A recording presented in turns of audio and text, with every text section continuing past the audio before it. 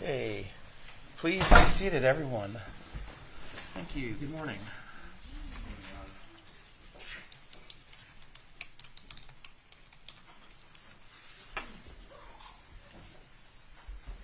Get the computer going.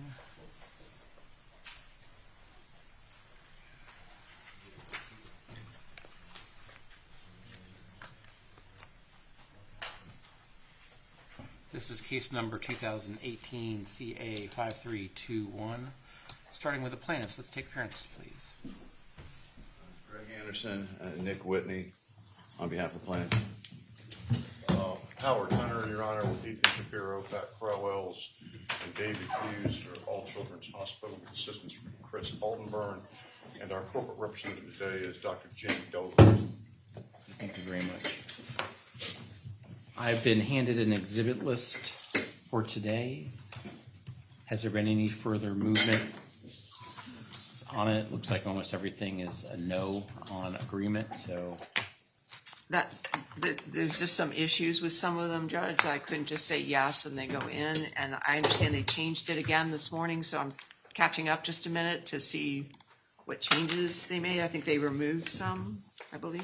Yes, we didn't add anything this morning. We whittled it down based on objections just to speed things up. So there's not additions, there's subtractions. But I'm ready to discuss. Well, Mr. Whitney, are you driving the ship on exhibits this morning? Or is Mr. Anderson? I'll try, and if he needs to step in. So the first is 2011-001 to 007. Then we skip 6 pages, and it's pages 14 to 41. These are the records of Dr. Hinchke. We've removed those 6 pages because I think they were subpoenaed in a letter. So those are gone. And then we have an objection here of redaction issues. Right. So, Judge, there are 2 issues. Yeah, if someone could put Well, it. I just had to turn the system on. It was Okay, for I not could turning the hand it to system the on. court if that's easier, since they don't want this. It's sort of a sensitive issue, Judge. Why don't we approach on this? Can we Do you want to approach? just hand me the Yeah, can I documents hand it without to you? putting them up? Yeah. It's on several pages, but it's the same. So I'm handing you 3025-0030. The orange is what they would like removed, and the green highlighting is what we would like removed. No, what you already removed. You said 3025. We're on 2011. I thought you were on Henschke records. We are. Isn't that Henschke? Perhaps it's the same thing. It's the same. I think it's the defense exhibit, plaintiff's exhibit versus defense exhibit. Yeah, same record. Why is it? Well, you're right. It's the same. I get it. Why is it a different number? Because we designated and you designated. Oh, Marked for okay. identification. Does it go to 41? Yeah. All right. Both designating Sorry. it, now they're maybe if both designated, maybe it just should come in. Okay, what's the Again, issue? The orange highlighting is what they would like removed, Judge. We are sensitive to the issue. The problem we have is when we had our meet and confer on this issue, I asked Mr. Anderson what type of claims are going to be being made, and one of the ones he expressed was that Maya is going to have difficulty in the future with a husband and with regular life. And so I thought, well, I can't agree that this comes out until I know what types of damages they're claiming. Otherwise, we're sensitive to it and have no issue with it. Okay, how about the green? Except I would say, Judge, we're amenable to the details. If I could just give the specifics, I guess. The green, we believe, needs to come out, Judge, because there is no claim. This is having to do with the new claim that they wanted to make. There is no claim. We believe it would be prejudicial for that to go to the jury because it would indicate that, yeah, I didn't show it. That there is such a claim when, in fact, there is no claim being made for that. And so that is highly prejudicial to the defense if that comes in without it being relevant to any of the claims pled or being litigated in front of this jury. The statement, as Johns Hopkins has stated, many times, is not specific to Johns Hopkins. And so their position has been there's a prior interaction of this nature, so we don't think it should come out. That statement is clearly intended to apply Johns Okay. Hopkins, Judge. Well, the green has to come out where it starts with unwanted touching under the guise of an examination through did not say anything. With respect to the orange, let me hear any argument on that one. Do you need to see this again? Yes, sir. So to be clear, we don't have an objection No objection for to that coming this out. sentence, the one that starts with sometimes, and pregnancies, we don't have an objection to that line, that's clearly doesn't need to come in. It's this part, Yeah, that's you want that in. depending on what claims are being made, sir. I mean, if there's not a claim being made about her future, No, sure, that, Mr. Harrison. Sure. yes.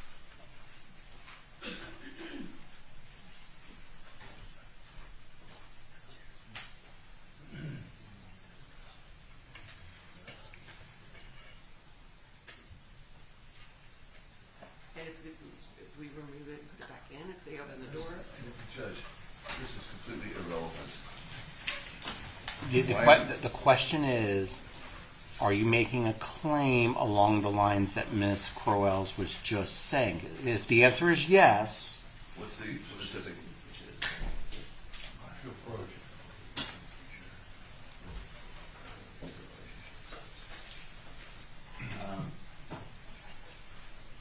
It depends on how far, let me just say this for the record. We do not claim to have anything that would amount to a loss of consortium physically in any of our claims for damages for her. We will have testimony that she'll have a difficult time with all relationships, including her partners, her friends, her family, her employees, and that will have an effect on her life. But we are not making a claim that she's going to have less of an ability to have consortium with her husband, like that. Well- So that's not part of our, if you're going to make the claim as you assert, then it is relevant. how? Judge, I don't understand what the, and if it is, I don't understand why 403 wouldn't take this right out. Because it's the probative value of this is as to what? She has a boyfriend and she's, lost her, she's active. That, if we are not talking about a loss of ability in that area, it is not relevant to her ability to have friendships or her ability to stay married or anything else. Because we're not saying that she's not going to be able to have relationships that way. So, and so why bring it into this case and hurt this girl? It's embarrassing. She does not want the world to know this. And it certainly, unless it is so desperately necessary for their case to prove or disprove something, I do not see the benefit of hurting her. Judge, I present the implications. They choose what claims to bring and not bring. I've already said that if Mr. Anderson is pursuing the claim along the lines he's saying, it is relevant and should come in.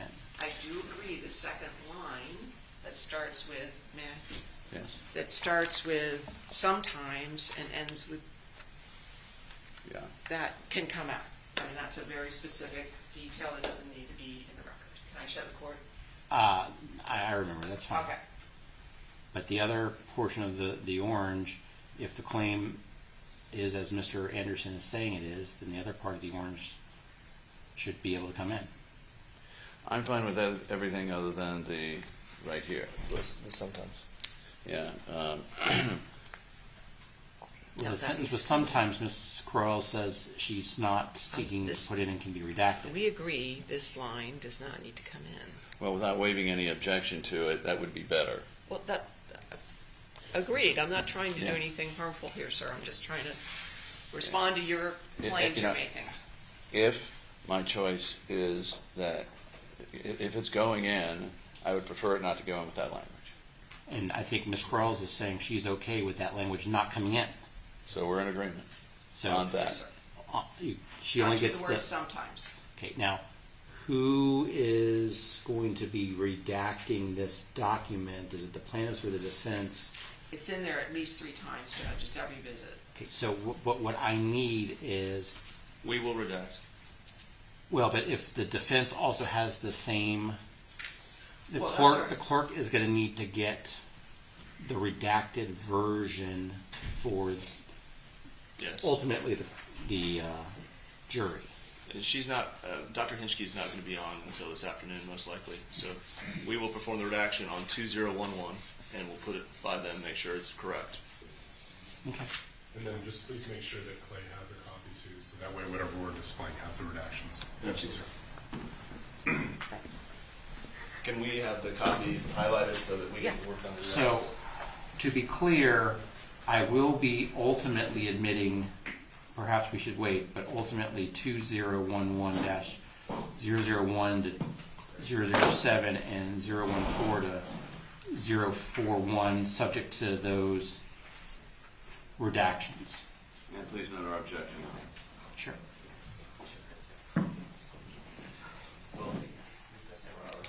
Yeah, so I just want What's next, Mr. Whitney? 2415, Your Honor, a January 6th, 2016, between Ms. Kowalski and Dr. Cantu. 2415. Can you put that one up, please? What page on 2145? 2415. I believe it's 2 pages. The objection's hearsay. No, that's not 2415. That's 2145. 2415. Yeah, 2415. Judge, the objection is hearsay. It's a communication in June of 2016, long after they had been to Mexico with Dr. Cantu. Okay, well, is this, let me first ask, is this June 1st or is this January 6th? Oh, thank you, Judge. Because I may it's be wrong about that. Possible. It talks about the holidays, so Oh, perhaps it's, I think I forgot. That's how they do that. The date. that's how most of the world does it, except Yeah, for us. I know. Yes. Yeah. This is, we believe, to be January 6th, 2016, shortly after the family returned from Mexico and treatment with Dr. Cantu. Statements made for the, Yeah. it's a print for 803. May I have the next page, please?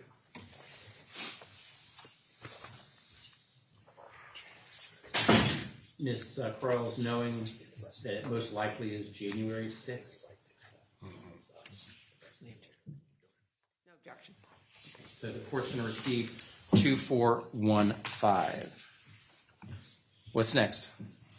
Next, Your Honor, we have 2408-1436. And can we put that one up, please?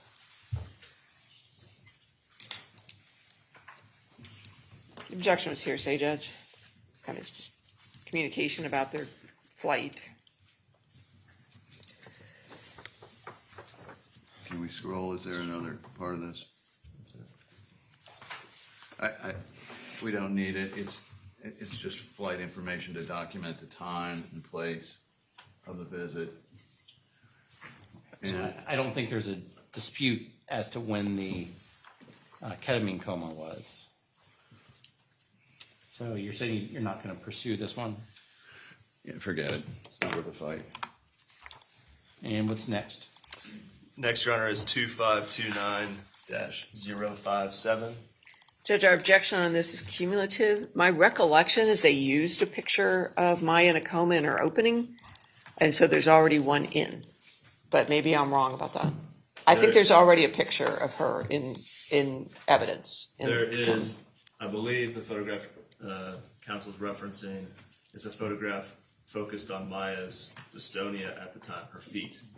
This is the one and only photograph that would depict the room in which Maya was kept under general anesthesia, all of the monitoring equipment, all of the safety, which they're going to make. We expect a large issue in this case. I'm going to overrule. We'll the few- withdraw. We'll Okay. withdraw. And what's next? Next, Your Honor, is 2529-070. Judge, I'm confident they already have pictures of her after coma. They have one. I'm sorry, Madam Clerk, I am Sorry. receiving into evidence 2529-057. Sorry. Need to stay current with the clerk. 070. Okay, so what is this one? Your Honor, this is Maya Kowalski, and pictured are Dr. Cantu's family members. Dr. Cantu took this photograph of Maya Kowalski after her first procedure there. Because they already have a photo. I'm sorry. It depicts her condition and state, physical and mental state after the ketamine coma, which again is going to be a big issue in this. It has been and will be a big issue in this case. My recollection is they already have a photo of her. She's in some other patient's room. It's after her coma. Which where? But- I'm unfamiliar with that one. Okay, this one Yes. can come in. Okay. Over a cumulative objection. 2529-070 is admitted. What's next?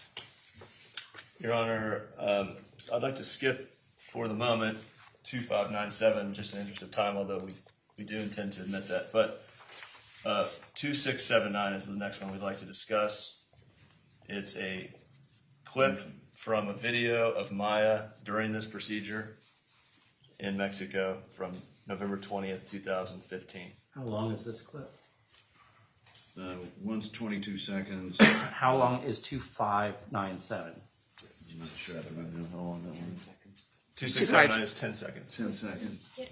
Judge, here's the issue with. Sorry, 2679. Yes, 2679. Do we have the clip? Thanks. 10 seconds. 10 seconds, Your Honor. Judge, if I could just address, they have 4 that they want to put in. You can hear Mrs. Kowalski talking on them. Sometimes she's praying, sometimes she's talking to Maya. An overwhelming prejudice over all of them when there's no question that we're not disputing she was put in a coma. Spontaneous statement. What is the purpose of the videos? To show the treatment of Maya Kowalski. The statements by Beata Kowalski are not statements offered for the truth of the matter. There would be spontaneous statements as well under 803 param 1. They're not spontaneous. Judge, I don't understand. There's no purpose, relevancy to these videos coming in. They already have a photo. There's no dispute as to whether or not she was or was not in a coma. Let me see the series, 2679. I think you just played that all 10 seconds. We did, Your Honor, but I had to flip to the courtroom audio, so it's 10 seconds. I may want to play it again so you can hear what was. Yes, if there's audio, I'd need to hear the audio. Yes, Your Honor. Playing again.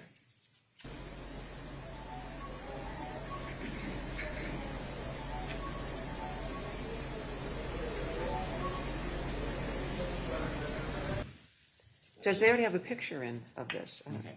Can I see the 2681 with the audio, please?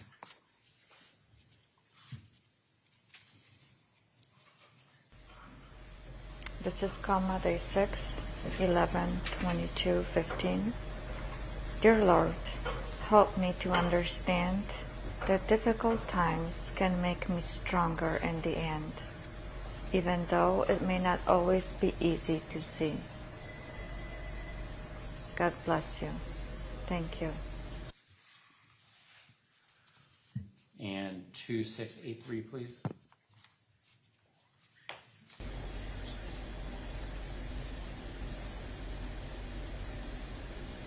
Maya is moving her arms. She's strong. She loves you all. God bless.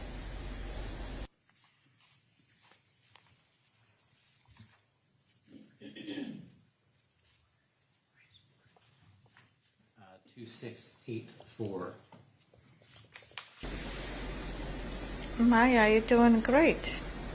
You're moving your legs. You are such a trooper. Everybody loves you, okay? Babcia Czesha loves you, Grandma loves you, everybody. We're so happy. We're so proud of you. You're doing just wonderful. Okay? One more day. Tomorrow you're going to be awake, okay? We love you, honey. Bye.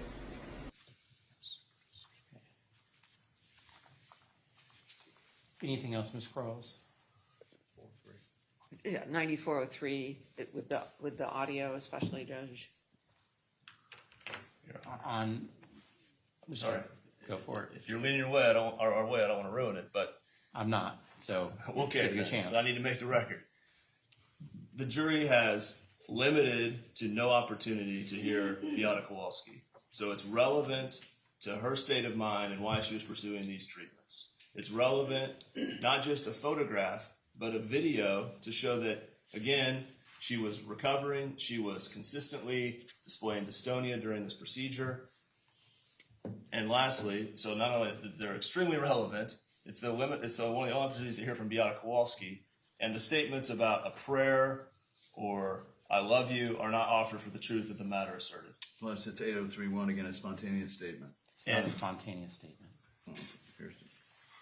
And if anything, if the audio is not allowed, which we think it should be, they should come in where Ms. Kowalski is speaking without the statements.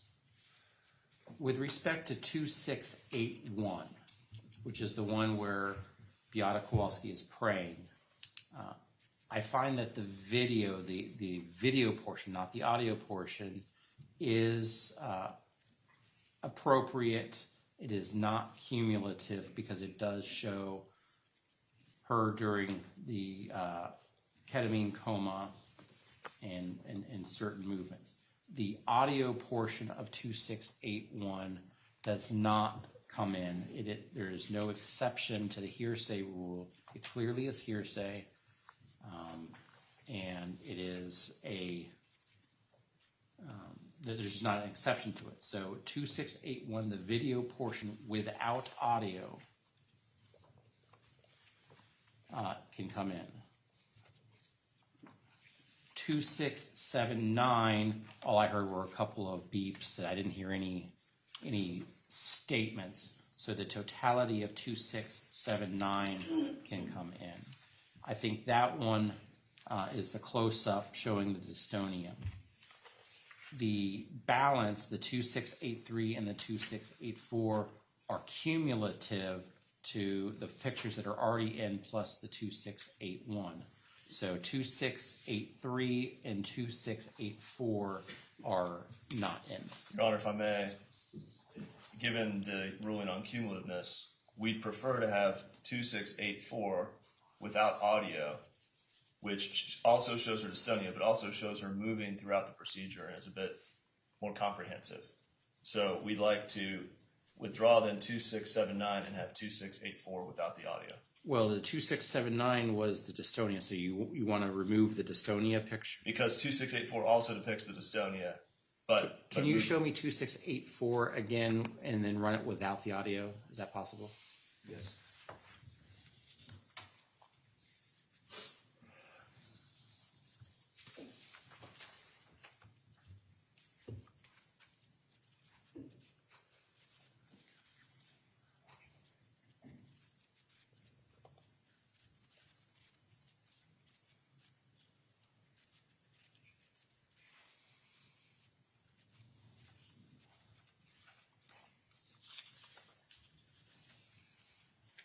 I am fine with substituting out the 2684 without audio in lieu of the 2679. So 2679 will not come in, but 2684 without audio will come in. Thank you, Your Honor. Judge, do you need any other, just can I ask Yes. counsel, do you need anything else before the first witness? Because we want to address something about the first witness. Yes, we'd like to discuss 2597. Well, if that's not coming up with this witness, then This is Dr. This witness, Cantu? no, Mark Zimmerman, family's attorney that was in the hospital on multiple occasions. I thought he was coming at the end of the day. He's in Europe, as you pointed out, so this was more convenient. It was going to be midnight or 1 if we would have did it at the end of the day. So we moved him up, and we informed counsel, and we've moved Did him up. anyone, because I'm assuming he's coming by Zoom, did anyone tell my assistant to send him the link? Yes, Your Honor. He has the link.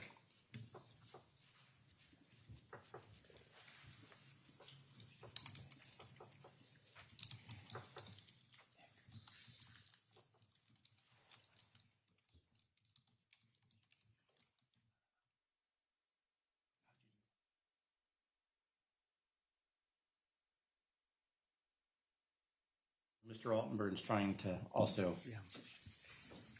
So tell me quickly what the issue is for Mr. Zimmerman. 2597, Your Honor, this is a set of photographs from our inspection of the hospital earlier this year. It looks as though of the 19 photographs, they've objected to 4 of them, so I think we only need to show the court 4 of these Can I just see 11, 12, 13, and 15, please?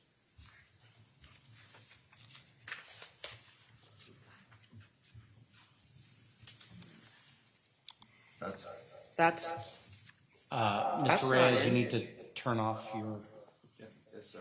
Hold on a second.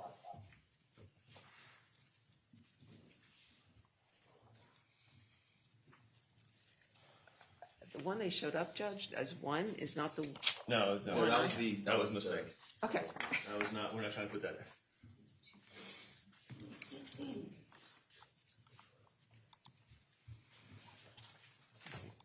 Can I see 2597 picture 11, please?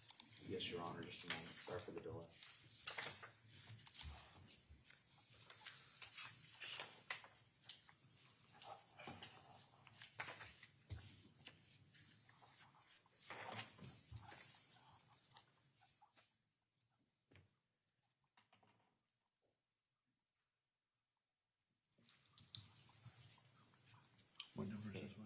So the photo of the video surveillance cameras, Yes, Your Honor.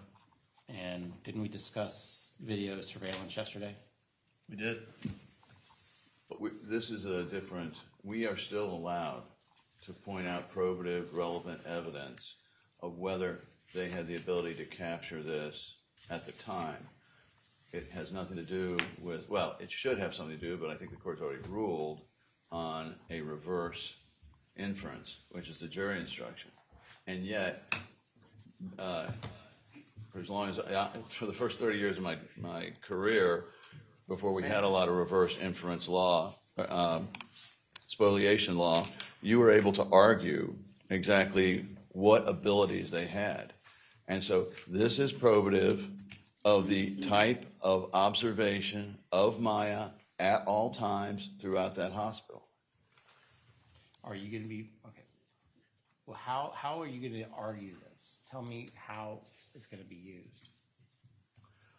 Well, in this instance, we would simply use it probably in cross-examination, but in our case in chief, if they bring in things like, or try to cross things like, well, she was playing piano down there, or, her legs moved at this time, or she did this physical movement when she was down at the fall festival.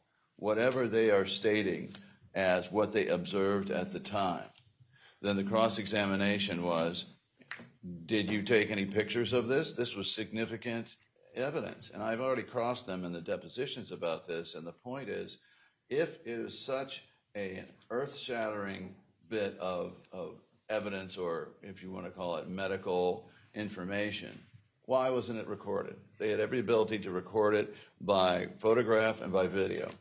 And that is fair. I'm just waiting for you so I can go to the next slide. Yes. Okay.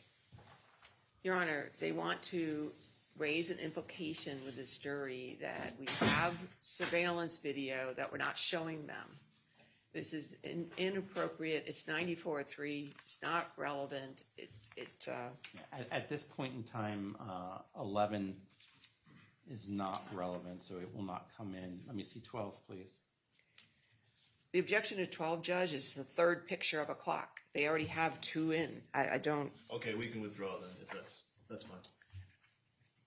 We can withdraw 12. And what's 13? same issue with 11, Same Judge. ruling, 13 is not coming in. And what's 15? Same issue, Judge. Okay, 15's out as well. Your Honor, we point out that this is video monitoring equipment inside of a room, not the hallway. So it's distinct. Is it the EEG room that Maya Kowalski was in? No idea. Okay. So at this point, can I receive 2597 except for 11, 12, 13, and 15? I mean, obviously it's Yes. over your objection, Mr. Whitney. I understand that. Yes, Your Honor. And as to 015, is that coming in or not, Judge? Not at this point. 015 is not coming in at this time. I wanted to clarify something I just asked Maya, and this is a surveillance camera in her room. If she can testify to that, we can revisit it. But Mr. Whitney said he wasn't sure, so let's make sure. Your Honor, my only hesitation here in saying you could admit 2597 is I believe we limited this request to 19 photographs, and with your rulings today, looks like 16 of them would come in. So I don't want the clerk to receive the entirety of the exhibit, which might be 100 photographs. We'd like to get your clerk a list of the 16 that are coming in. Yeah, I'm that's unclear fine. what you're telling me. So you're saying that what the clerk has in 2597 is not 16 or 19, it's It's a greater set, 50, 100, I'm not sure what it is. So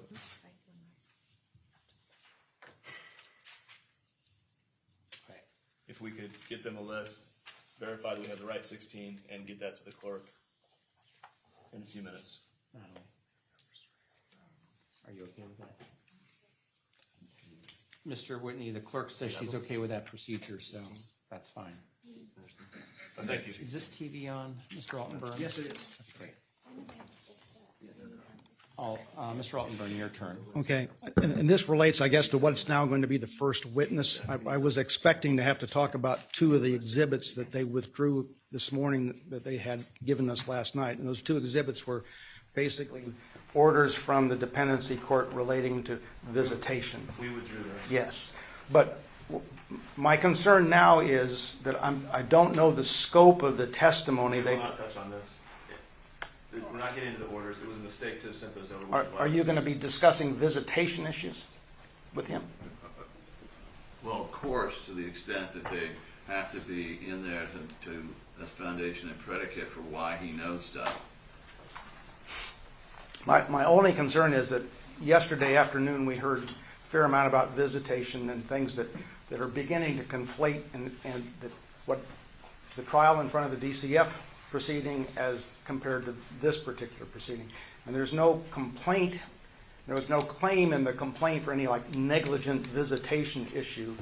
The whole issue on the visitation issues relate to intentional infliction of emotional distress either to Beata or to Maya.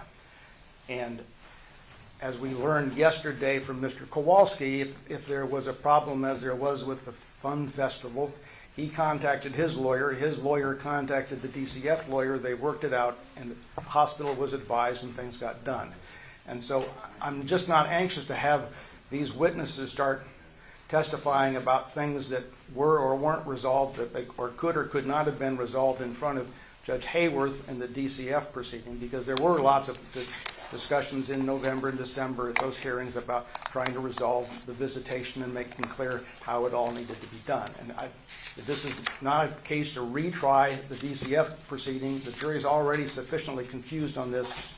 We haven't yet given them any special instructions to explain all of this, and so I'm just concerned now about the scope of what the examination is going to be now that they're withdrawing these exhibits. That's all. It's a little difficult for me to make a ruling Without in the knowing. abstract. Right. And I But guess I'm- I'm giving you a heads up that this is probably going to be coming with this one. And I appreciate that, and let me also give you a heads up, because I've been thinking about, especially after some of those juror questions, Yeah. I think we're probably going to have to give an instruction that perhaps details the time frames and at least articulate what the dependency court said on certain days. And I'm happy to But help I don't think we prepare need to do that right this moment, but I think that's something that is going to happen. And Haven't we already done that, Judge?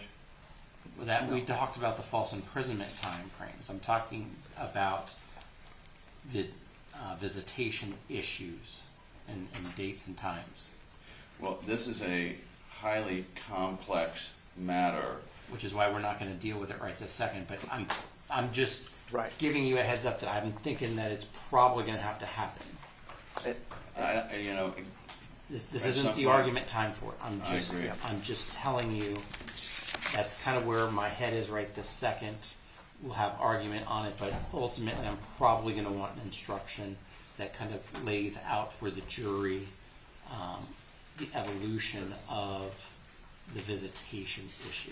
That, just a foreshadow for the court, a lot of those orders then say the hospital's to follow the rules, and then you've got the patient statement of rights, so now you've got an interpretation that's contrary to their own rules. It'll be difficult, but I understand the court's point. At the end of the day, if the dependency court said to do something or not to do something, that's what has to be followed. And I get your point that we're talking about beyond the order and perhaps interpretations that Johns Hopkins got DCF to make. I understand that that's perhaps where you're going to go, but at least with respect to the orders, I think we're going to have to clear that issue for the jury. Okay. I have not seen Mr. Zimmerman relative to being on Zoom, if he is in fact the first witness. My assistant did confirm that she did. Well, apparently she asked counsel to confirm with Mr. Zimmerman that he did receive her invite. If we could have a moment to call him, we spoke with him this morning. Yeah, because He's not on there yet? he's not in my Zoom feed. Did you need to remove her? Which one was that? We were informed by Ms. Perry that he was on the Zoom feed a few moments ago. Which one was it? It was the last one. Okay. Thank you. Okay, I do not see him on the attendees, and he has not come in as a panelist, which is where we need him to be. If I may step out, Your Honor, I can call real quick. Judge, we have a witness in the courtroom as well. Who's the witness in the courtroom? I'm sorry? Well, yes, Dr. Cantor's in the courtroom. Okay.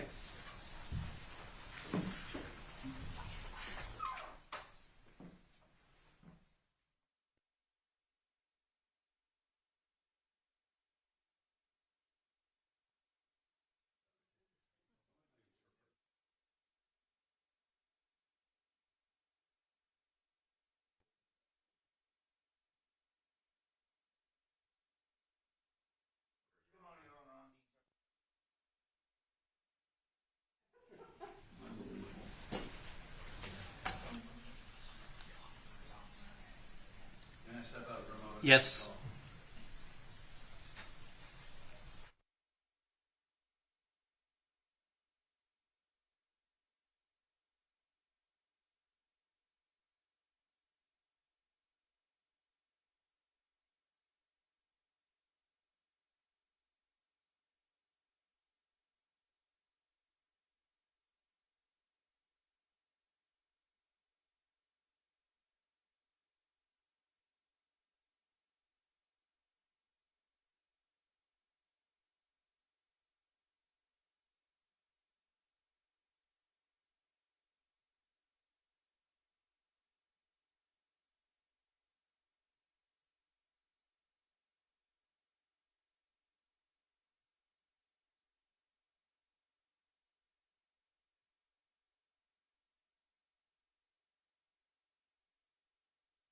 His phone number and let them talk for a moment, because he stated, I've been here waiting, and I am in the waiting room as depicted. So May I approach and, Is he on the phone right now? no, I just wanted to give him the number.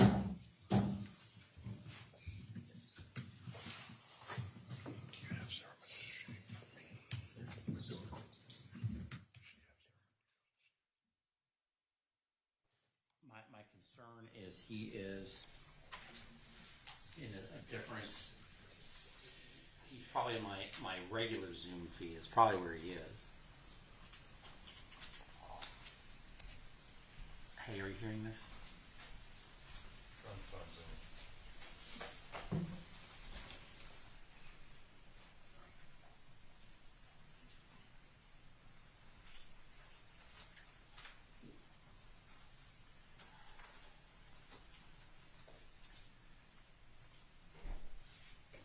Okay.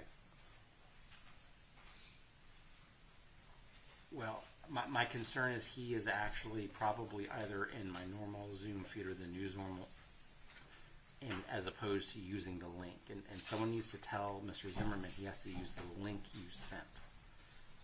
And if you want to resend him the link, but someone, and Mr. Anderson, you need to tell him to use the link, not the normal feed, but to use the link he got.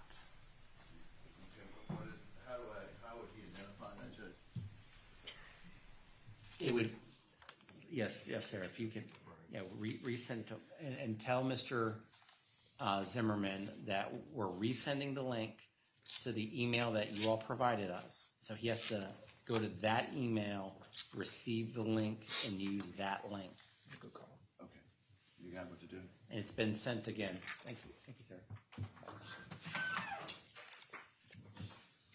And while we are waiting, are you going to want me to swear him in front of the jury or do it before the jury comes in? Because I've got to ask those extra questions. Before the jury comes in, I think would be better. That's fine, Judge.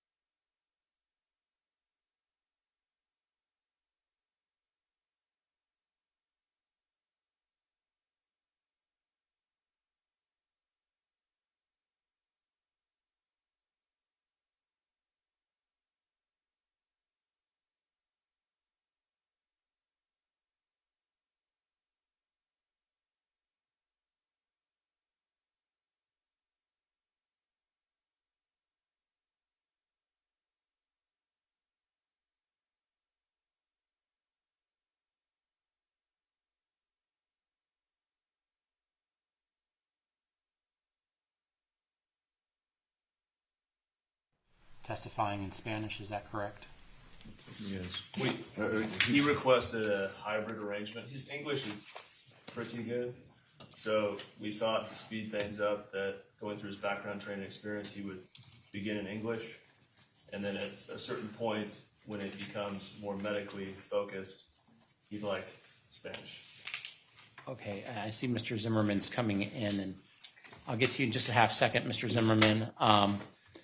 It's just normally we give an instruction about the jury is to be guided by the interpretation, so we need to discuss whether we're going to give that instruction and how we're going to proceed, if we're going to require him to testify all in Spanish or if the hybrid will work. But we'll talk about that in a few moments. Let me bring in Mr. Zimmerman. Are you able to unmute yourself there, Mr. Zimmerman? I should be unmuted. Okay, welcome. So, looks like we had to specifically authorize the country that you were in to receive the feed. So, now that we've done that, I think we're able to proceed. I'm going to go ahead, and I'm assuming you are consenting for me to swear you in. Yes, of course. And you understand, since you're outside of the state of Florida, technically my powers only go to the borders of Florida, but you are agreeing that I can swear you in, and you are consenting to personal jurisdiction in Sarasota County, Florida, in case there was ever any type of perjury action or enforcement action associated with your testimony. Certainly. I understand that you live in Sarasota, just since you're technically in Greece at this moment. Go ahead and raise your right hand, please. Do you solemnly swear or affirm that the testimony you give is the truth? I do. Okay, thank you very much. Let's bring in the jury. Yes. We do have the video feed. Mr. Reyes is on, so he should be able to share the screen.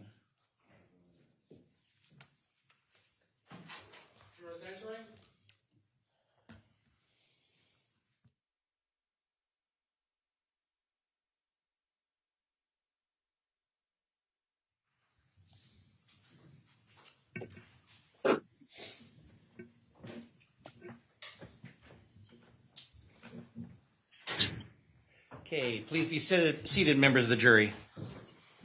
I want to confirm, while you were away, you did not discuss this case amongst yourselves. You did no investigation and you received no information. Is that all correct? And since you were last with us, has anyone approached you about this case? And since you were last with us, have you seen any media accounts of this case? Thank you very much. Now, members of the jury, our next witness is going to be by Zoom. And, okay.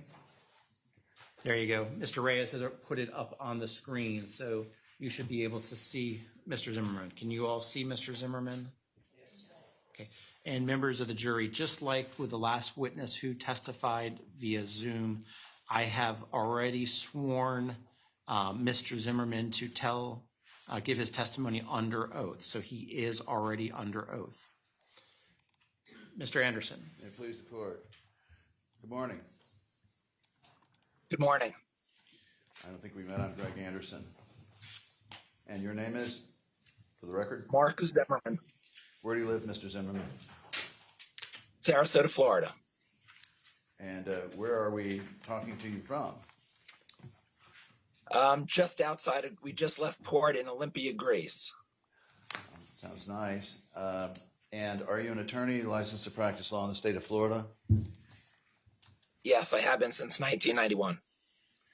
And was there a time that you were counsel to Maya Kowalski in a shelter proceeding? Yes, in a dependency proceeding. The dependency proceeding. All right. And although I don't think we need to go into great detail, can you give the jury a bit of your background, training, and experience and history up to this point in your practice? Sure. I graduated from Cornell University undergrad, the University of Florida for law school. I was an assistant state attorney in Sarasota County from 1991 until late 2000. And then I went into private practice. I've been a private practice attorney in Sarasota County from 2000 on to this point. My practice is primarily criminal law and matters related to criminal law. So I do handle dependency cases where there is something allegedly criminal related to this case. And in the Kowalski matter, my client was the alleged victim of a criminal act, not as part of a criminal proceeding, but as part of a dependency proceeding, and that fit the definition of my practice. Very good. Can you tell us how then you got involved in this case? I was contacted by, I believe it was Verenia Van Ness. We were assistant state's attorneys together. We've known each other a long time since. In fact, we started the state attorney's office around the same time. Ms. Van Ness represented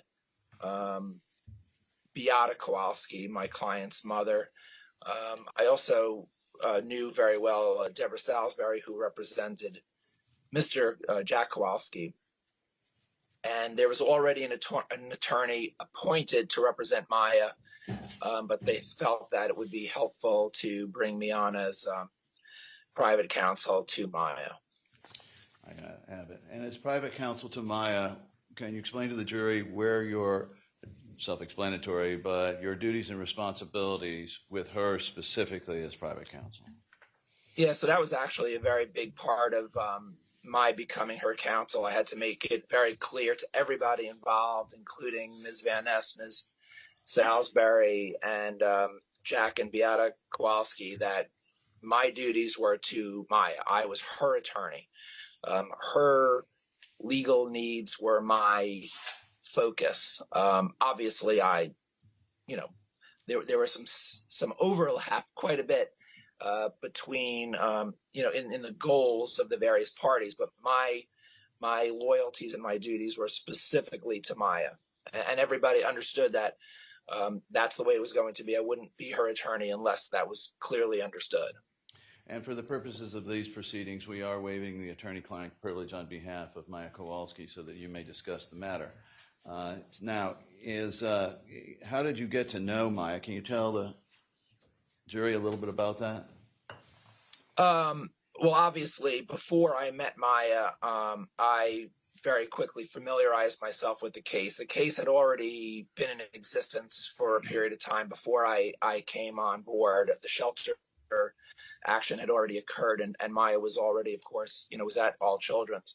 So the first thing I did was familiarize myself with the case. I did, of course, confer with Ms. Van Ness and Ms. Salisbury. I also did briefly confer with Maya's parents. So I did get background. And then obviously I went to All Children's Hospital to meet my client. I think I spoke with her on the phone once or twice before I met her, and she very, very much wanted to meet me in person. She wanted me out the hospital, so of course I went and saw her. And then how many times would you say overall you saw her, directly or indirectly? I specifically recall going to the hospital 2 times. It is conceivably possible that I went a third time, but it's been a long time. I do specifically recall two distinct visits. And then, of course, she eventually was permitted to come to court one day. I think it was January 6th in 2017. And then I met with her that day in court. So you represented her in court as well? I did. Correct. I mean, there were many times, or several times, where I represented her in court and she was not present. Got it. All right. So tell the jury, if you recall, when you first arrived at the hospital to meet your client, your general impression of the room, her, and the situation. I first met her outside of her room. She was brought out to meet me in a waiting area. She was in a wheelchair. I remember she was in a dress. And yeah, I met with her in that. That was my first meeting with her. It was in that hallway in the wheelchair. Well, that just sounds like a rather public place. Were you allowed any privacy in that sense? Not immediately. that was part of an ongoing conversation. Of course, I did have some private conversations with hospital staff, and I did express that I needed to speak with her privately. And there was some, people left the room and conferred, and ultimately I was allowed to go into her room with her, and I was allowed to talk to her with the door open. And so, attorney-client, can you tell the jury about the importance of the attorney-client privilege and the necessity of privacy, and if I may use the term secrecy, from all outsiders? Yeah, I mean, obviously, we're entitled to speak privately. She's my client, despite the fact that she was 10 years old. And I will say she was very mature for her age. Sometimes I've represented children before. They're just not able to express even their own desires. Maya was very clear what she wanted. And one of the things she wanted was to speak to me in private. Found that very interesting. I had been made aware that there was some, Your Honor, let's put it mildly. Objection. Okay, hold on a second, Mr. Zimmerman. First of all, it's outside the scope of the question. It's way past the question, which was, what's the importance of the privacy? He's starting to talk about what he was made aware of, and I don't know where that's going. And secondly, this conversation is not relevant to the claims in the case. Well, I'm going to overrule the relevance, but Mr. Zimmerman, I am going to ask you wait for a question, and let's try to confine ourselves to the actual question asked, if possible. Certainly. So the attorney-client privilege is very important, and from your statement, privacy is important. Now, I want you to explain to the jury the issues, the problems that arose with you having confidential conversations with your client. Objection, relevant. Well, again, Overruled. You could answer that one. yeah, I represented her. So my client expressed to me her desire to speak with me privately. I was given the opportunity to speak with her very close to privately. I kept my voice down. So arguably the conversation was private. I was aware that there was someone outside the door who might be trying to listen, but to the degree that it was possible, Maya and I did have a private conversation ultimately in the room. What was her concern? When you were in private with her, what were her concerns that necessitated, in her view, the need to speak with you alone and be on this topic? Well, in that meeting, the first meeting, she just wanted. There's certain things she wanted. Hearsay. Can you give me an explanation, Mr. Anderson? Because it is a hearsay statement. Well, it's a conversation between attorney and client. She is a minor in this situation. And again, I would ask the court to consider 80323. And also, under these circumstances, this is, although not directly to a medical personnel, more specific with 803.4, and as well as, although not directly to a doctor, statement for the purpose of then existing medical, psychological, other interests. 8033. And I'm going to overrule the objection as to this question. Mr. Zimmerman, you may answer this question. Right. So I didn't know what she wanted to tell me privately until she told me. And what she told me was that she didn't want to be in the hospital. She told me that she was in a lot of pain, and that she wanted to go home to see her parents. That was her primary focus. Did she say anything about, at that time, her relationship with the personnel that were taking care of her, for lack of a better term?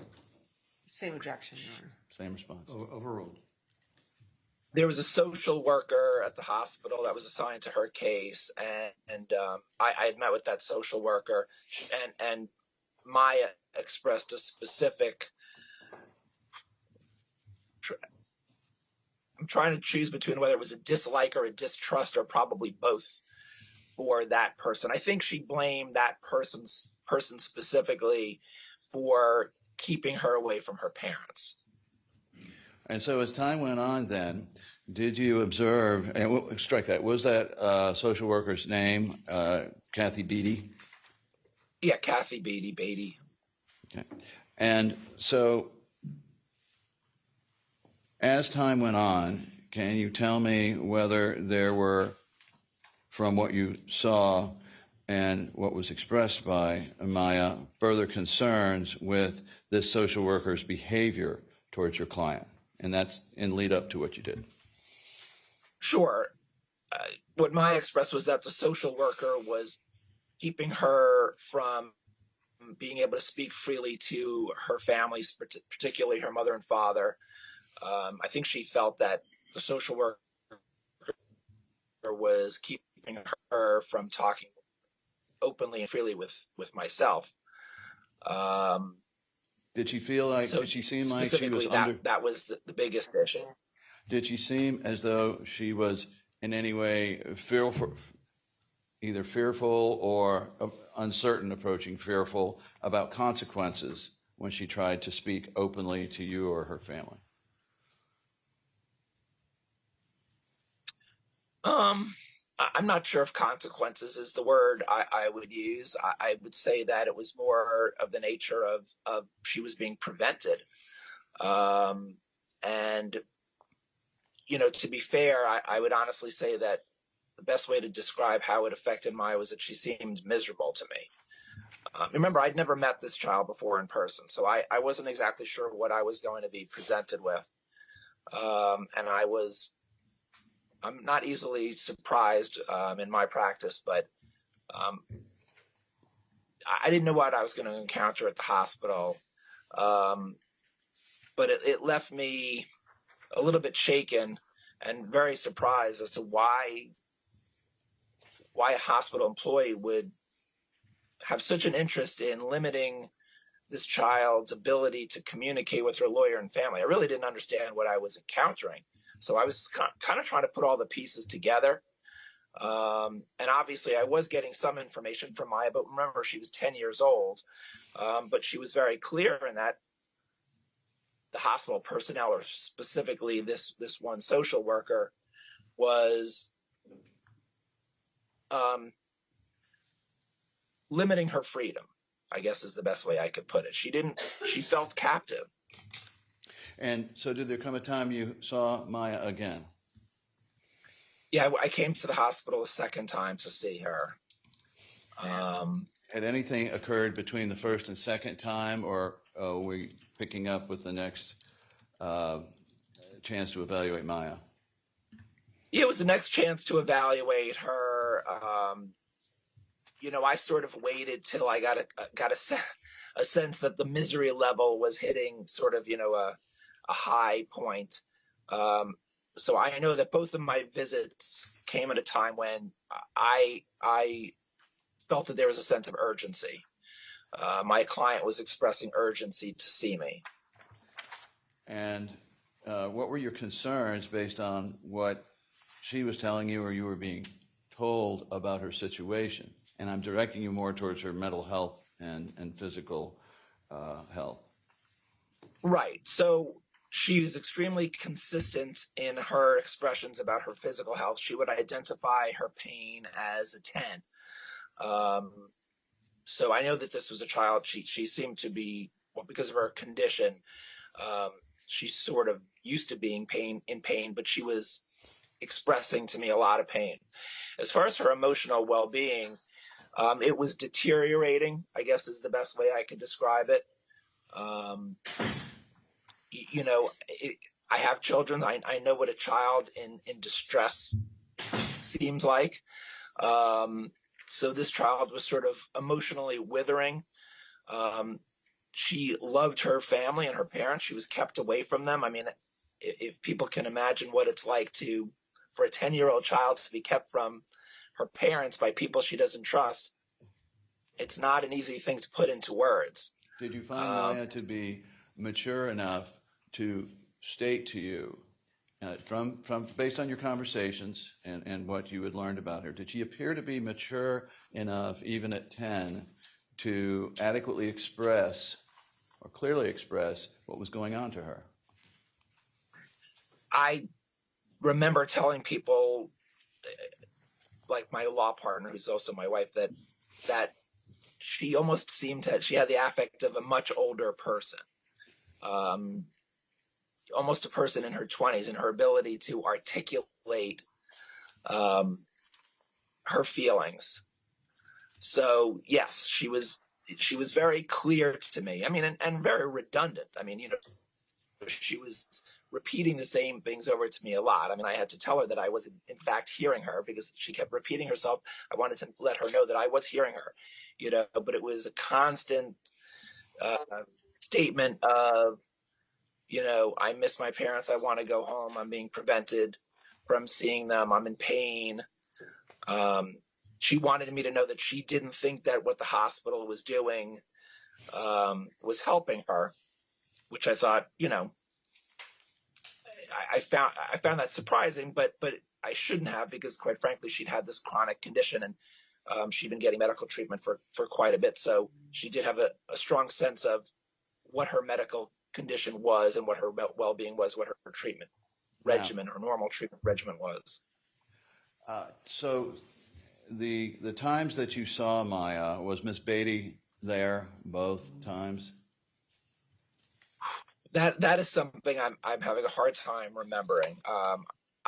I also spoke with Ms. Beatty on the phone multiple times. And what did she express to you? Let me stop you for just a moment. On either any of those phone calls, or if you recall meeting her in person, did Miss Beatty ever acknowledge that the relationship with Maya was not good, or words that? Yeah. Ms. Beatty was very preoccupied with the rules, or what she perceived to be the rules related to who could have contact with her. She was very, I would say, overly interested in making sure that those rules were strictly enforced. I mean, I was trying to ascertain what her agenda might have been. Perhaps, Your Honor, object to opinions with respect to somebody's quote agenda and quote, and outside the scope of the question. Overruled. You can finish, Mr. Zimmerman. Yeah, I mean, I felt it was my duty as my client's attorney to understand what forces were affecting her. So I did. It was very odd that this social worker, who I thought her interest should be my client's well-being, seemed honestly preoccupied with,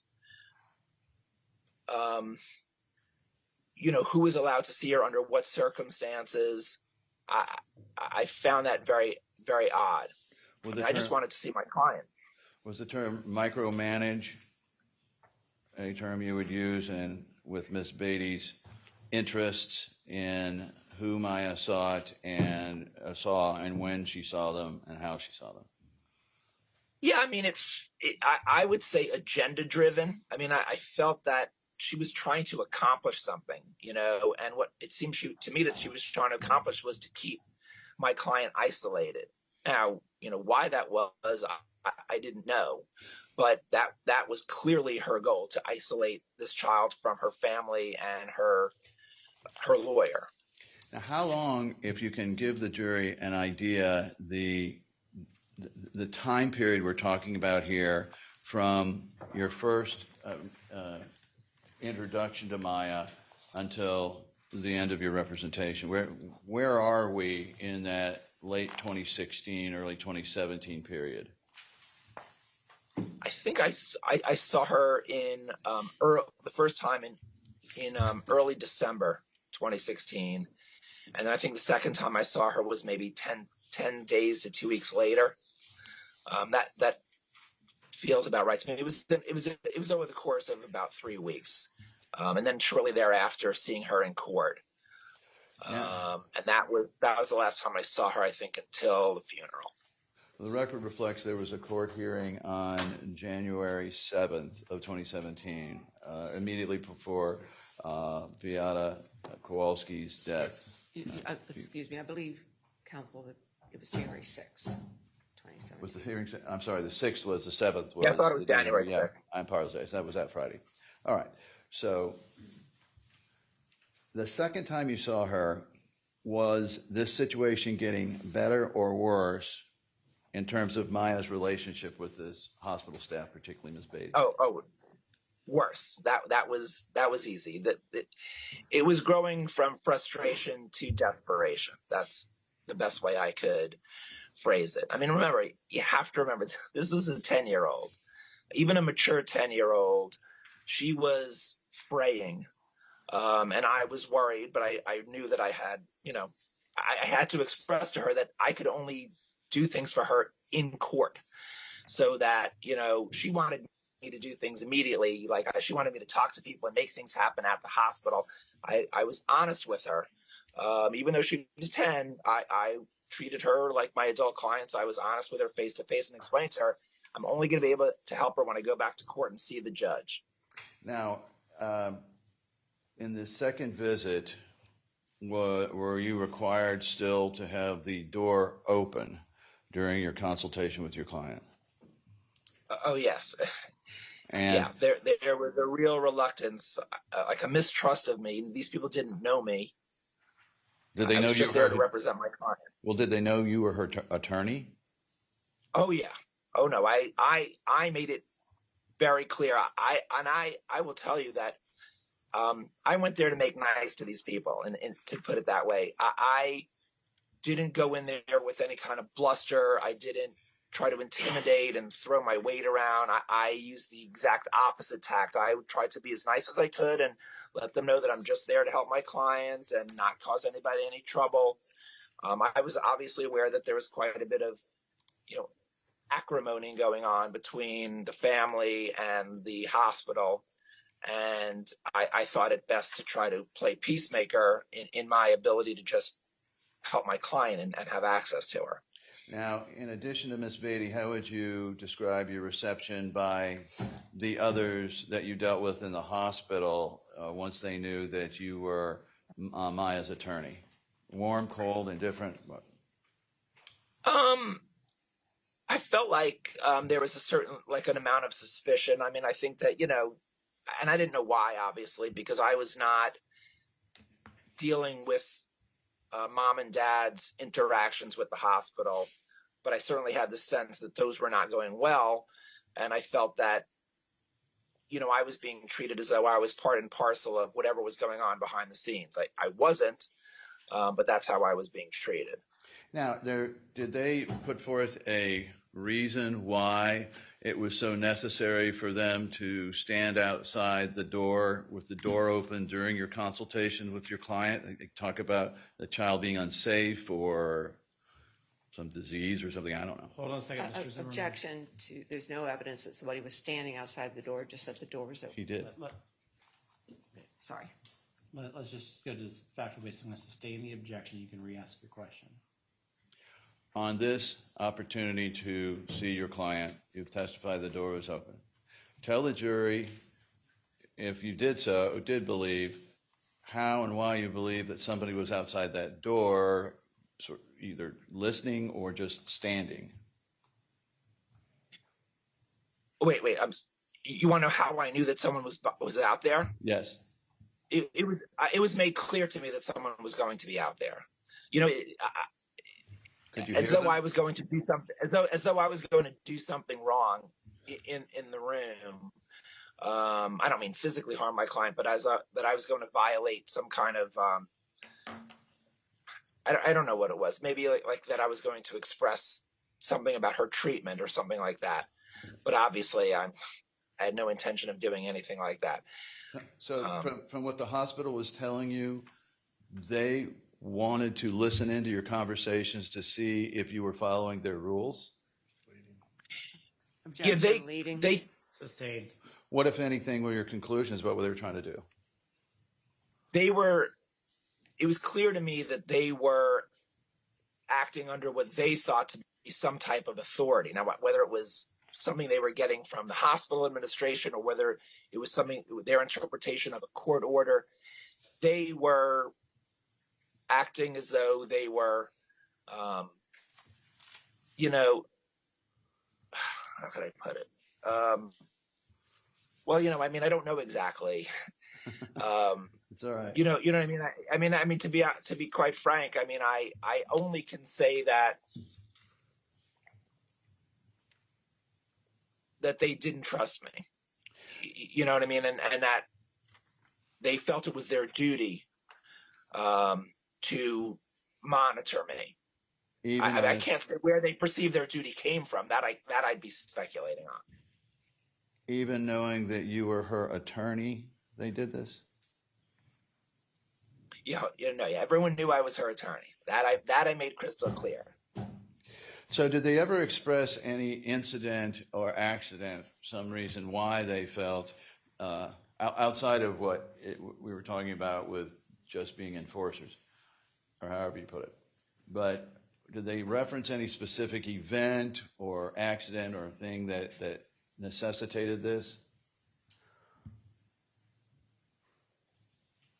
Did they discuss with you anything about Maya falling? No, I mean,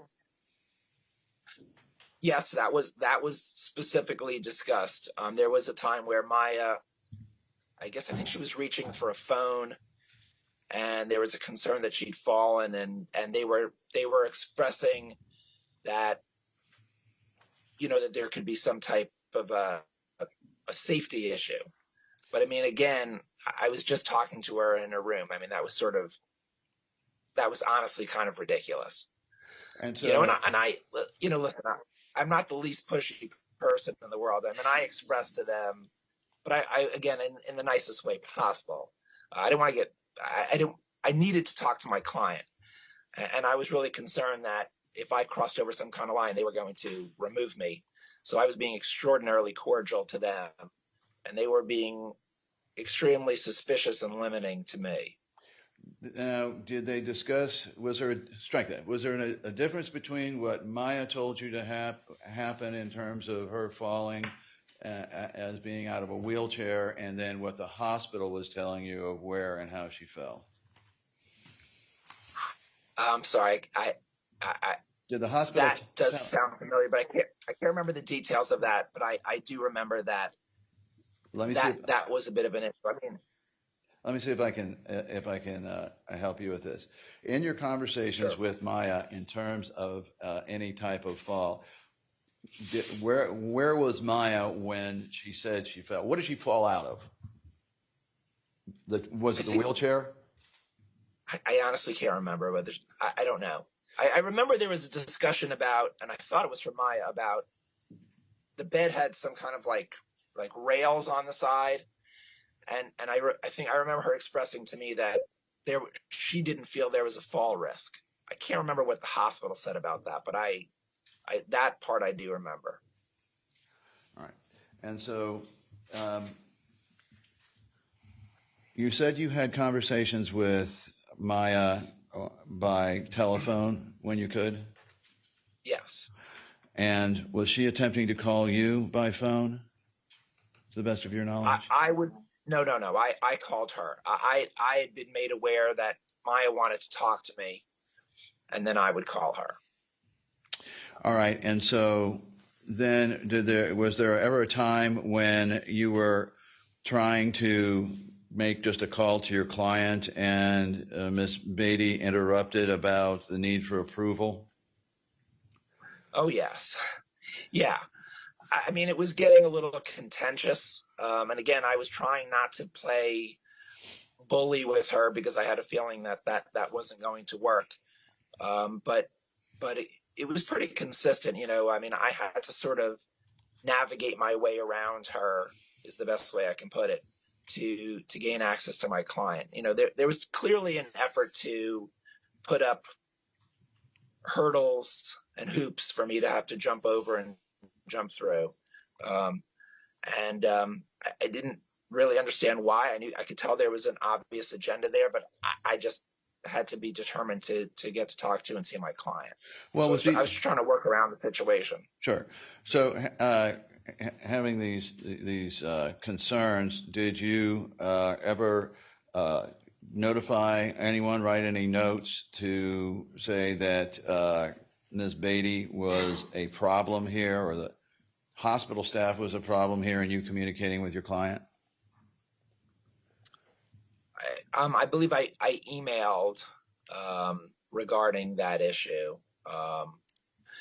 Ultimately, I received a letter from somebody associated with Johns Hopkins advising me not to have any contact with their staff. Let me get this straight. Your Honor, may we just really briefly approach on this? Yes. One moment.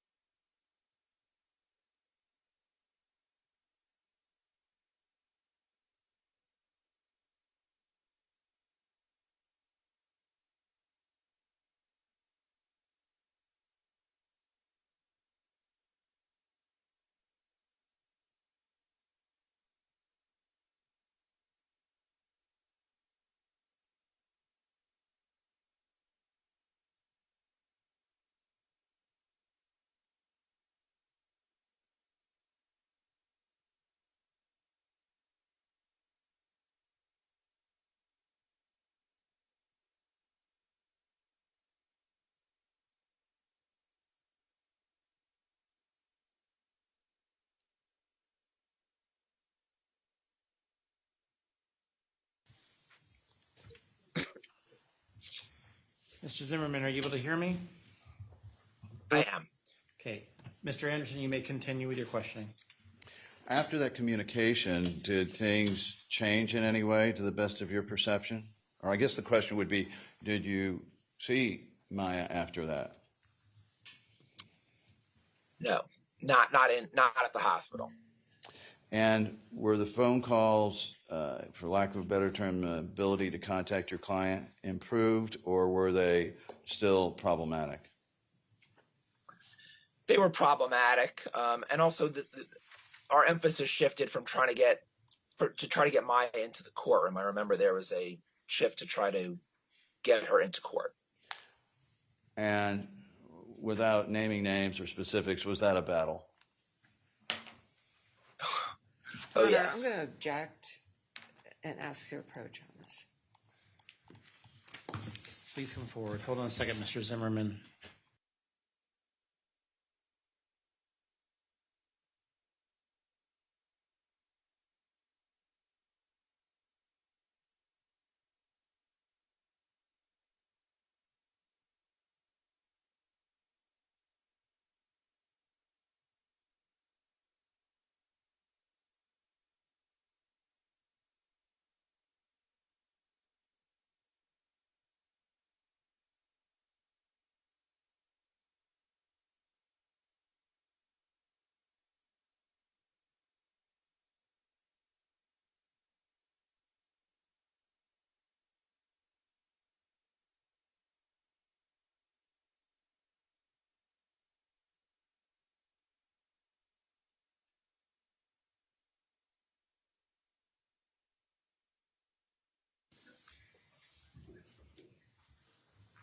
Mr. Zimmerman, are you able to hear us again?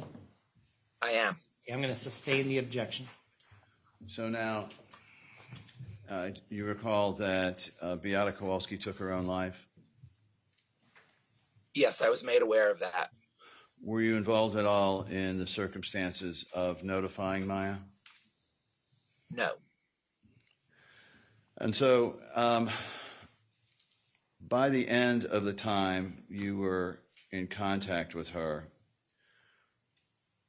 after having spoken to her, as you testified on the phone several times, seeing her a few times, can you tell the jury your view of any changes in your client from the first time that you saw her to the last time that you saw or communicated with her? Well, like I said earlier, it went from what I would call extreme frustration to desperation. That's the best way I could describe it. She wanted she felt like she was a prisoner. I will say that from her perspective, her focus toward me, and she was pretty clever about this, shifted from I want to see my parents to I want to see the judge. So that became sort of the focus of my relationship with her. She expressed to me, I want to see the judge. I want to go to court. There's things I need to tell the judge. So that sort of became the new battle. And so was she, in terms of her overall physical presentation from the first time to the last time, did it appear to you that she was degrading, that she was not getting better? She was very consistent. Yeah, I'm not a doctor, obviously, but I did always ask her, how are you doing? How's the pain? And she was extremely consistent that it was always bad. So as long as she was in the hospital, she expressed that physically she always felt terrible. I could tell emotionally that she was doing worse and worse. But the physical part that she expressed to me was consistent, just that she felt terrible. Her pain is a 10. But I take it you weren't around. Were you around for any of the physical therapies or other movements of her that might have told you more about her physical condition? Not at all. The only sense I had of her physical condition is what she told me. From what you saw over the time that you were involved with the hospital, did it appear to you that beyond simply taking care of this little girl, young girl, that there was an agenda behind the scenes in terms of their overall approach to her? To the extreme. And if you could elaborate just briefly. The hospital personnel I dealt with and everyone related to the hospital was hyper focused on keeping Maya from her family. No further questions. Ms. Crowells. Thank you, Aaron.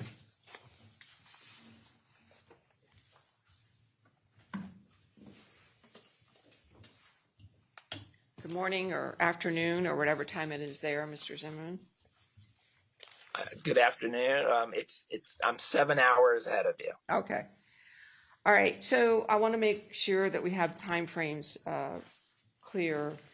If there is a note in the hospital chart that indicates that on December 6, 2016, that was the first time that you were at the hospital to see your client, does that comport with your recollection of when you became her attorney?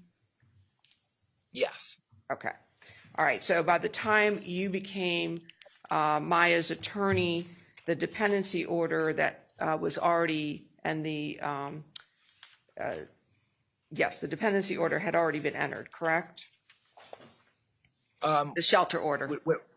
Yes, the shelter order had already been entered. All right. And that was entered back in this October 14th, but was effective as of October 13th, 2016, correct? I mean, I know the orders, I read them, but I'll take your word for it on the dates. It's been a while. But that sounds right. I understand. So by the time you see Maya, she had already been there over a month, correct? In the hospital? Yes. Well correct. over a month. Right. Well over. All right. And of course, as a 10-year-old, very natural for her to be upset, worried, distraught over not being able to be with her family, correct?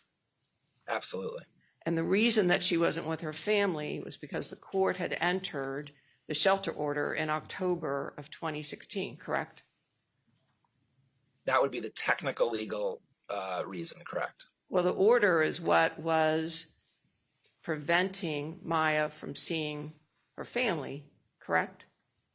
As far as her mother is concerned. Well, as you know, when courts enter orders, they do it based on information provided to them. And Mr. Zimmerman, did the order direct that Maya was not to have any type of physical contact with her mother? Objection, which order? All of the orders. Three of them. No, Overruled. You can answer that one, Mr. Zimmerman. To my knowledge, that's correct. Thank you. All right. Now, it's also not uncommon, is it, Mr. Zimmerman, whether it's a divorce or this type of action, for a child to find somebody particular to blame, correct? To put the face on it of her misery or her distress. I don't know. Okay. I don't handle divorce cases. All right. Well, even in shelter cases, from Maya's perception, she was blaming the hospital from separating her from her family. Is that fair? Yes. All right. And with respect to that's the people she was dealing with on a day-to-day basis, were the people in the hospital, correct? Correct. She was blaming the people who she was dealing with directly, correct? Correct. And you understand that the hospital was bound to follow the orders from the dependency court, correct? Well, are they required to follow the orders? objection vague as to time. Sure. Okay, hold on a second, Mr. Zimmerman. Objection sustained. Okay.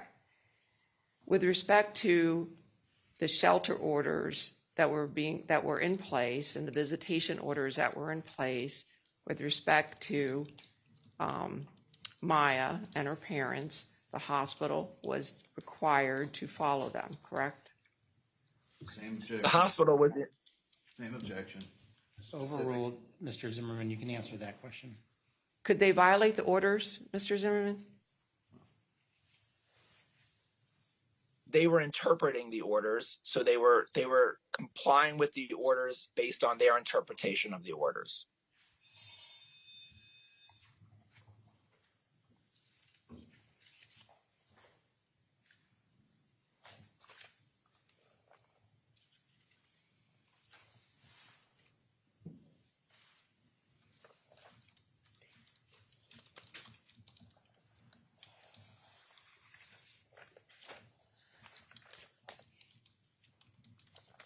One second here. Okay.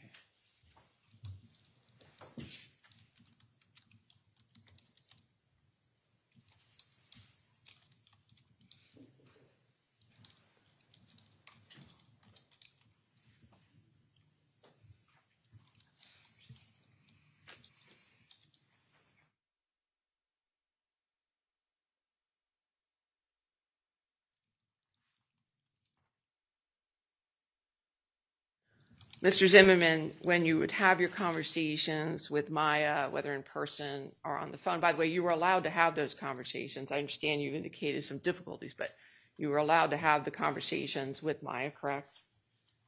Yes, ultimately we spoke and visited with each other. Right. Did you advise her of what was going on with the court proceedings and what was happening at the court hearings? I did. All right. Thank you, sir.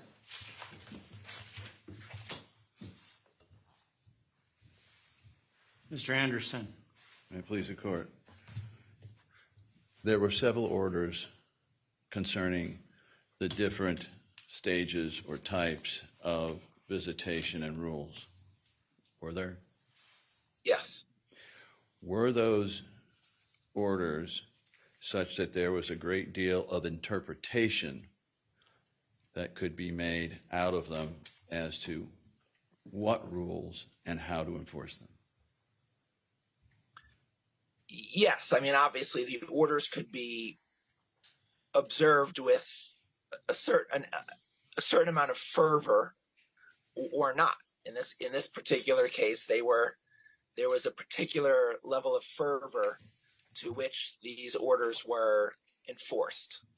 During this period of time, did you have the opportunity or did you make them aware that Maya had rights under the hospital's own statement of patients' rights? Right. Yes, that there's a patient's bill of rights, and my client had rights and I expressed that, and they expressed to me that they were following what they thought or what they interpreted to be the orders given by the court. Was there tension there between the two in your view? That is, the patient's statement of rights and what Maya was promised by the hospital and the way the hospital was interpreting those orders to violate those rights? Dramatically so. Nothing further, Your Honor. Any follow-up? No, Your Honor. Okay, hold on a second, Mr. Zimmerman. Please don't leave. I need to see if the jury has any questions for Mr. Zimmerman. Looks like there will be questions for Mr. Zimmerman from the jury. This is going to take a couple of minutes, Mr. Zimmerman. What I'm going to do is I'm just going to mute your microphone, but we haven't forgotten about you, but we do need to talk about these questions outside your presence. That's fine, Judge. This is important. It's not a problem. Can I have the attorneys come forward, please?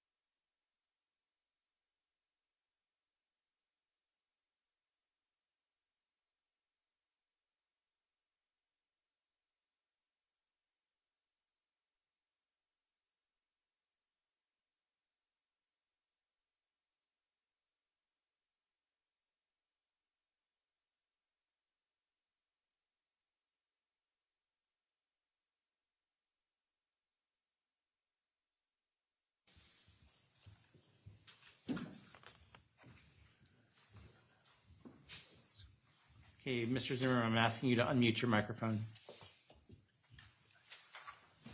Hello there. Can you hear us again now? I can hear you. Okay. Members of the jury, I know that there was a request to see the orders.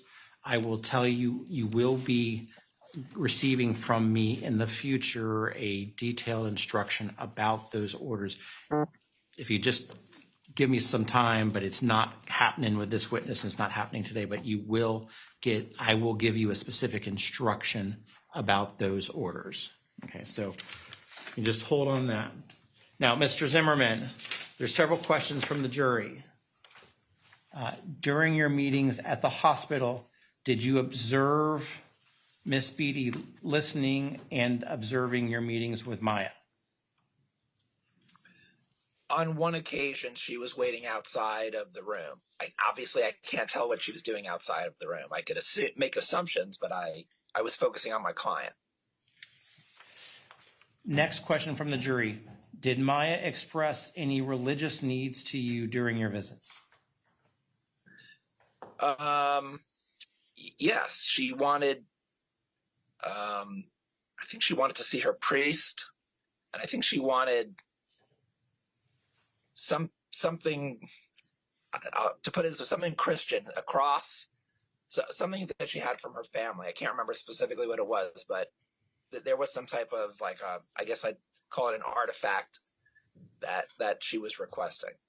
But I told her that I'd pass that information on to somebody, and I'm sure I told a family member, but I never followed up on. I only followed up to the degree that I told her I would. I never saw that to completion.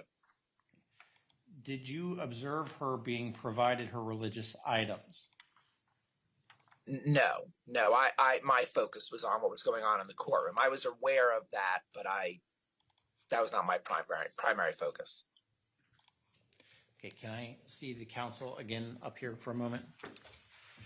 I'm going to mute you again, Mr. Zimmerman. Certainly.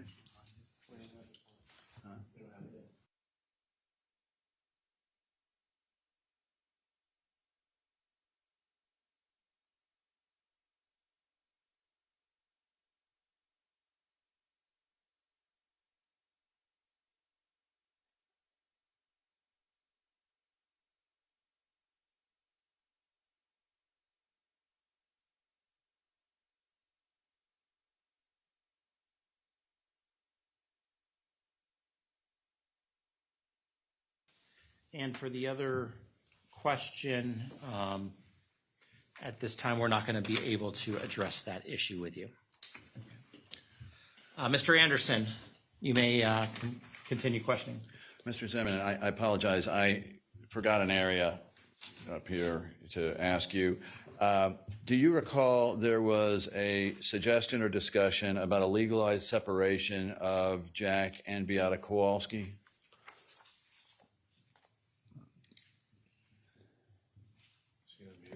Oh, oops. Help. I actually didn't unmute. He didn't hear any of it. That's totally my fault, Mr. Zimmerman. We were asking you a question, and I forgot to unmute you. Oh, yeah. Sorry. That's my fault. It's all good. I try to be a TV director in my day job as well. It just doesn't work out so well. Well, we're all doing our best. Mr. Zimmerman. Mr. Anderson. Yeah, I have days like that. Most days like that. Mr. Zimmerman, there was, I had forgotten to ask you a question when I was last up here, and it was about, were you involved in advice on a discussion or suggestion that Jack Kowalski and Beata Kowalski separate, a technical separation for the purposes of being able to get Maya out of there? I was aware of that discussion, and I did participate in that discussion. And did you have some advice regarding Kyle Kowalski that ultimately, from your perspective, carried the day? I can tell you that I would best describe it as horror at the suggestion that these folks divorce to resolve this matter. That I can tell you. You know, they have another child. It didn't make any sense to me. It made me understand the desperation that this family was under, that they would even contemplate something like that. But my 2 cents, if you will, to the degree that I had any control over anything, was that conversation be shelved and never discussed again. I was very vehemently opposed to it. And so the jury understands that suggestion did not come from Jack and Beata. That came from one of the counsel. It did. Thank you, sir. Ms. Crowells, any follow-up? No, sir. And members of the jury, do you have any further questions? I don't see anyone writing, so I think that's a no. Okay, Mr. Zimmerman, at this time, you can continue sailing on to your next port of call. Thank you for being with us. Your Honor? Hold on a second. Tomorrow in Santorini. Hold on a second, Mr. Zimmerman. I did not want to release Mr. Zimmerman, although I do not believe that I'll need to, but if we are going to come back for that document, I'd like to. Okay. So, Mr. Zimmerman, you're free to continue sailing today, but you might need to be called back. So please don't have any discussions about this case except for with the attorneys. Absolutely. Okay. Understood. Have a good day. You're free to go today. Thank you, Judge. Take care. Okay. Members of the jury, we're going to take a morning break at this time. Please do not discuss this case amongst yourselves. Do not do any investigation and receive no information. And let's try to be back in about 10 to 15 minutes.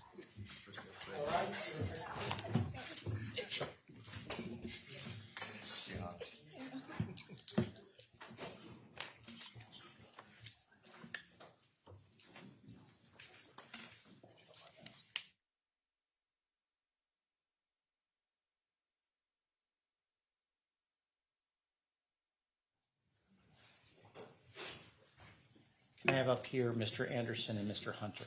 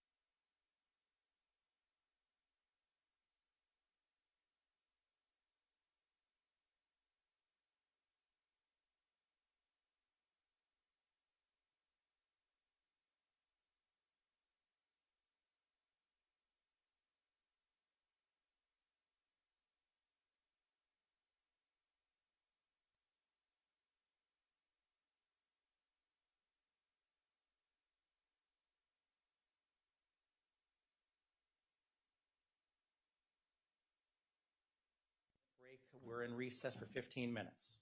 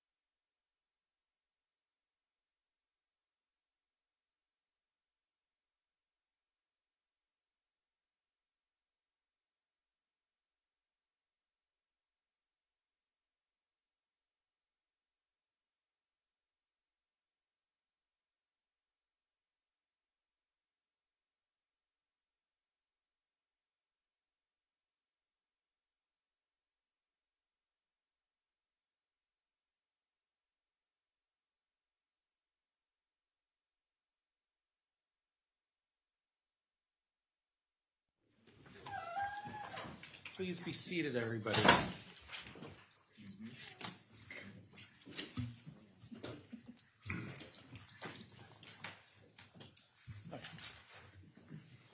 I need to reconfigure the Zoom here. Just give me a second.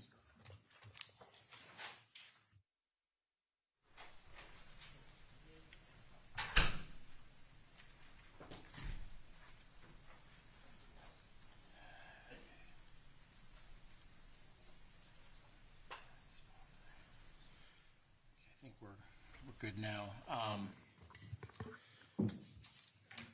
Are there any issues we need to address at this time?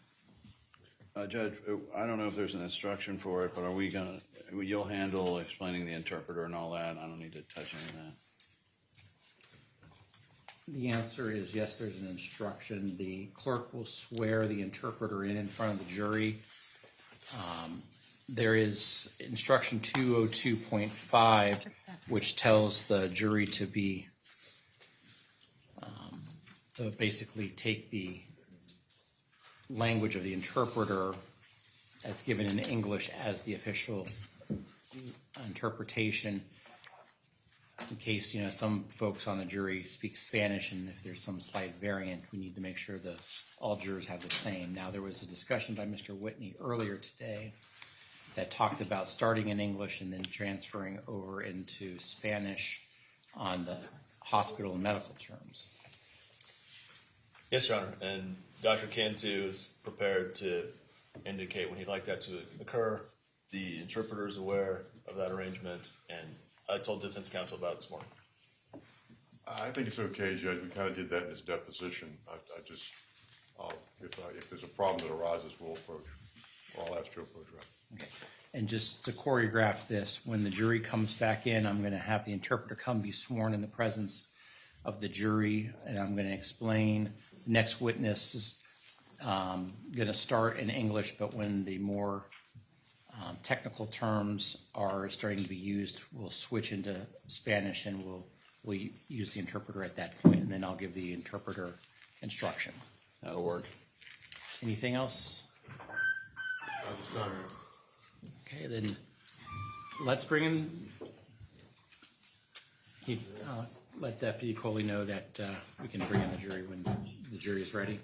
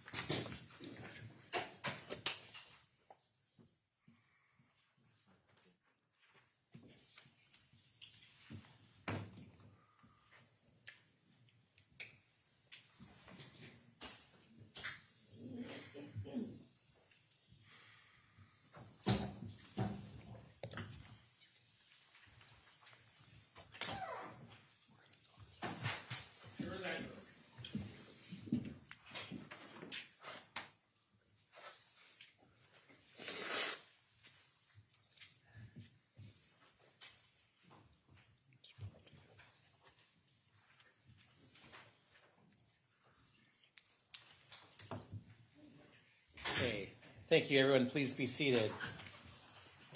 Members of the jury, I want to confirm while you're away, you did not discuss this case amongst yourselves. You did not do any investigation, and you received no information. Is that all correct? Correct. And I want to confirm that no one approached you about this case since you were gone.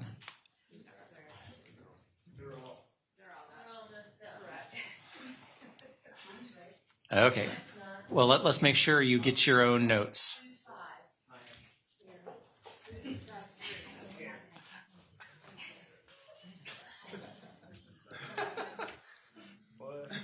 See, we just want to make sure you're all on your toes. There's a test. I don't know. I'll let you know at 2:20 today.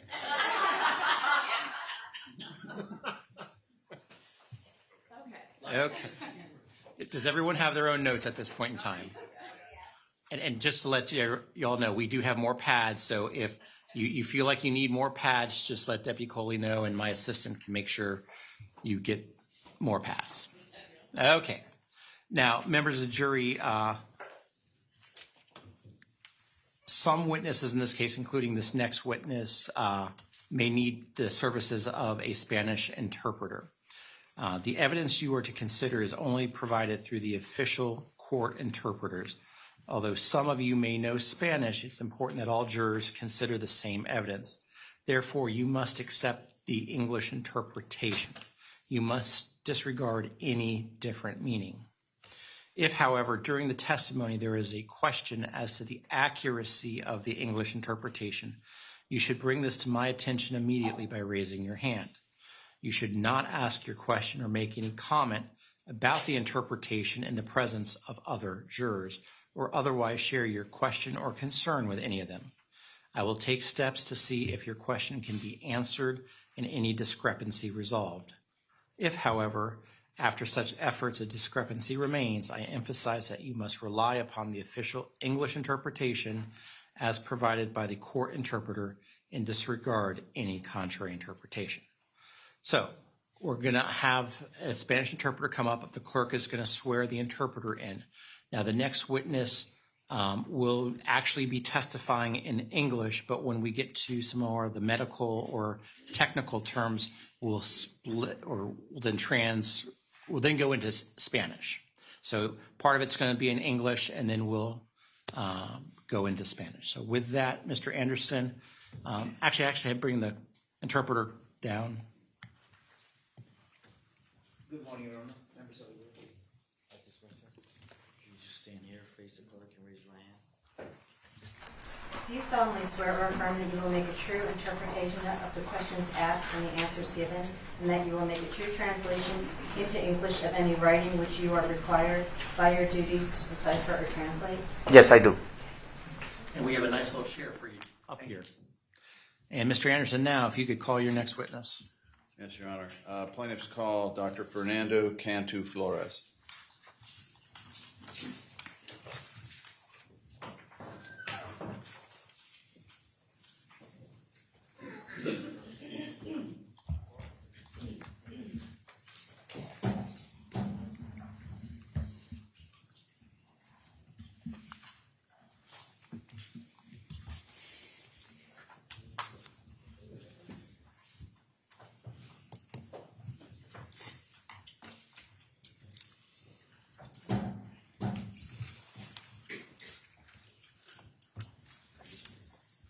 Stand here, face the clerk, and raise your hand.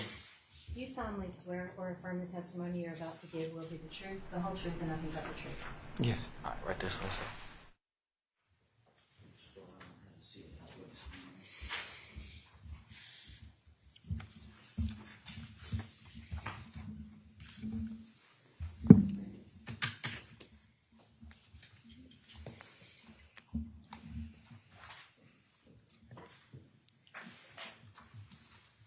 Morning. Buen día. Please state your name for the record. Fernando Cantú Flores. And where do you live? ¿Dónde estudié? Vivo en Monterrey, México. I live in Monterrey, Mexico. And have you flown up here from Monterrey, Mexico to testify in this case as Maya Kowalski's treating physician?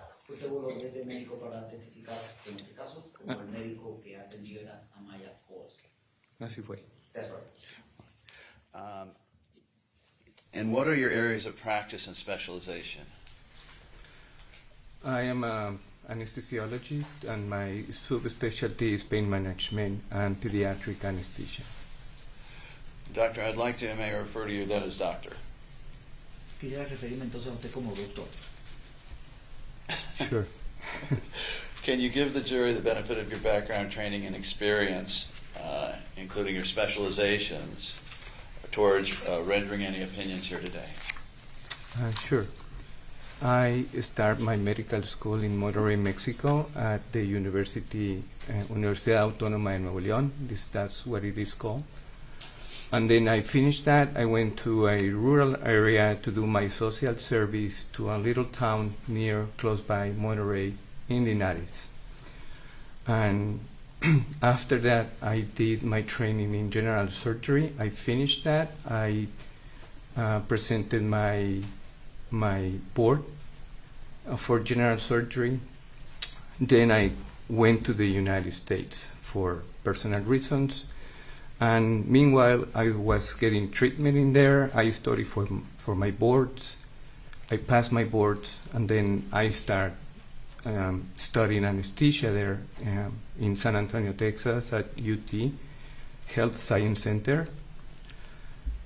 Later on, I did my fellowship in pain management, and after that, I did my fellowship in pediatric anesthesia. So, how many years in total were you trained in the United States? It was 1 general surgery, 3 anesthesia, 6 years. And then you came back to Monterrey, Mexico to begin your practice? Yes. And do you practice or have privileges at certain hospitals there? I do work in every hospital in Monterrey, Mexico. All right, now, Doctor, we wanted to bring you up here and have you explain a little bit about, first, your experience with CRPS, and second, the ketamine infusion treatment that you have perfected for this. Queríamos traerle para hablar con usted y que nos explicara un poco sobre su experiencia con el síndrome de dolor regional complejo y su infusión de ketamina como tratamiento que usted aplicó en este caso. Siempre me ha interesado el dolor neuropático propiamente. I was always been interested in neuropathic pain properly. Y desde que llegué a mi ciudad, en Monterrey, México, estoy viendo pacientes con el síndrome de CRPS. And since coming to my city, Monterrey, Mexico, I've been seeing patients with CRPS. He estado todos los años activo viendo pacientes con el síndrome. I've been active every year seeing patients with this syndrome. And about how many CRPS patients have you treated in your career? ¿Cuántos pacientes ha atendido en su carrera usted con CRPS? Vemos aproximadamente 3 o 4, cuando menos, pacientes mensuales por 12, por 20. We see approximately 3 to 4 at least patients a month, times 12, times 20. That's a lot of patients. Son muchos pacientes. So, were you the treating physician then for Maya Kowalski's medical infusions there? Fue usted entonces el médico que atendió a Maya Kowalski para su infusión médica. Así es. That's right. And they're referred to different ways, long-term ketamine infusion, medical coma. How do you refer to them? Se han referido a ello de varias maneras. Infusión de ketamina a largo plazo, coma médico, ¿cómo lo refiere usted? Depende de qué es lo que estás intentando realizar. It depends on what is it that you are trying to perform. Es el tipo de infusión que vas a dar. That's the type of infusion you'll provide. So, could you tell us a little bit about how you became, at first, the history of ketamine infusions? I'm looking for whether you started it, or whether you originated it, or was it already going on when you began doing them? Quisiera preguntarle un poco sobre la historia de las infusiones de ketamina, si fue usted quien las inició o si ya había comenzado. Anestésico que se utiliza con mucha frecuencia. Ketamine is an anesthetic that is used very frequently. Se ha utilizado por muchos años desde la Guerra Mundial. It's been used for many years since World War. Y se ha utilizado para muchos diferentes tipos de tratamiento, incluyendo el síndrome regional doloroso complejo. And it's been used for many different types of treatments, including treatment for complex regional pain syndrome. And so, how did the idea of a very long-term infusion come to you? ¿Cómo llegó a usted entonces la idea de una infusión a largo plazo? Sabemos que muchos pacientes que reciben el tratamiento con infusión de ketamina a corto plazo o en bajas dosis We know that many patients who receive a short-term ketamine infusion treatment or lower doses, ellos mejoran considerablemente, sin embargo, no sostienen su mejoría por largo tiempo. they improve considerably. However, they do not sustain their improvement in the long term. And so, how does this treatment work as opposed to a series of lesser infusions? ¿Cómo funciona entonces este tratamiento en contraste con una serie de infusiones menores? Porque tratamos de mantener los niveles séricos de la ketamina dentro del organismo en una forma estable. Let the interpreter clarify, ¿los niveles qué? Los niveles séricos, niveles en sangre Okay. de la ketamina en forma continua. Because we try to keep ketamine levels in blood stable in a continuous manner. And what effect does that have on the neuropathic ways between the nerves and the brain that may be a cause of the ketamine pain? ¿Qué efectos tiene esto en las vías neuropáticas entre los nervios y el cerebro que pueda ser una manera, o sea, un efecto de la ketamina? Sí, para entender esto es necesario hablar de cómo nosotros registramos el dolor en nuestro cerebro. Yes, to understand this, we need to talk about how we register pain in our brain. Cuando una persona tiene un accidente, When a person has a certain accident, puede ser un martillazo, puede ser una herida, puede ser una cirugía, puede ser un esguince. whether a hitting with a hammer or a wound or a surgery or having a strained joint, En el sitio donde se produce la lesión hay una inflamación neurogénica. the area where the lesion is produced, there is a neurogenic inflammation that occurs. Esto significa que estos mediadores de la inflamación alteran los nervios This means that these mediators of the inflammation upset the nerves, y estos nervios van hacia la médula espinal y al cerebro y se unen a receptores. and these nerves go into the medial cord and the brain and join receptors. Cuando esto sucede en forma normal, se estimulan los receptores AMPA, así se llaman, AMPA. When this happens in a normal manner, the AMPA, that's what they are called, AMPA receptors, are stimulated. Una vez el cerebro lo registra, manda señales de inhibición del dolor y el dolor termina. Once the brain registers that, sends out pain inhibition signals, and the pain ceases. Cuando estos estímulos se encuentran disparando continuamente, When these stimuli are triggered continuously, otro tipo de receptores entran en juego. another type of receptors come to play. Estos receptores se llaman NMDA These are called NMDA receptors. y estos provocan cambios en el cerebro y provocan una plasticidad en el sistema nervioso And central. these cause changes in the brain and a certain plasticity in the nervous system. La ketamina es un potente antagonista de los receptores NMDA. Ketamine is a powerful antagonist of NMDA receptors. And so, could we call this resetting the brain? ¿Pudiéramos llamar a esto como un reformateo del cerebro? Básicamente estamos haciendo un reseteo del cerebro para inhibir esos estímulos y esos cambios centrales.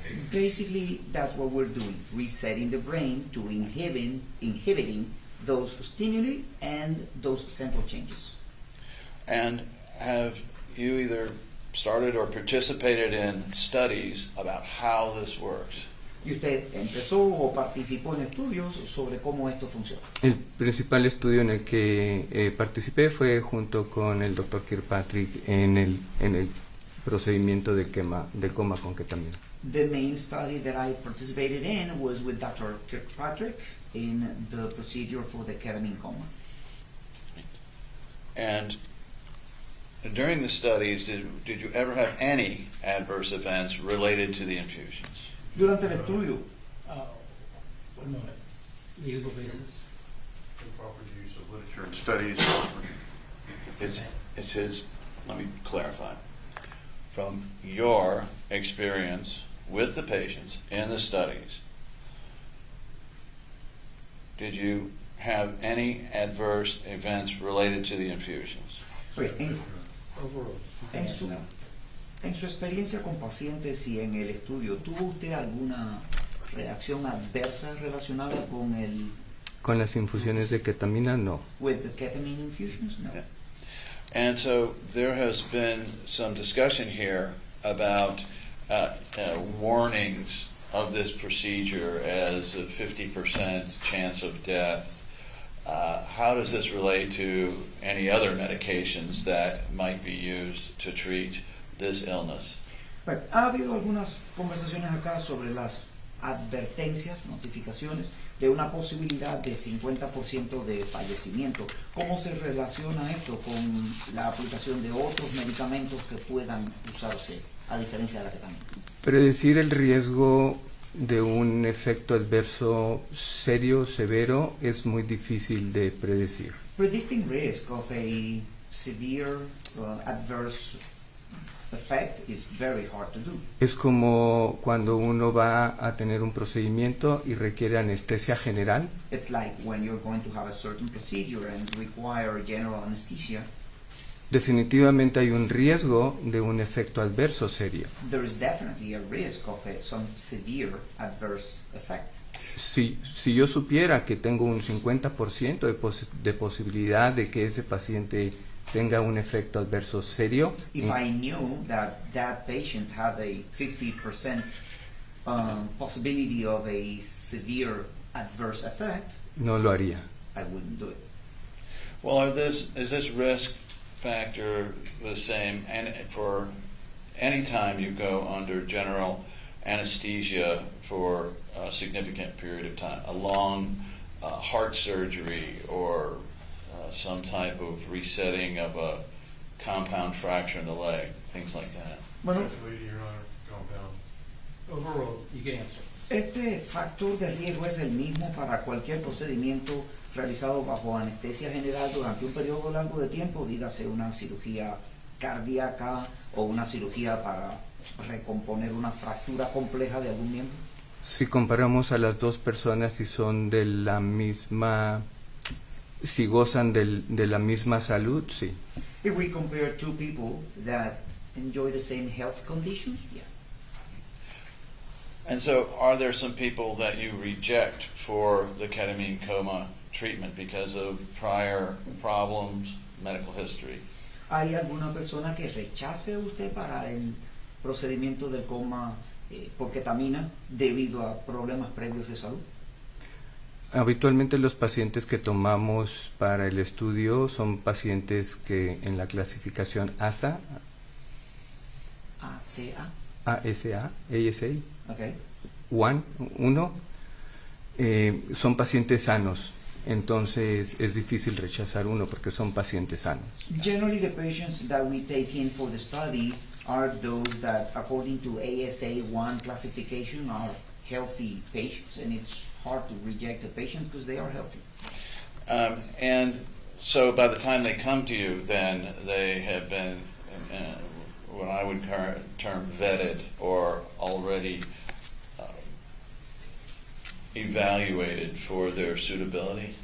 O sea, para cuando ellos llegan a usted, ya han pasado una aprobación o han sido evaluados para su posibilidad de participar. Así es, correcto. That's right. And what is ASA Class 1? ¿Qué es ASA clase 1? Es un paciente sano completamente. La clasificación ASA es para determinar. It's a completely healthy patient.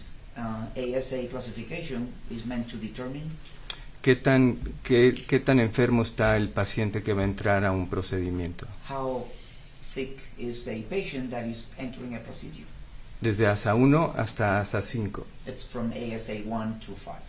ASA 2, por ejemplo, es una persona que tiene una enfermedad sistémica como diabetes o hipertensión, pero que está bien controlada. ASA 2, for example, is a person with a systemic illness like diabetes or hypertension, but it's well under control.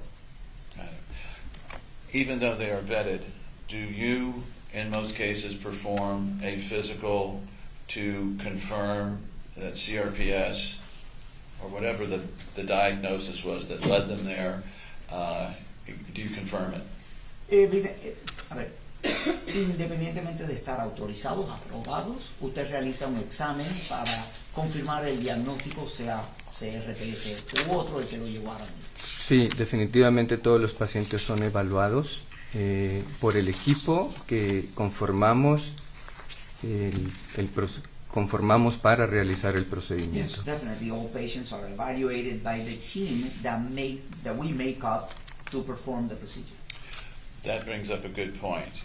Can you describe to the jury the number of medical professionals that are involved in treating each medical ketamine long-term treatment or ketamine coma, whatever you want to call it? Eso me lleva a un punto importante. ¿Puede describir usted para el jurado la cantidad de profesionales médicos que componen cada equipo, o sea, que componen el equipo para cada tratamiento de coma por ketamina? Para este estudio específicamente, For this study specifically, lo que hice fue conformar un equipo formado por un médico de cuidados intensivos, what I did was to put together a team made up of one doctor of intensive care, otro médico que es anestesiólogo con especialidad en Estados Unidos de cardioanestesia, another doctor who is an anesthesiologist with U.S. experience in cardioanesthesia, otro médico que es anestesiólogo, que es colega mío y que él hizo cuidados intensivos de adultos, another doctor who is an anesthesiologist and a colleague of mine who did intensive care in adults. Y yo. And me. Para pacientes pediátricos, Now, for pediatric patients, le sumamos al equipo un médico que es especialista en cuidados intensivos pediátricos, we add to the team a doctor who is a specialist in intensive care, in pediatric intensive care, el cual se entrenó en Texas Children's Hospital en Houston. who trained at the Texas Children's Hospital in Houston. Y teníamos otro médico que es especialista en cuidados intensivos pediátricos. And we had another doctor who is a specialist in pediatric intensive care. So, for pediatric patients then, by my count, you have 5 or 6 specialists involved in the evaluation and procedure.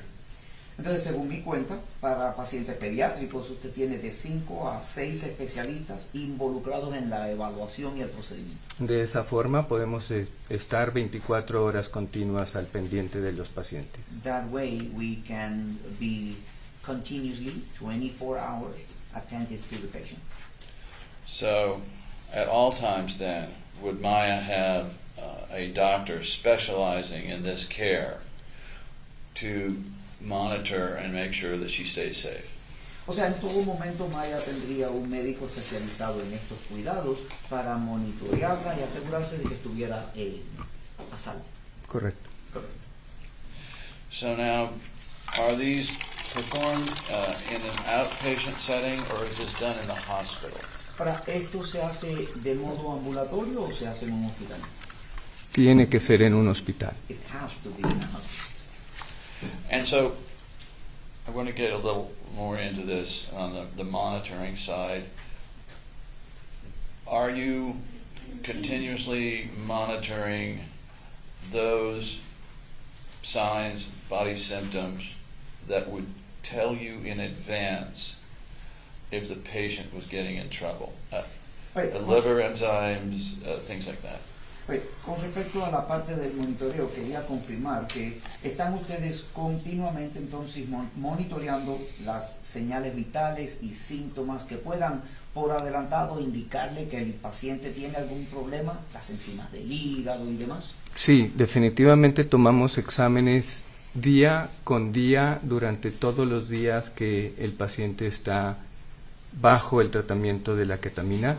Yes, Tomamos una... Definitely we take samples day per day as long as the patient is under the ketamine treatment. Antes de que ellos duerman, les tomamos una radiografía de tórax, radiografía de abdomen. Before they go to sleep, we take a thoracic and abdominal X-ray.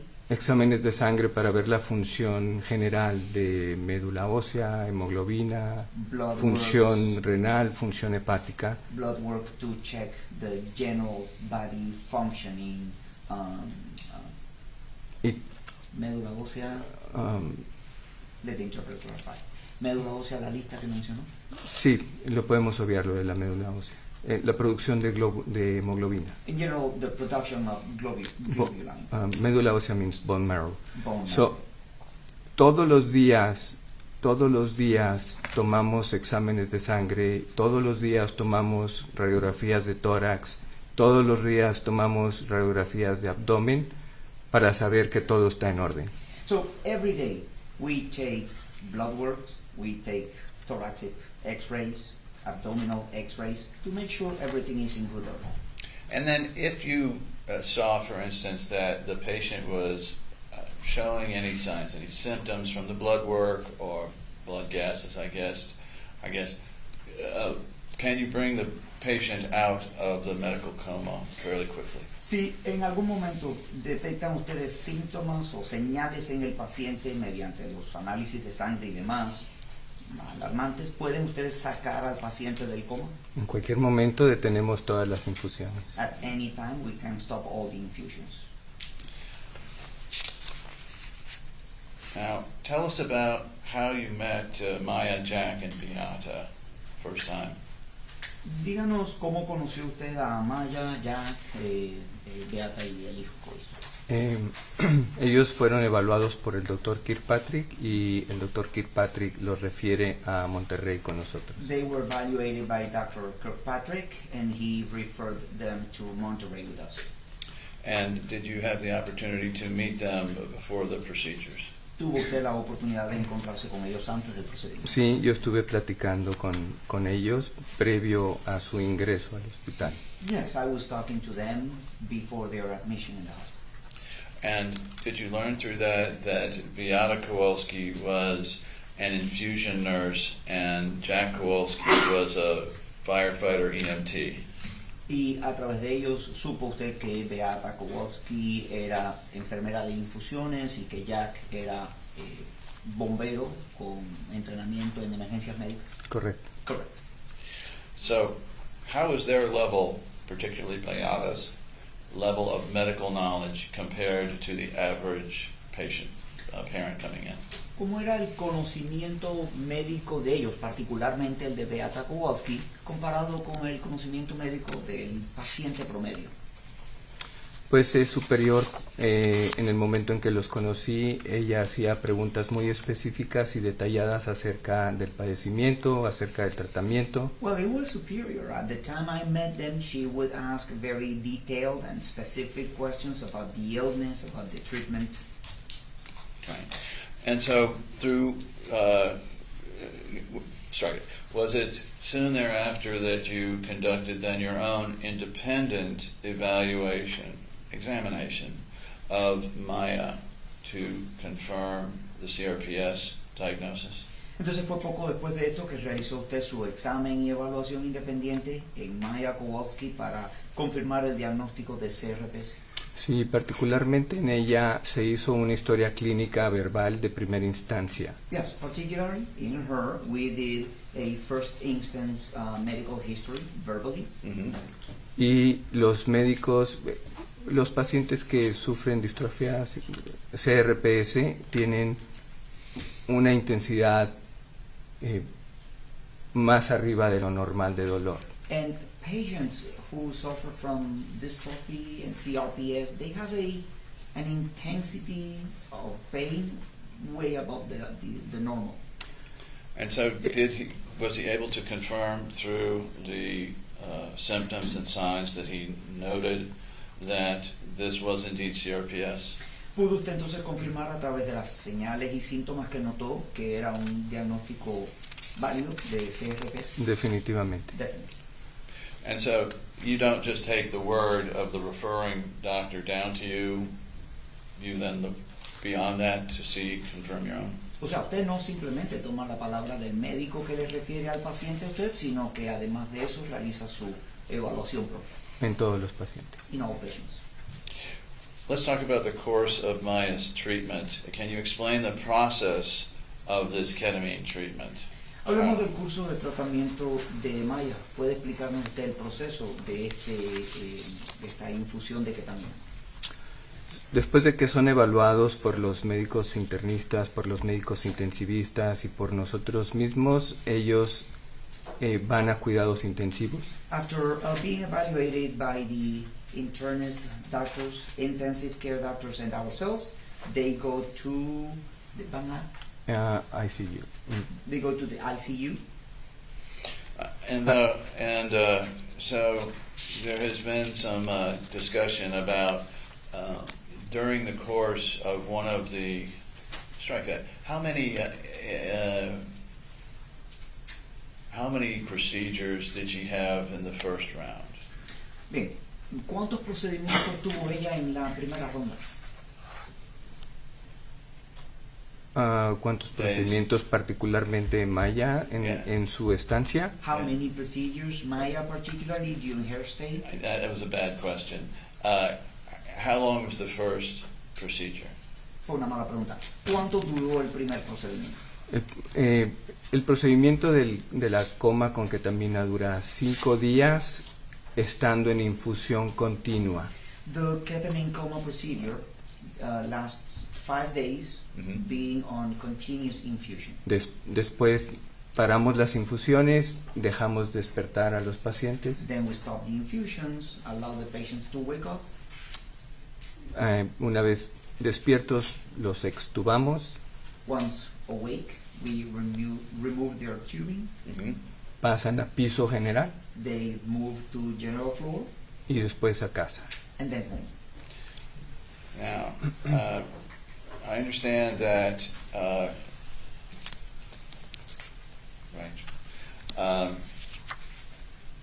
want to, let me ask about this first. Now, this is an intubation and an extended intubation.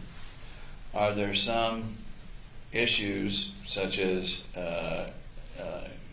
localized fungal infections, different bronchial issues that can come up with an extended intubation like this? A ver, hablemos de esto. Esta es una intubación extendida. ¿Hay algún problema que pueda darse con infecciones localizadas por hongos o diferentes problemas branquiales a resultado de esto? Todos los pacientes que tienen una intubación prolongada All patients that have a prolonged intubation tienen cierta predisposición a ser colonizados con este tipo de infecciones. have a certain predisposition to be colonized by this type of infection. Eso no significa que tengan la enfermedad propiamente. This doesn't mean, though, that they have, as such, the illness. And do these respond quickly to antibiotic? ¿Y estos responden rápidamente a los antibióticos? Así es. That's right. So I'd like to show you some photographs here and see if you recall. All right, I won't use these. Okay, let's put up 2529-61, and we're putting this up. I believe these involve the pre and during ketamine infusion.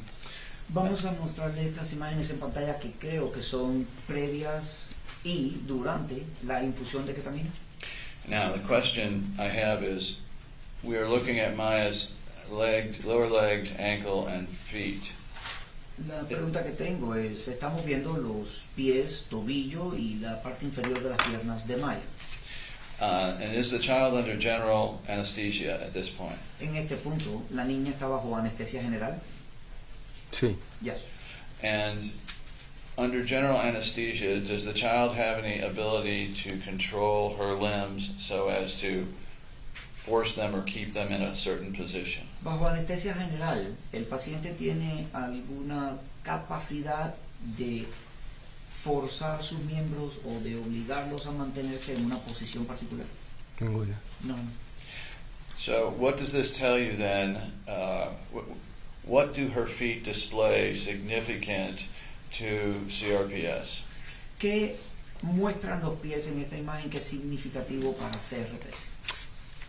Es un signo positivo para CRPS porque los pacientes con CRPS It's a positive sign for CRPS because patients with CRPS pueden tener lo que nosotros llamamos distonias can have what we call dystonia o tremores. or tremors. Esto significa que los pacientes tienen cierta contractura de las diferentes extremidades o tienen movimientos no voluntarios. This means that the patients exhibit certain contractions of their limbs or have these type of tremors or shaking movements which are involuntary.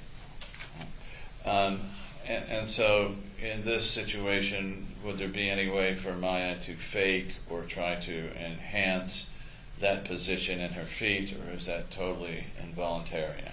En este caso, ¿habría alguna posibilidad de que Maya pudiera fingir esa posición o obligarse a llevar esa posición, o es totalmente involuntaria? Totalmente involuntaria bajo anestesia general. Totally involuntary under general anesthesia.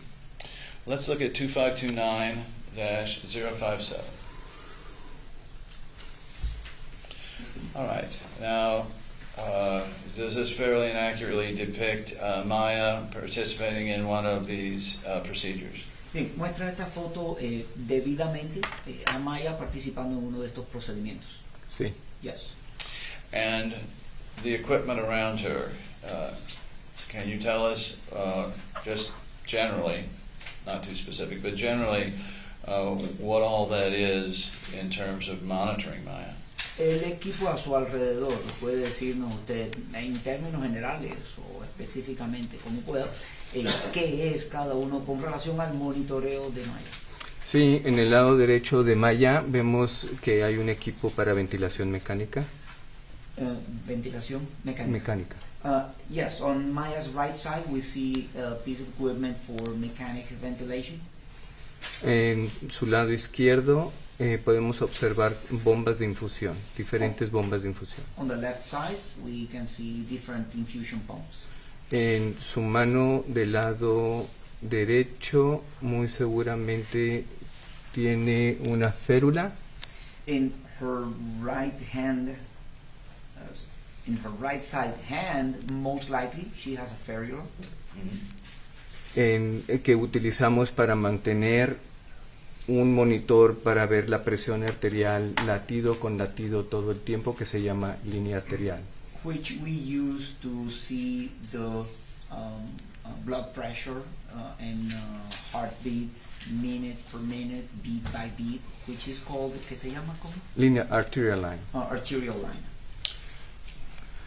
Del otro lado, habitualmente no creo que se observe bien aquí. Tenemos un catéter en la vena cava.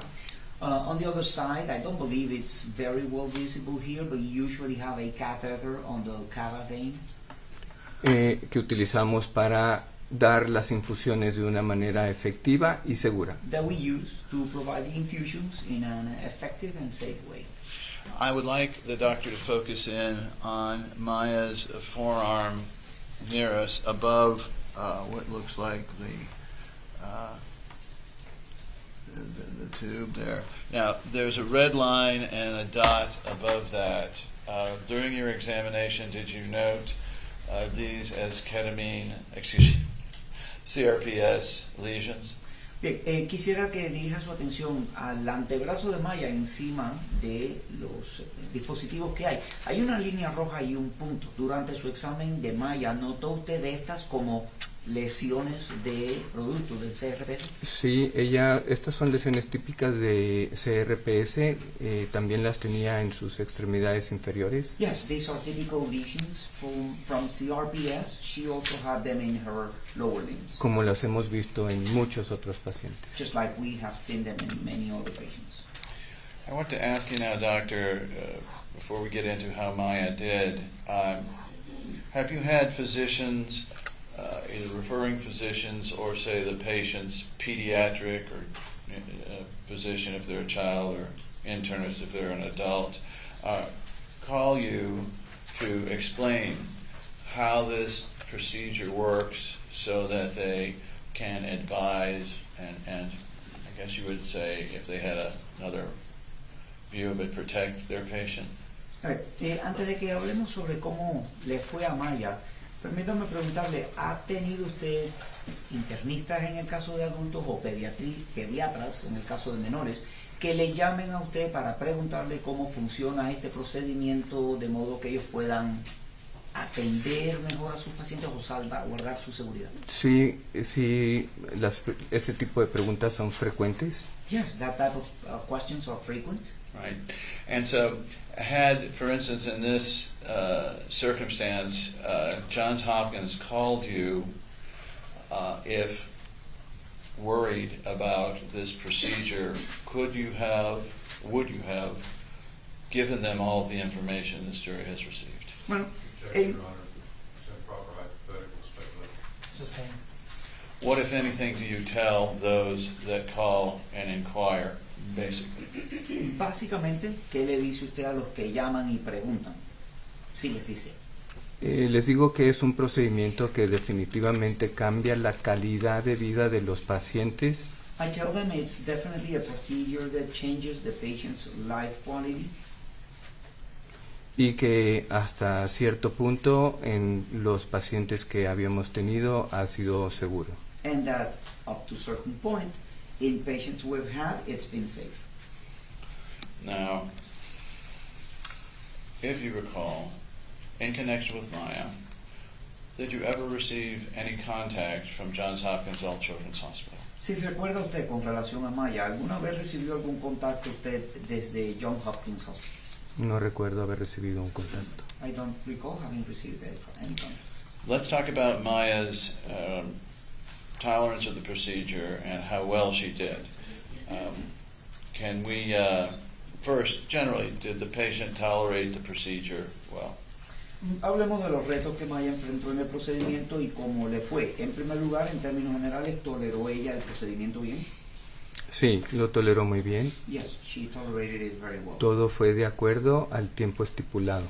Everything went according to the time, the established time. Now, after this first round, does it often take more than one round of this treatment to achieve the best effects, best recovery? A menudo se requiere más de una ronda de este tratamiento para alcanzar el mejor resultado, el mejor efecto. No es lo frecuente, pero hemos tenido pacientes que lo han hecho 2 veces. It's not frequent, but we've had patients that have had it twice. And to the best of your knowledge, did Maya then have a booster soon after this first one, or a second procedure in close proximity, around the same time? Hasta donde sabe usted, recibió Maya un segundo procedimiento de refuerzo cercano en el tiempo. Sí, hasta donde recuerdo creo que fueron 2 o 3 semanas después, como un refuerzo, no un procedimiento como la coma con ketamina. Yes, to the best of my recollection, there was a second procedure 2-3 weeks after as a booster procedure, not as a full ketamine coma procedure. Right. So the second one was not a coma. This was just an infusion. El segundo no fue un coma, fue simplemente una infusión. Correcto. All right, let's talk about how Maya did. Again, I have one lead-in question. I noted that from what the jury's heard, we've heard here, that some patients can have hallucinations or things like that coming out of one of these. Are steps taken to minimize the effects there?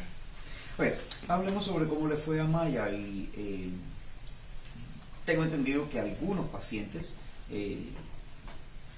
sufren de algunas alucinaciones o efectos similares al salir de este procedimiento. ¿Hay pasos que se toman para minimizar esto? Sí, así es. La ketamina es un anestésico dentro de la clasificación de los alucinógenos. Yes, that's right. Ketamine is an anesthetic within the classification of hallucinogens. Con el tiempo aprendimos que With time we learned that si nosotros esperábamos 24 horas más después de haber terminado las infusiones, if we waited 24 hours more after having finished the infusions para extubarlos de una manera segura, to safely extubate them, entonces tenían un mejor despertar. then they had a better process of waking up. Okay. So now let's talk about how Maya did on these. Hablemos entonces sobre cómo le fue a Maya en esto. Did you conduct an examination of her post procedures? ¿Realizó usted un examen de ella posterior al procedimiento? Así es. That's right. How was her dystonia? ¿Cómo estaba la distonia de ella? Casi resuelta prácticamente. Almost resolved practically. And after the procedure, well, first, when she came in, was she having difficulty sitting upright? And after the procedure, could she sit upright? En primer lugar, cuando ella se presentó al procedimiento, ¿tenía alguna dificultad para sentarse erguida? Y después del procedimiento, ¿podía sentarse así? Sí la tenía, y después del procedimiento incluso ella visitaba a otros pacientes que estaban en el mismo hospital, en otras habitaciones, en silla de ruedas. Yes, she did have it, and even after the procedure, she would even visit all the patients that were in the hospital in similar procedures in her wheelchair. So let's look at a couple of videos here. Can we pull up 2681 Veamos un par de and then videos. 2684, just for refresh the doctor's recollection?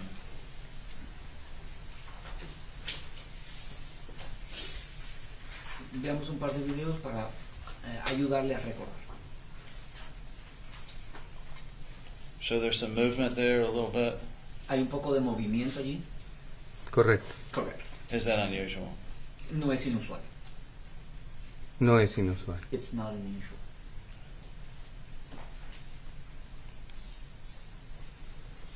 All right. So can we then show 2684?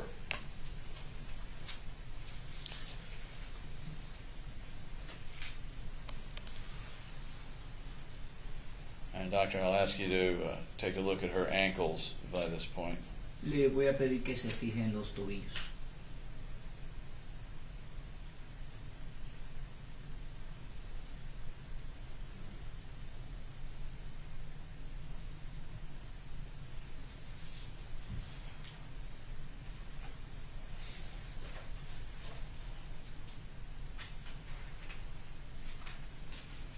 All right. Now, doctor, what is the significance of the movement there, and can you tell whether she is starting to loosen up in those ankles?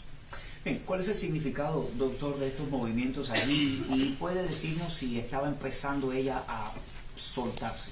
Tenía un poco de movimiento en su lado derecho de una forma activa. She had a little movement on her right side in an active manner. Y su lado izquierdo aparenta estar con menos tonicidad en la distonia que tenía. And her left side looks like it has less tonicity in the dystonia that she had. And is that the goal, to gradually reduce those tight tendons that hold it in place? Ese es el objetivo, gradualmente reducir esa tensión en esos tendones. Es una parte de los objetivos, definitivamente. That's one part of the effects, definitely. All right. So when Maya woke up, Were her parents there? Cuando Maya Let's strike that. I don't want to talk about that. I want to talk about how she did after the booster. No, I want to go back and say after Maya got out of the ketamine intubation procedure, how was her mood? How was her affect? Was she smiling? Was she in good spirits? Or was she down or depressed? Hablemos de cuando ella salió del proceso de extubación. ¿Estaba ella de buen estado de ánimo, sonriente, alegre, o estaba decaída, deprimida? ¿Cuándo salió? When she came out? Yes. Okay. No, ella poco a poco fue recuperando su conciencia normal. No, she little by little started regaining her normal self-conscious. Saliendo de este estado confusional que propiamente la ketamina nos da. Coming out of this confusing state that's proper from ketamine. Y ella a los pocos días parecía una niña sonriente, contenta, con deseo de visitar a otras personas, And como lo within the mencioné. next days, she showed a happy, smiling girl willing to visit other people. Let's show 2529-70. I'm sorry, Judge, I'm not asking you if I can publish these, but they're all in evidence. You can proceed, and I've been looking at your IT person. So that's 70. All right, now who all is that? Ok, esta es la 70. ¿Quiénes son todos estos?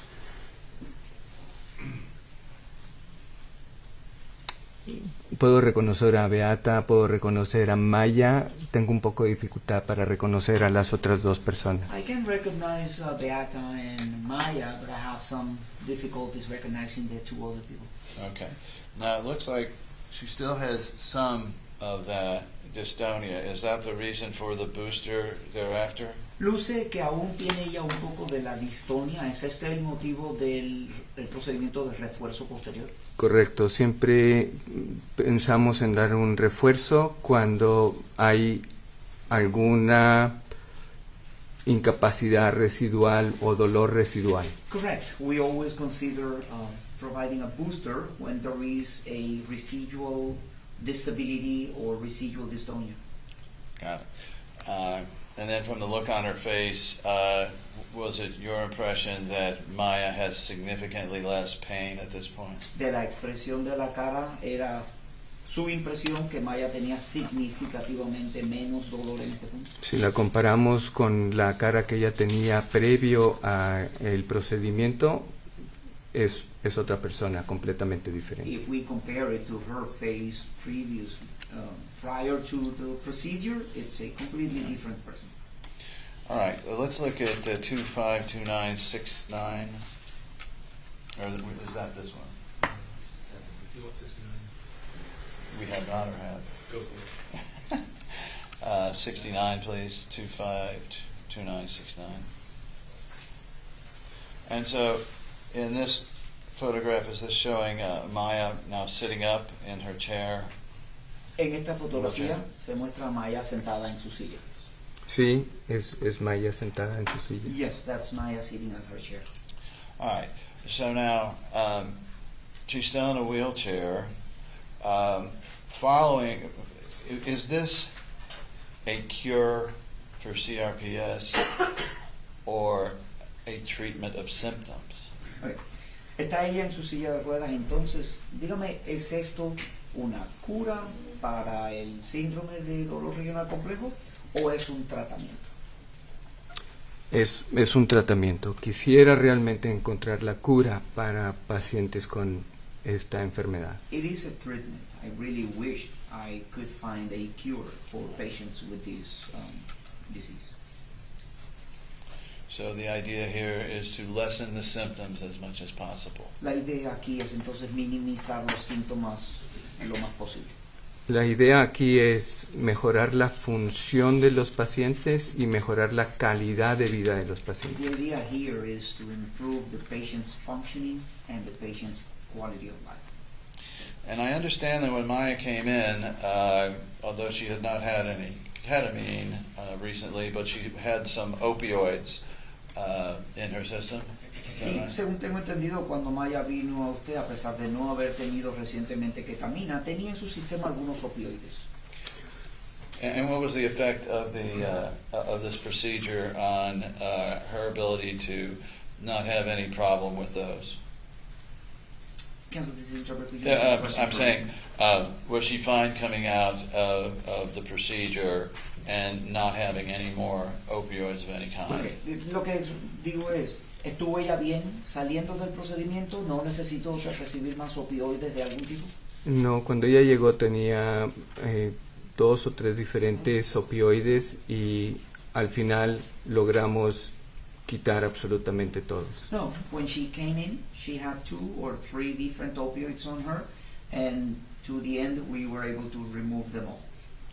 And so, at this point, she had been, well, several months, 2 months, after Dr. Kirkpatrick's ketamine infusion. Did you note, well, first, in your experience, does ketamine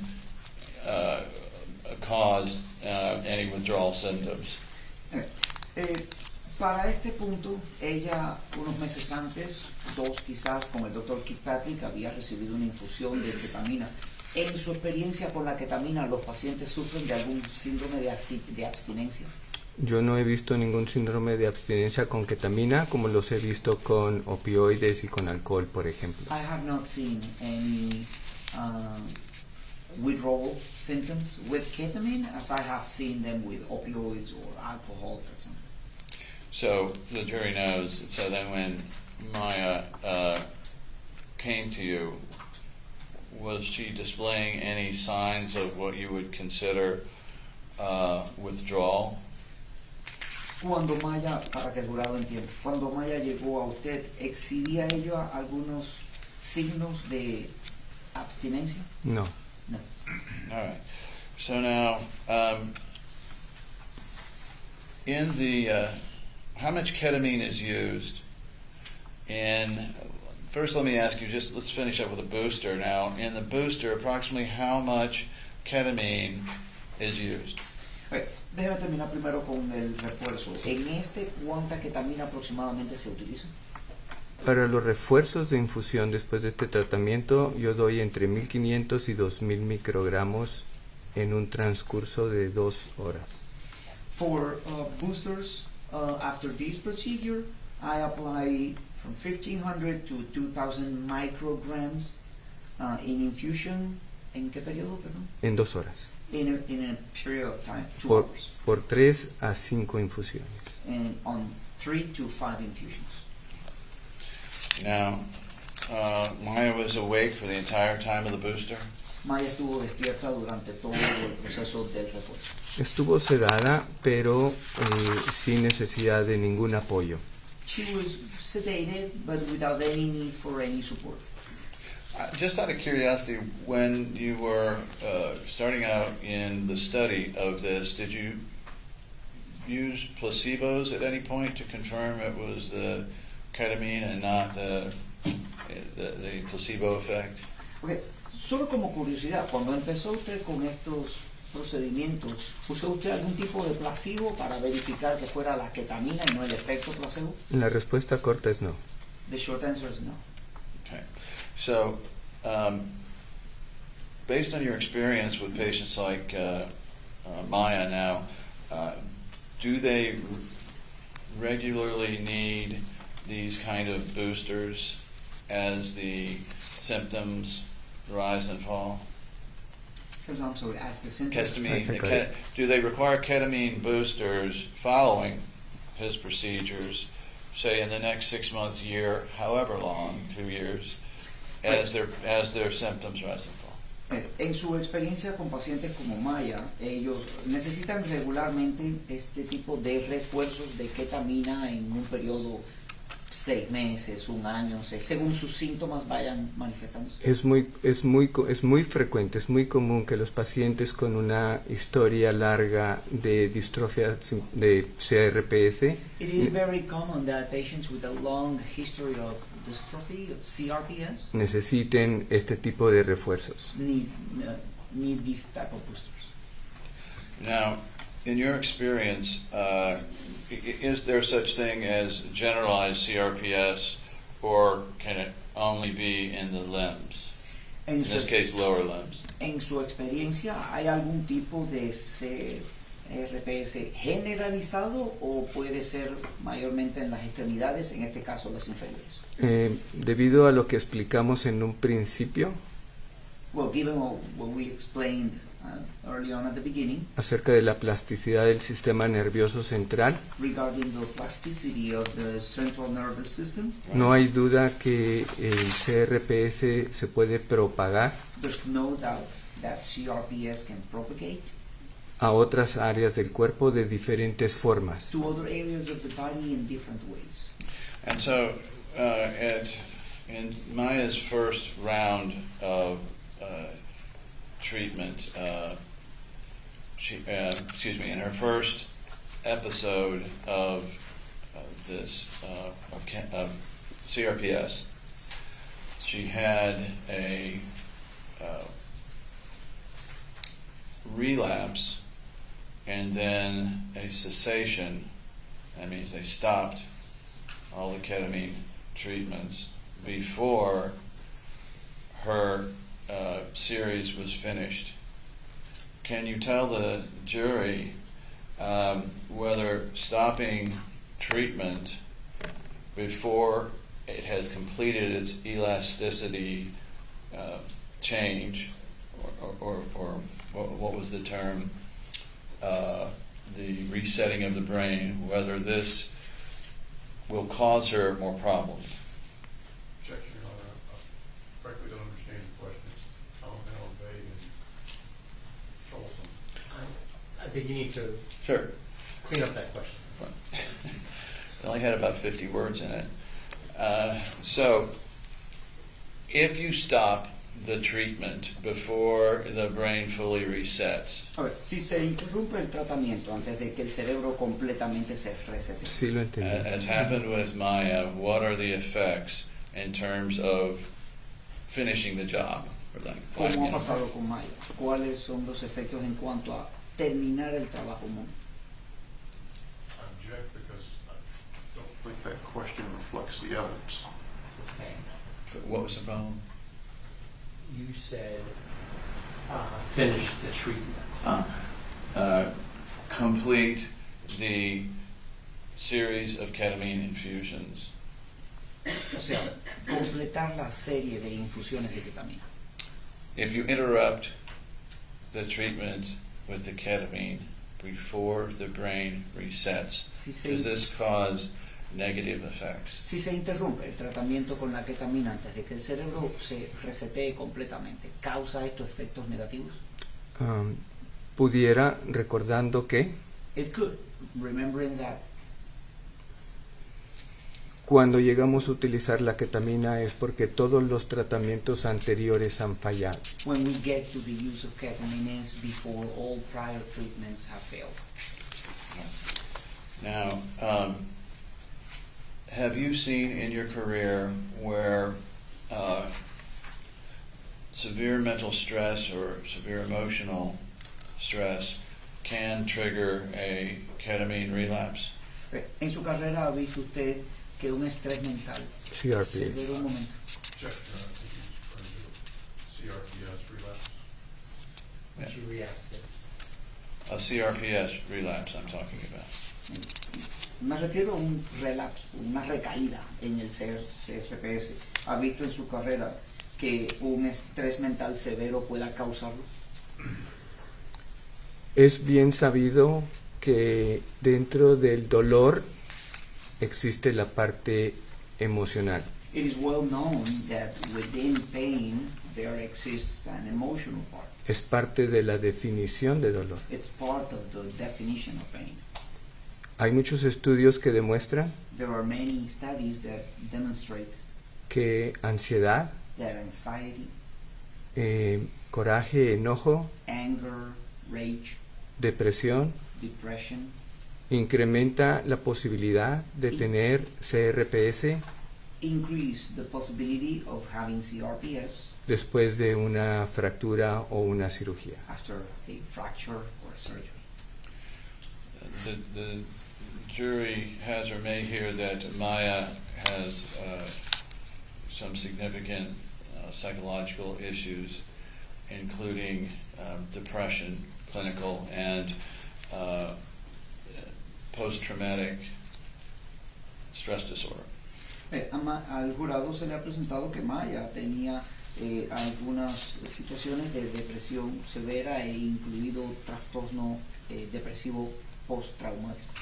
Based on your clinical knowledge, then, would Maya, with those symptoms, as opposed to without them, be more likely to have more frequent and more painful CRPS relapses? En base a su conocimiento clínico, That's object, Your Honor. I'm trying to get a frame of reference as to when and what this is being based on.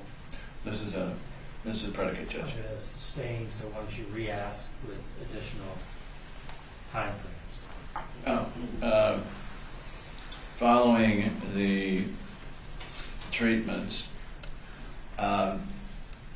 if Maya had added on to this CRPS and clinical depression, what effect would it have to a reasonable medical probability on Maya having more and or more severe and more frequent CRPS episodes? okay. Posterior al tratamiento, si Maya continuara teniendo efectos de CRPS y de depresión severa, ¿qué efecto pudiera tener esto en que sus recaídas o episodios de CRPS fueran más frecuentes y más dolorosos? Pudiera tener un impacto alto porque los pacientes pierden la habilidad de enfrentar la situación que están llevando. It could have a high impact because patients lose the ability of coping with the situation they're facing. Sure. Continue. Pierden la habilidad de enfrentar el dolor de la misma manera y su incapacidad va, por lo tanto, a incrementar. They lose the ability of coping with pain in different ways, and therefore their incapacity will increase. And is that opinion to a reasonable medical probability? Y esa opinión suya es en un grado razonable de probabilidad médica. Definitivo. So I have one other photo. Do we have 25, 29, 60? Is that? Yes, we did. Yes. Can we show 2529-60? I'll represent to you, unless you. Can you recognize this photograph, Doctor? ¿Reconoce usted esta fotografía, doctor? Sí. Yes. And what is it? ¿Qué es? Son úlceras que son muy comunes, no son muy comunes, son úlceras que se ven frecuentes en CRPS. These are ulcers which are very common, well, not very common, but they are frequently seen in CRPS. And with Maya, was she in the midst of a did she have CRPS at the time you observed these lesions? ¿Tenía ella CRPS cuando usted observó estas lesiones? Sí. Yes. And is that a sign that of relapse if she has them in the future, that either a relapse is coming or a relapse is coming or is there? ¿Sería esto una señal de una recaída en el futuro, que se aproxima a una recaída o que está en una recaída? A mí me preocuparía verlas definitivamente. I would be concerned with seeing them, definitely. One moment.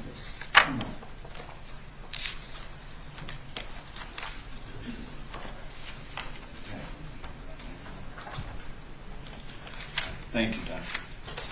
Gracias. No further questions. Mr. Hunter.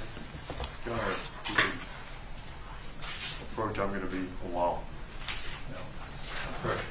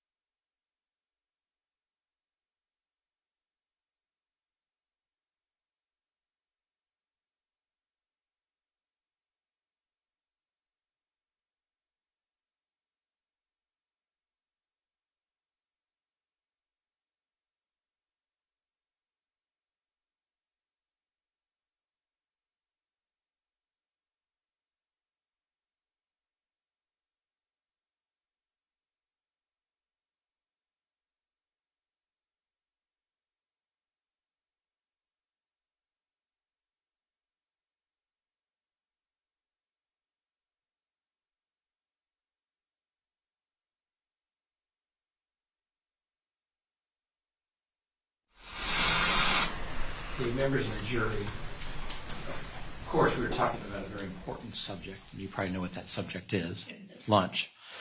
Because of the emergency alert test, my question to the jury is this.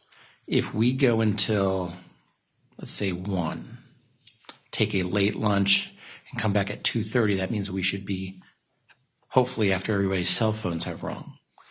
But we can do that, or we can take a break now and then start back with cross-examination and maybe not finish before we'd have to take the break for the alarm. So basically, do you want to go to lunch now, or do you want to soldier on through until about 1?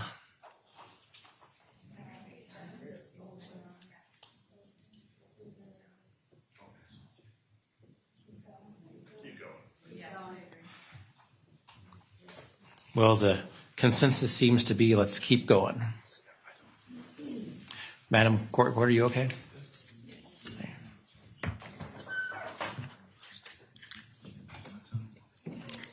Good afternoon.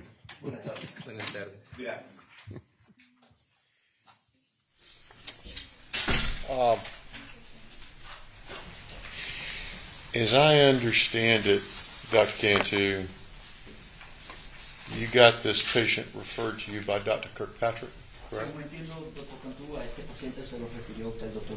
Kirkpatrick. Correct. Correct. And you told us earlier how many patients you see on average per month that have CRPS. Nos dijo anteriormente cuántos pacientes ve usted en promedio al mes que tienen CRPS. Up to this point, when you saw Ms. Kowalski by referral from Dr. Kirkpatrick, how many had you given the ketamine coma treatment to? Hasta este punto en que recibe usted a la señorita Kowalski referida por el Dr. Kirkpatrick, ¿cuántos pacientes habían sido administrados del coma por ketamina? Si bien recuerdo, empezamos en el 2007. If I recall correctly, we started in 2007. Correct. I understand. Correcto, entiendo. How many patients had you given it to? Ya, Correcto, entiendo. ¿A cuántos pacientes? para allá voy. That's where I'm going. Okay. En todos esos años, aproximadamente era 1 o 2 pacientes por mes. In all those years, it was approximately 1 or 2 patients per month. Muy seguramente fueron más de 25 pacientes. Most likely, it was more than 25 patients. ¿En coma por ketamina? Sí. Yeah. And was this the youngest patient you'd ever treated this way? ¿Y era esta la paciente más joven que hubiera tratado? Hasta donde recuerdo, sí. To my recollection, it was. Okay. Now, as I understand it, you were doing this on sort of a protocol basis, is that right?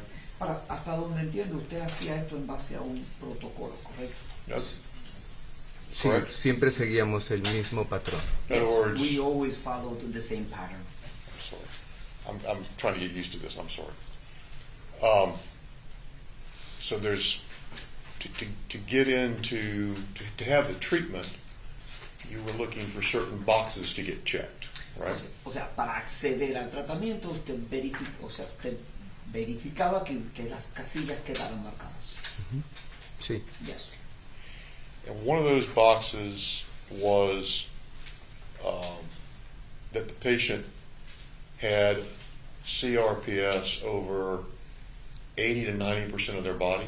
Y una de estas casillas era que el paciente tuviera CRPS en 80 o 90% de su cuerpo. Correcto. Correcto.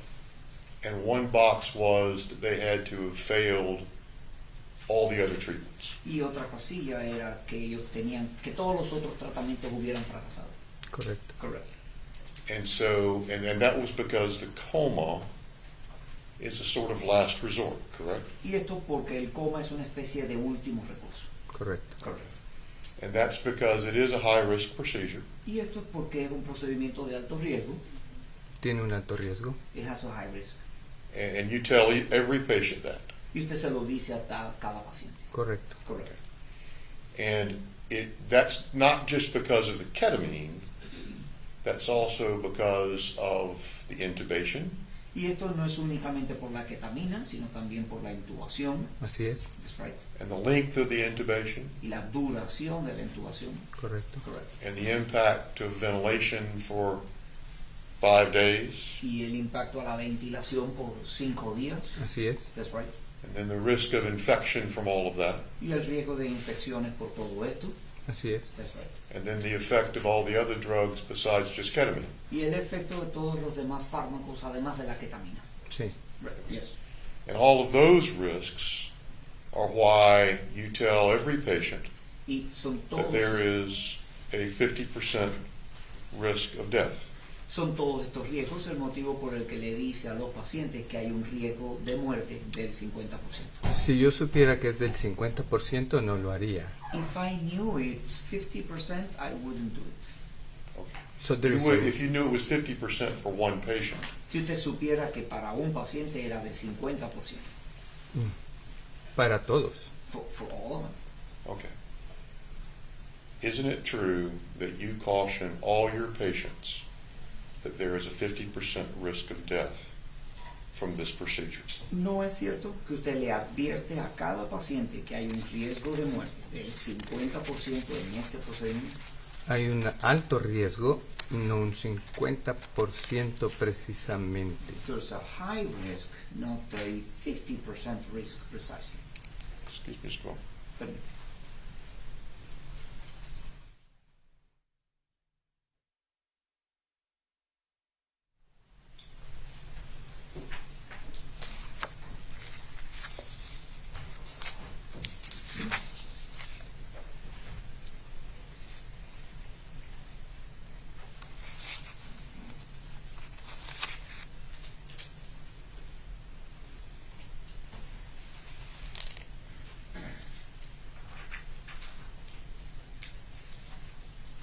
I'm having trouble finding what I'm looking for here.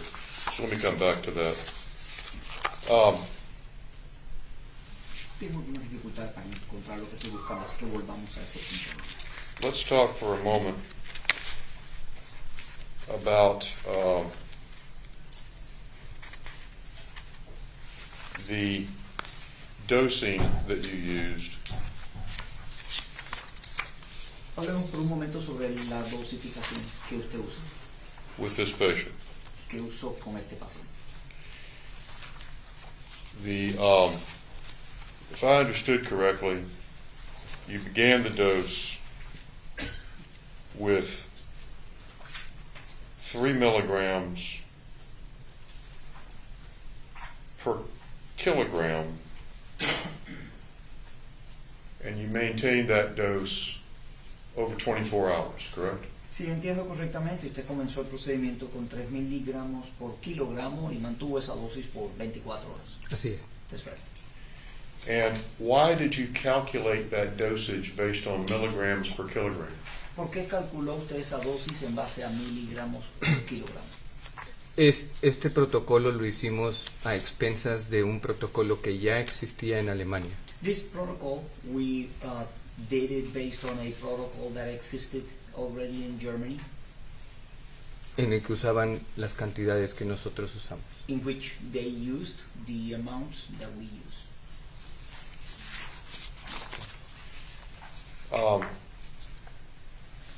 Let me come back to that.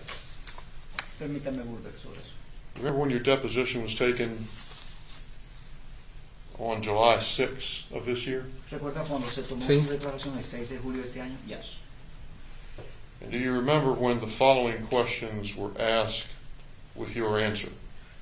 ¿Recuerda usted cuando se le hicieron las siguientes preguntas y sus respuestas? Okay, and did you tell them, patients, that the risk of death was 50%? Answer, 50% Objection. or more. Can he be shown the Sure, deposition and asked? by all means. Should I show it to the interpreter or the witness? I can read that. Witness, and you tell what page and line, and if the witness wishes the interpreter to assist him, he can ask. Yeah, if I'm allowed, I have an own copy of the deposition that I obtained for prepping that I can have. And I'm there for you. oh, great. Thank you. Thank you so much, guys. right here.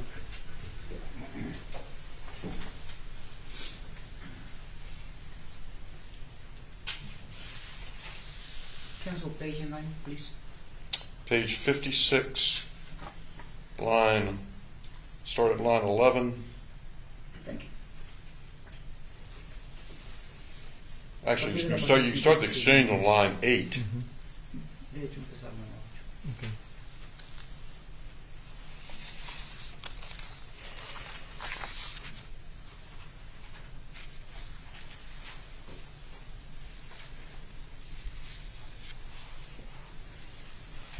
Is that your testimony? ¿Fue ese su Sí. testimonio? Sí, lo que estoy leyendo, sí. Yes, from what I'm reading it was. Very well. Now let's go back to the dosage. Volvamos a la dosis ahora.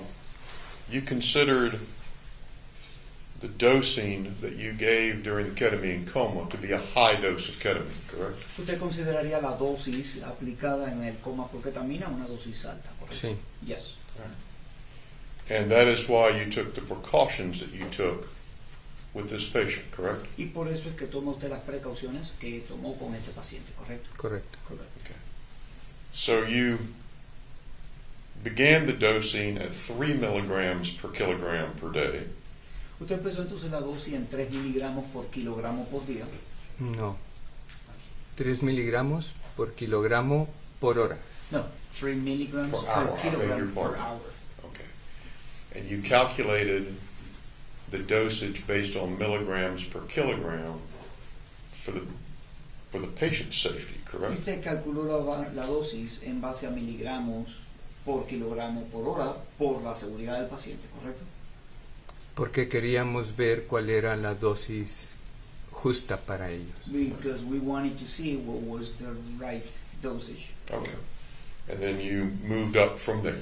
Y entonces empieza a avanzar a partir de ahí. Is that correct? Correcto. Okay. And then at the 3 milligram level, that's an anesthetic dose, correct? Al nivel de 3 miligramos es una dosis anestésica. Correcto. As if this patient were undergoing surgery. Es como si este paciente fuera a pasar a cirugía. Sí. Yes. Okay. And then you did that for 24 hours. Lo hizo por 24 horas entonces. Sí. Yes. And then you moved up to 4 milligrams per kilogram. Y entonces correct? subió a 4 miligramos por kilogramo. Correcto. Correcto.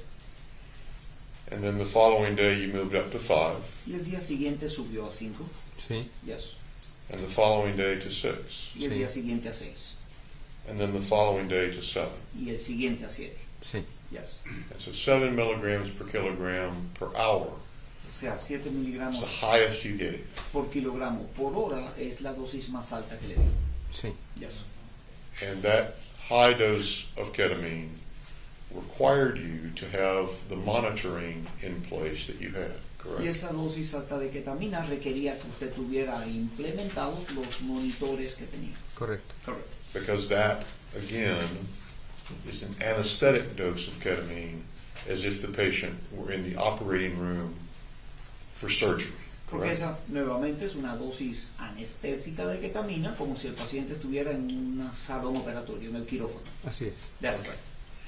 And we saw in the pictures that counsel displayed to you Y vimos en las fotos que el abogado le mostró that this patient was in an ICU, intensive care unit type setting, que correct? este paciente estaba en un ambiente de cuidados intensivos. Correcto. Okay. And so she had in an endotracheal tube, Tenía una intubación endotraqueal. Sí. Yes. she had an arterial line in, Tenía una Sí. línea arterial. and that was for constant vital sign monitoring, Y eso es para monitoreo constante de los signos vitales. Sí. Yes. as well as delivery of fluids if need be. Así como la alimentación, si se necesita. Delivery of food. IV fluids. para líquidos que se necesiten. For liquids that Right. are needed. Sure. And you also had a feeding tube in, Y, I'm sorry. Ya, feeding tube. Un Feeding tube. Feeding tube. Oh, feeding tube. Un Ah. tubo de ajuste. Sí, utilizamos un tubo de alimentación que va de la boca estómago y luego a duodeno, que es intestino delgado. Yes, we use a feeding tube that goes from the mouth into the stomach and then to a duodenum, Para, which is para alimentación. the thin intestines for the feeding. All right. And in this particular case, this patient had some trouble with gastroparesis when the feeding tube was used, En correct? este caso en particular, este paciente tuvo ciertos problemas con gastroparesis. Gastroparesis. Sí, por el tubo de alimentación. No por el tubo de alimentación. Not because of the feeding tube. Because of, Debido a El CRPS puede tener cierta actividad sobre las vísceras. CRPS can have certain activity on guts.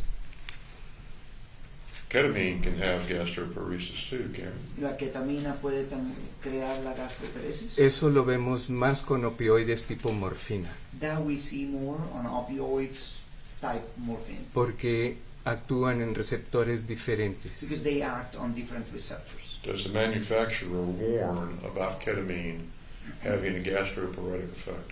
El fabricante advierte que la ketamina puede tener un efecto de gastroparesis. Pudiérase ver, pero no es lo frecuente. It could be seen, but it's not frequent. Now, during the time that this patient was under this general anesthetic, did she also have an addiction? Durante el tiempo en que este paciente estuvo bajo anestesia general, tuvo también un episodio de colonización de cándida. Sí, en uno de los cultivos que tomamos del tubo endotraqueal creció Candida albicans. Yes, in one of the cultures taken from the endotracheal tube, there was a growth of Candida albans. And that required treatment for several days with an antifungal, correct? Y eso requirió tratamiento por varios días con un antifúngico. Correcto. Correcto. And that was because of the endotracheal tube. Esto debido al tubo endotraqueal. Es probable que sí. It probably is. And the endotracheal tube was necessary to protect the patient's airway with these high doses of ketamine. Y el correct? tubo endotraqueal era necesario para proteger las vías respiratorias del paciente con estas altas dosis de ketamina. Correcto. Correct. You've told us how many mgs per kg, how many milligrams per kilogram. We call that mgs per kg, right? Usted nos ha dicho cuántos miligramos por kilogramos, le decimos mix por kgs. Miligramos is milligrams, micrograms is micrograms. Okay, but this was milligrams. Yes, Pero son miligramos. correct. This is milligrams per kilogram per hour. Son correct? miligramos Sí. por kilogramo por hora. And Yes. if we wanted to figure out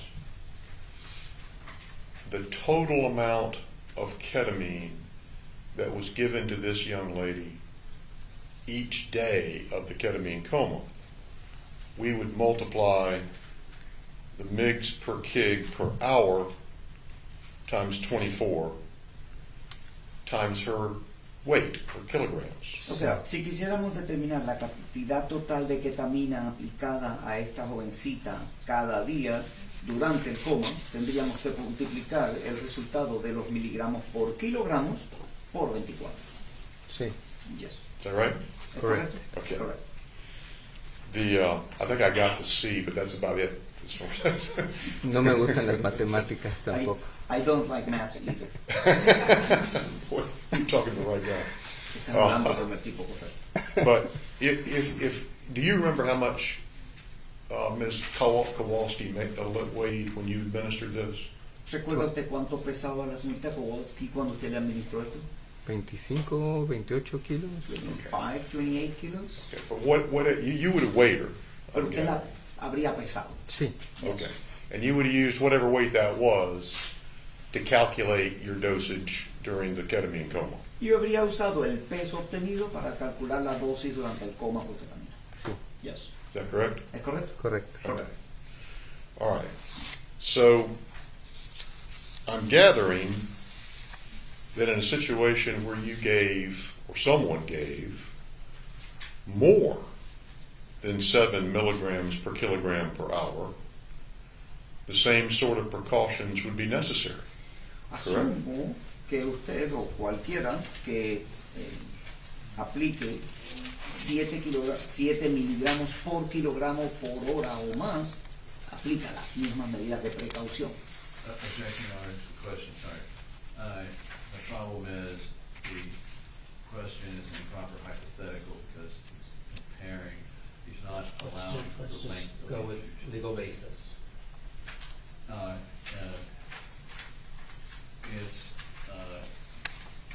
assumes facts not in evidence and it misstates the method of measuring the ketamine dose. Overruled. You can Puede responder. La objeción es desestimada.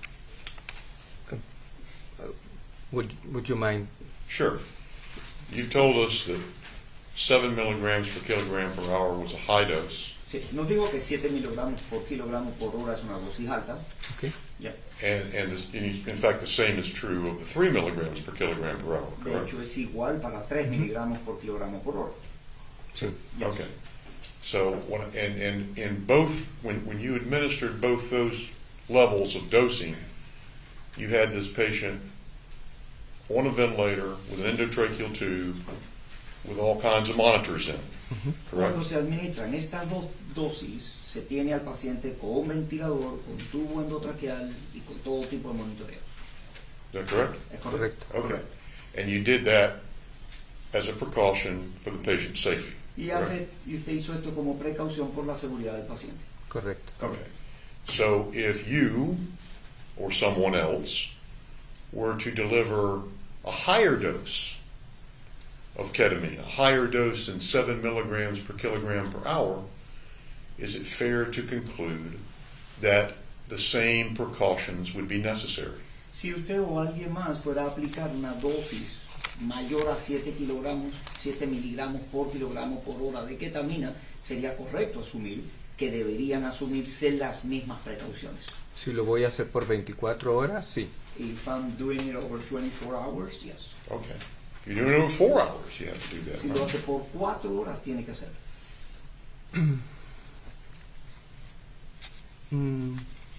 Not sure about. No estoy seguro de eso. Not sure about that. Not sure about that. Okay. Do you do that? ¿Lo hizo usted? Lo más que he dado yo son 2,000 miligramos en 2 horas. The most I have provided is 2,000 milligrams in 2 hours. And you did that without an airway. Yes. Y eso lo ha hecho sin You did that without monitoring. sin monitoreo.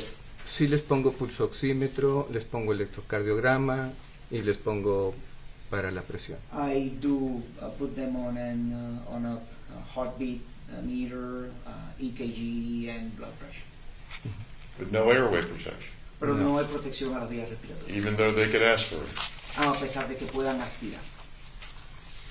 Ellos, la ventaja de la ketamina es que mantienen su permeabilidad de la vía aérea.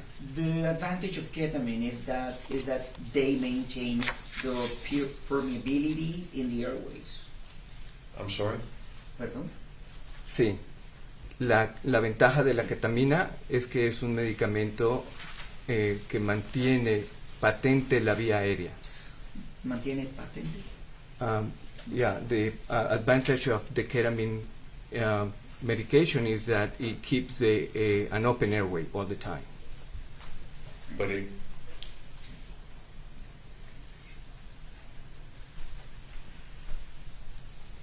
But the airway can be compromised by aspiration or other complications of the medication, Pero correct? las vías respiratorias pueden verse comprometidas por aspiración o por alguna otra complicación médica. Eso lo vemos frecuentemente con cualquier dosis. That we see it frequently with any doses. Okay. So you do see that? O sea, lo ha visto. Sí. Yep. Okay. Now, when this patient came to you, well, let me finish that for a minute. I'll come back to this. Counsel asked you about some of the result. Sorry. That's okay. I didn't expect you to be that loud. I was looking for the waterfall. It wasn't me. When this patient emerged from ketamine coma, you described some of the effects. Cuando esta paciente salió del coma, porque también usted describió algunos de los efectos. Did she still have dystonia? ¿Aún tenía ella distonia?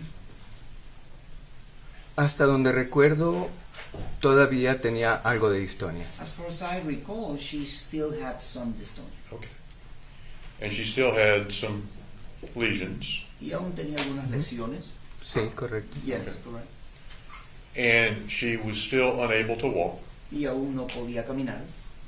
Correcto. Okay. Can we get that exhibit number 60 up again?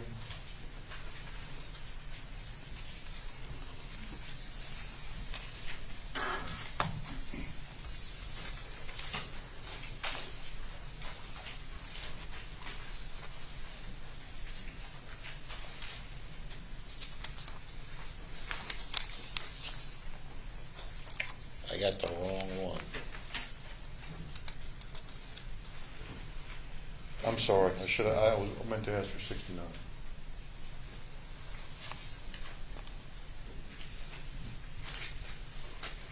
Okay. This is the picture you talked about in the wheelchair. La foto de la que usted hablaba en la silla de ruedas. Sí. Yes. This patient is using a seat belt to secure in the wheelchair, correct? Esta paciente tiene un cinturón para asegurarla a la silla de ruedas, ¿correcto? Sí. Yes. Okay. And then she still had some pain, but her pain was better, correct? Y aún tiene algo de dolor, pero está mejor del dolor. Muy probable. Very likely. So, if I understand correctly, after this coma procedure, patient came back to you for a booster, correct? Si entiendo correctamente, después de este procedimiento del coma, la paciente volvió con usted para un refuerzo. Correcto. Correcto. And then after that,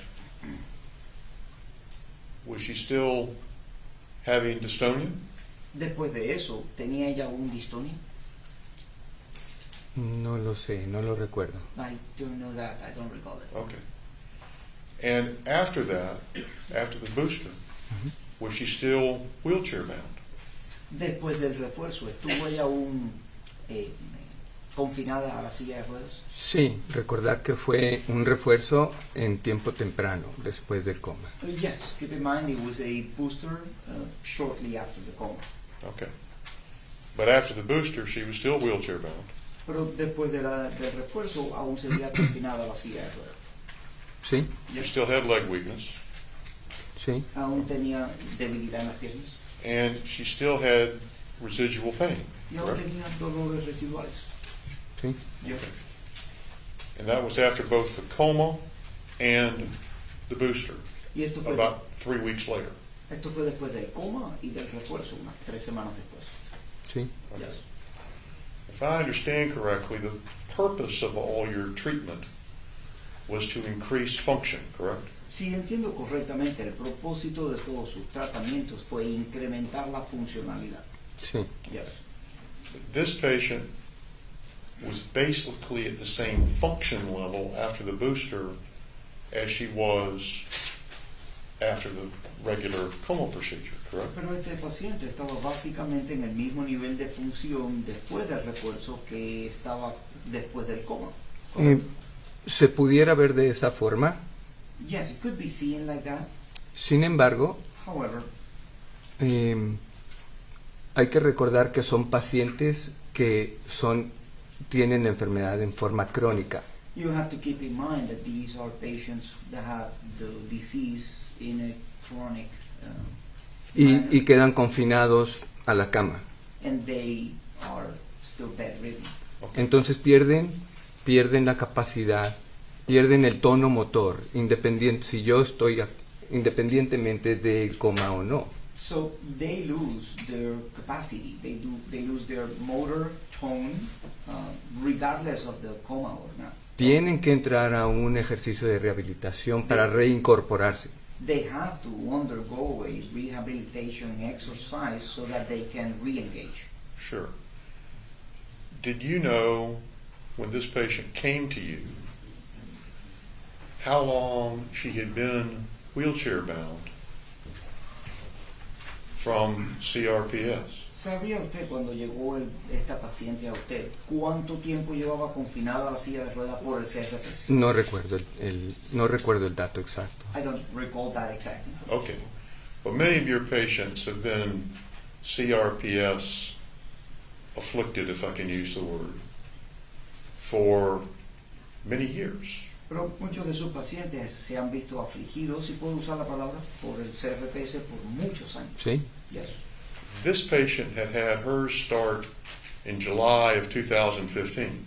Did you know that? Paciente tuvo su comienzo en julio del 2015, ¿lo sabía usted? Correcto. Correcto. Okay. So she had had it for a comparatively short period of time. O sea, no había tenido comparativamente por un periodo de tiempo corto. Sí. Yeah. Okay. But when she came to you to start with, from Dr. Kirkpatrick, Pero cuando llega usted, para empezar, referida por el Dr. Kirkpatrick, she had an intractable case of CRPS, correct? ella tenía un caso no rastreable de CRPS. Intratable. Intratable. Ella era un caso refractario al tratamiento convencional, sí. She was a refractory case to conventional treatment. That's what I wanted to get to.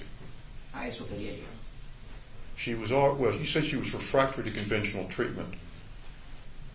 Had you seen any records from All Children's Hospital? Me dice que ella era un caso refractario al tratamiento convencional. Ahora, ¿había visto usted algún expediente de Regional Children?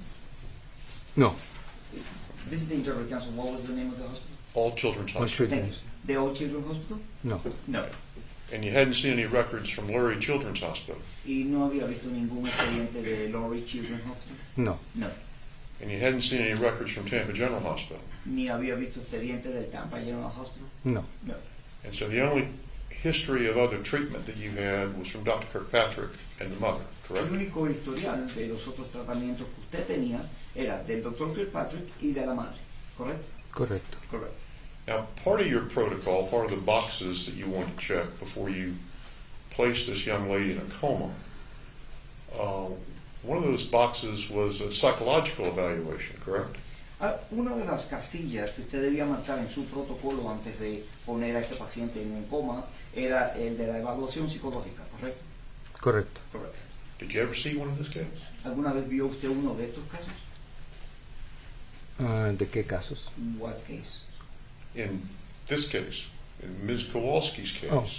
did you ever see a psychological report of the type you usually get for your protocol before she was placed in ketamine coma?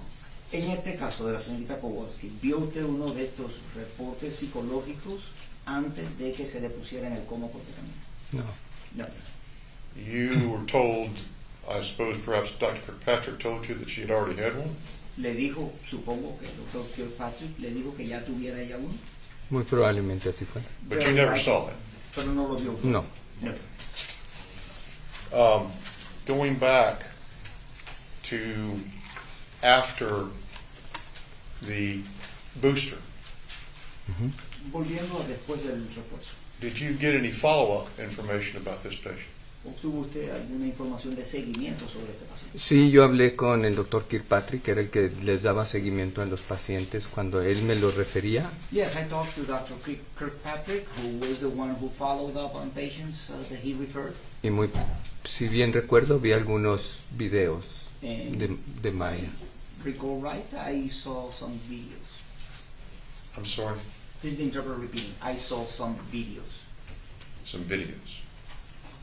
Did you know that Dr. Kirkpatrick didn't see this patient from January until May of 2018? ¿Sabía usted que el doctor Kirkpatrick no vio a este paciente desde enero hasta mayo del 2018? No recuerdo de cuándo eran los videos. I don't recall when were the videos from. I believe the videos you saw were from January 2017. No, check that, I'm sorry, 2016, but don't hold me to that. Point is, did you get any follow-up information from Dr. Kirkpatrick regarding this patient after the video you got following the booster Creo que los videos que At all. usted vio habrían sido de enero 17 o 2016. En todo caso, ¿obtuvo usted alguna información de seguimiento del Dr. Kirkpatrick después de ver estos videos? No lo recuerdo. I don't recall. Okay. Were you ever made aware that this patient had required 55 ketamine boosters over the 10 months following your booster? ¿Se le informó en algún momento que esta paciente requirió 55 o más refuerzos de ketamina en el periodo de 10 meses después de su refuerzo?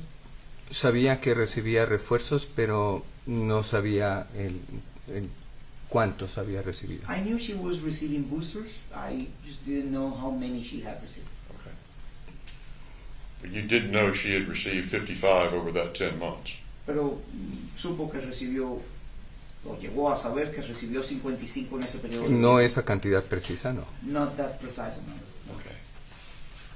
And did you know that she had suffered a relapse of her CRPS in October of 2016? Y supo usted que en octubre del 2016 sufrió ella una recaída de su CRPS.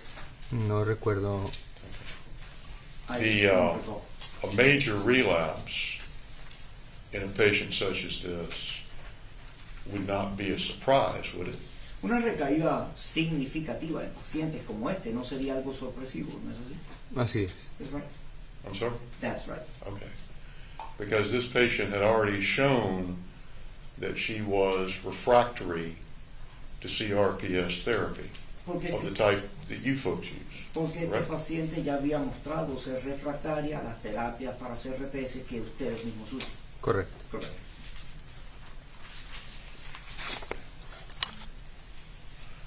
Do we have the video?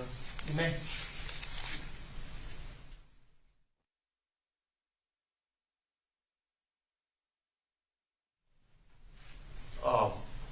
Just one last question or set of questions here. You don't have any records of the care you rendered to Maya Kowalski any longer, do you? No conmigo. Not with me. Okay. Those are maintained by the hospital down there? So, ¿los mantiene el hospital allá? Sí. Yes. Incidentally, did you ever get contacted by Dr. Wasnauer regarding this case? E incidentalmente, ¿alguna vez le contactó el Dr. Walsh con relación a este caso? Wesner, Weisner? Yes. no recuerdo haber hablado con él. Okay. I don't recall having talked to him. And you never talked to a pulmonologist or an immunologist about this patient? Y nunca habló con un neumonólogo o sobre este caso. No. No.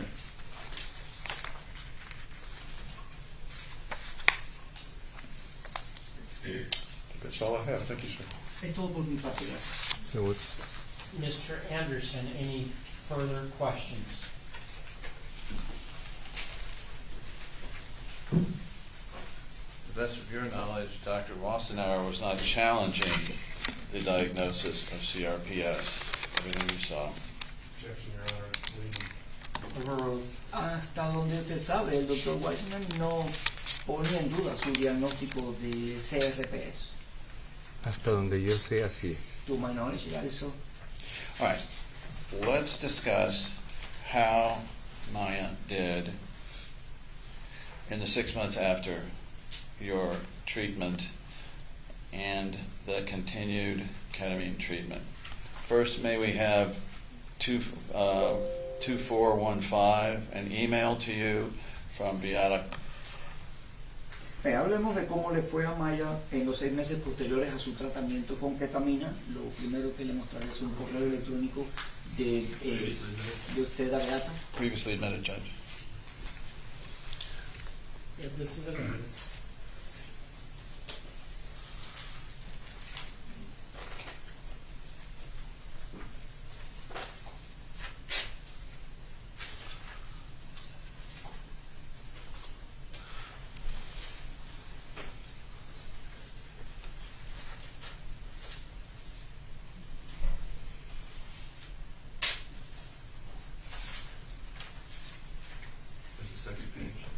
Okay. We can go if the doctor's done. Okay. Okay. So does her email to you lead off with, she saw a huge improvement after these? Este correo electrónico de ella empieza diciéndole que vio una enorme mejoría después de su tratamiento. Say that again. ¿Me lo puedes repetir, por Say favor? that again, can you repeat it, please? The patient's mother, in the first communication back to you, state that there is a huge improvement in her last ketamine infusions and boosters. El correo de la madre a usted empieza diciéndole. I didn't hear it, but it's leading. I think that was just a question. I'm going to overrule that. Let's not read the email. Now, I want to show you some photographs. But first, I want to ask, does it take, in some patients, a period of time for the your ketamine procedures to come to fruition? That is, to give the patient the full benefit of them. Le requiere a un paciente un periodo de tiempo completo después de aplicarse el procedimiento para ver los beneficios totales del procedimiento. Sí, habitualmente yo les pido a los pacientes esperar al menos 30 días para empezar a ver realmente cambios. Yes, usually I ask patients to wait at least 30 days to start actually seeing changes. So, let me show you then some post-coma pictures. Can we pull up 2530-006? Date of this photo, for the record, is December 28th, 2015, about 6 weeks after. Bien, le voy a mostrar una fotografía del 28 de diciembre del 2016, unas, did you say 26 council weeks? No, I said about 6 weeks. 6 weeks, okay. Unas 6 semanas después del procedimiento. Does this patient look like she is improving from the patient you saw? ¿Luce este paciente que está mejorando del paciente que usted vio? Definitivamente. Definitely. Let's look at 0027. That's 253027. Does this patient look like she had improved from the time that you last saw her? ¿Luce este paciente haber mejorado desde la última vez que la viera usted? Sin duda. No doubt. And let's look at 2687. We're moving now to March, some 3.5 months later. Y pasemos a la siguiente foto de marzo, unos 3 meses y medio después.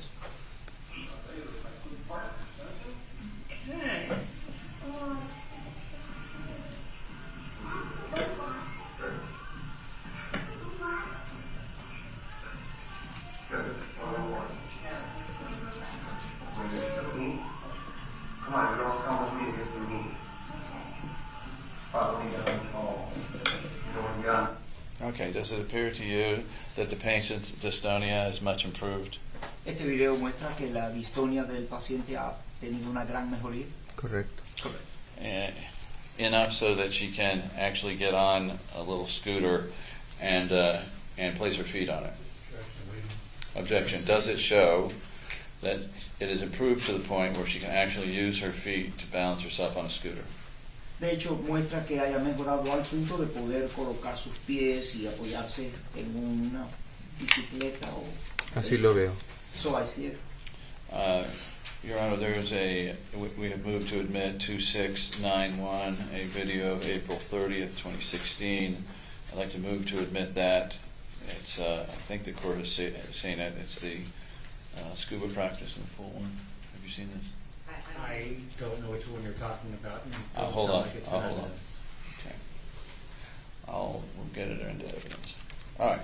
And so let's go to now about 5-6 months after your treatments. 2-6 months.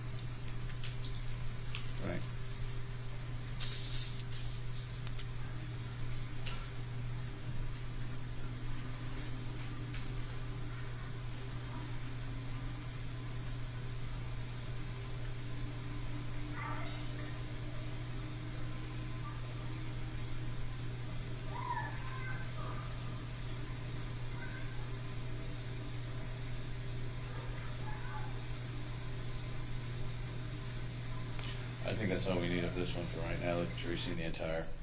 Doctor, did you notice in here that Maya has sufficient upper body strength now to balance herself on a pool toy? Objection, Your Honor. Sustained. What, if anything, did you see here about Maya's core strength improved? ¿Qué ve usted, si ve algo, sobre la mejoría en la fortaleza superior de Maya? Si yo no supiera que Maya ha pasado por todo lo que pasó, en este video en particular la veo como una niña normal. If I had not known that Maya went through everything she went through in this video, I'd see her like a normal girl. No quise decir normal. I didn't mean to say normal. Sin que no tuvo un padecimiento como la But CRP. not having had a disease like CRPS. And this is following the follow-up infusions with Dr. Hannah, to be correct here. The overall impression here was of a child, was striking. Was this child on her way to walking at this point, from what you've seen? Objection, predicate, Your Honor. Overruled. You can answer. Por lo que puede usted ver, esta niña va camino a poder caminar. Sí. Yes. Is there a phrase for seeing is believing in Spanish? Hay una frase en español que dice ver, creer. I'll draw. Lo repito. The amount of ketamine used on the boosters was, I believe, 1,500 to 2,000 over 2 hours. Is that correct? Correcto. La cantidad de ketamina mayor que usted dice haber usado, creo que dijo fueron de 1.500 a 2.000 miligramos en un periodo de 2 horas. Correcto. Correct. And can you explain to the jury a little bit about the concept of titration ¿Puede, in terms of where you reach your dosages? Yeah, it's fair, Judge. Overruled. ¿Puede explicar al jurado el concepto de titración? Sería la valoración.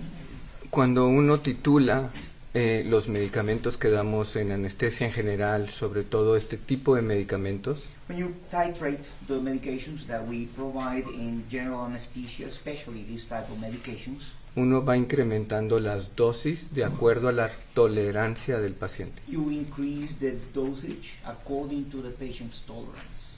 And so up to 2,000 milligrams, in your view, would you say that an outpatient infusion of this amount is perfectly safe? Entonces, Judge, lead again. Overruled. hasta 2.000 miligramos en un procedimiento ambulatorio, diría usted para un paciente que es un procedimiento seguro. Sí, sí lo puedo decir, definitivo. Yes, I can say that, definitely. Nothing further, Your Honor. Mr. Hunter, do you have any further questions?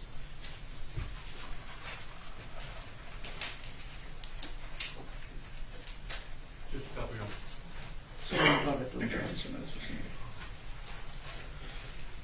We go to trial exhibit 2415-001.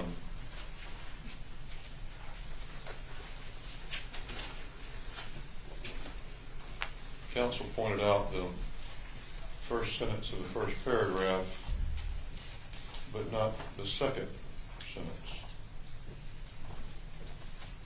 Doesn't that indicate that she's still in the wheelchair, but moving around in the wheelchair better? El abogado señalaba la primera oración de ese correo, pero no señaló la segunda. ¿Indica esta que está aún moviéndose en la silla de ruedas?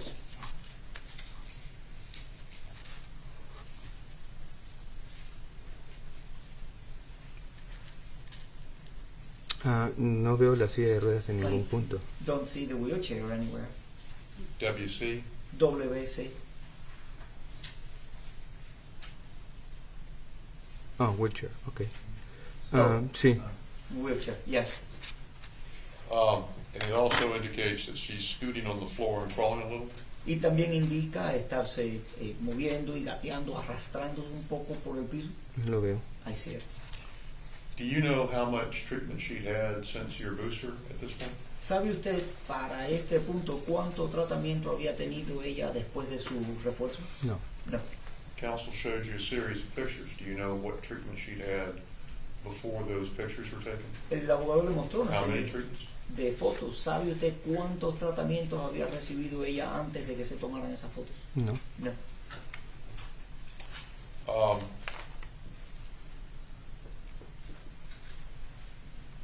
Nothing further. Thank you. Nada más. Muchas gracias. Anything further, Mr. Anderson? I'd like to put this 50%. Do your hospitals you operate in and the insurance companies require you to make the worst possible case scenario known to the patient as part of the procedure? Los hospitales. Judge Form goes beyond the scope and improper hypothetical. I mean, It's not behind the scope of the cross.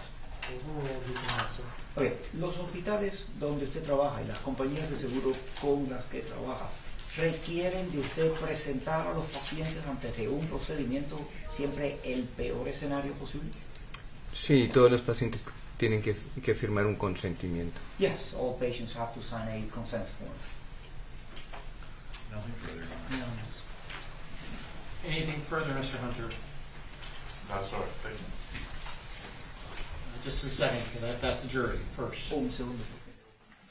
And they have questions.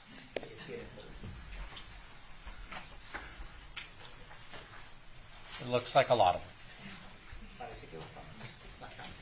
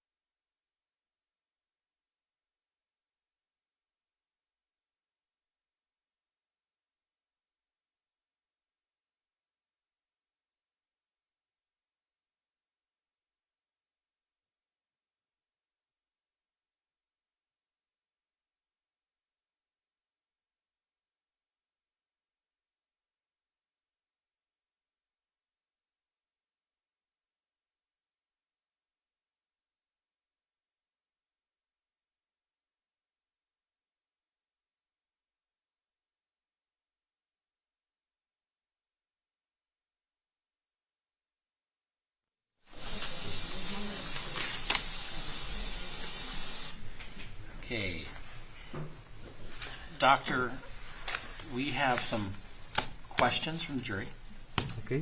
Doctor, tenemos varias preguntas del jurado. and there's quite a few of them, Y hay- which is fine. We're just going to go through one at a time. Por eso vamos a hablar de cada una de ellas a la vez.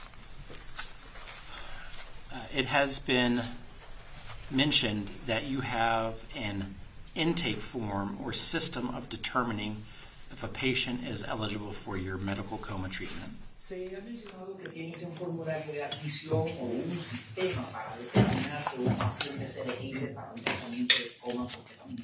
Is it a steadfast requirement that all of these check boxes be met, or during your medical intake, you as a doctor can ultimately determine the eligibility of the patient for this or any procedure? Es requisito que todas las casillas queden marcadas o como médico puede usted personalmente determinar la elegibilidad de un paciente para el procedimiento.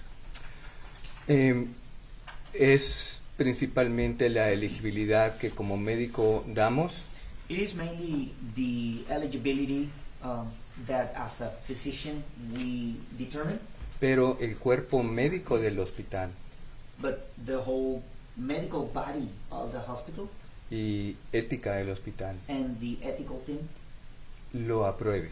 approves it. Next question. Is a medical coma used in hospitals for other purposes, and is it a normal and acceptable procedure to use, and this is not a new or strange procedure? Es el coma. Your Honor, may I read the question? Thank you. Es el coma médico usado en hospitales para otros propósitos y es un procedimiento normal y aceptable en su uso, y si no es nuevo o un procedimiento foráneo, extraño. Es un procedimiento que se utiliza solamente, que lo utilizamos solamente para pacientes con CRPS. It's a procedure that we use only for patients with CRPS. Y es un procedimiento que se ha hecho en otras partes anteriormente. And it's a procedure that has been done in other areas previously. Is a medical coma a highly controversial and unacceptable procedure? ¿Es el coma médico un procedimiento altamente controversial y conflictivo, o sea, criticado? Highly controversial and Unacceptable. e inaceptable. ¿Es controversial? Probablemente sí. If it is controversial, probably it is. No aceptable en términos de qué podemos hablar. Unacceptable, in what terms can we discuss it? Porque son pacientes que tienen una pobre calidad de vida. Because these are all patients that have a very poor quality of life, Y son pacientes que muchas veces tienden al suicidio. and these are patients that in many cases have a tendency to suicide. ¿Qué es? ¿Cuál fue la última palabra? No aceptable. No, yo no pienso que sea algo no aceptable. Whether it is unacceptable, I don't think it's unacceptable. Next question. Can you confirm that you said someone with CRPS has a higher tolerance for pain? Is that correct?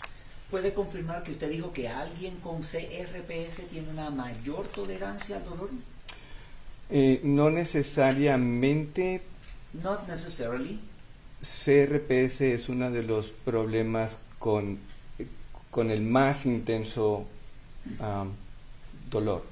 CRPS is one of those problems with the most intense pain. Y son pacientes que tienen que enfrentar el cómo vivir con él. And these are patients that have to cope with how to live with it. Well, in follow-up to that question,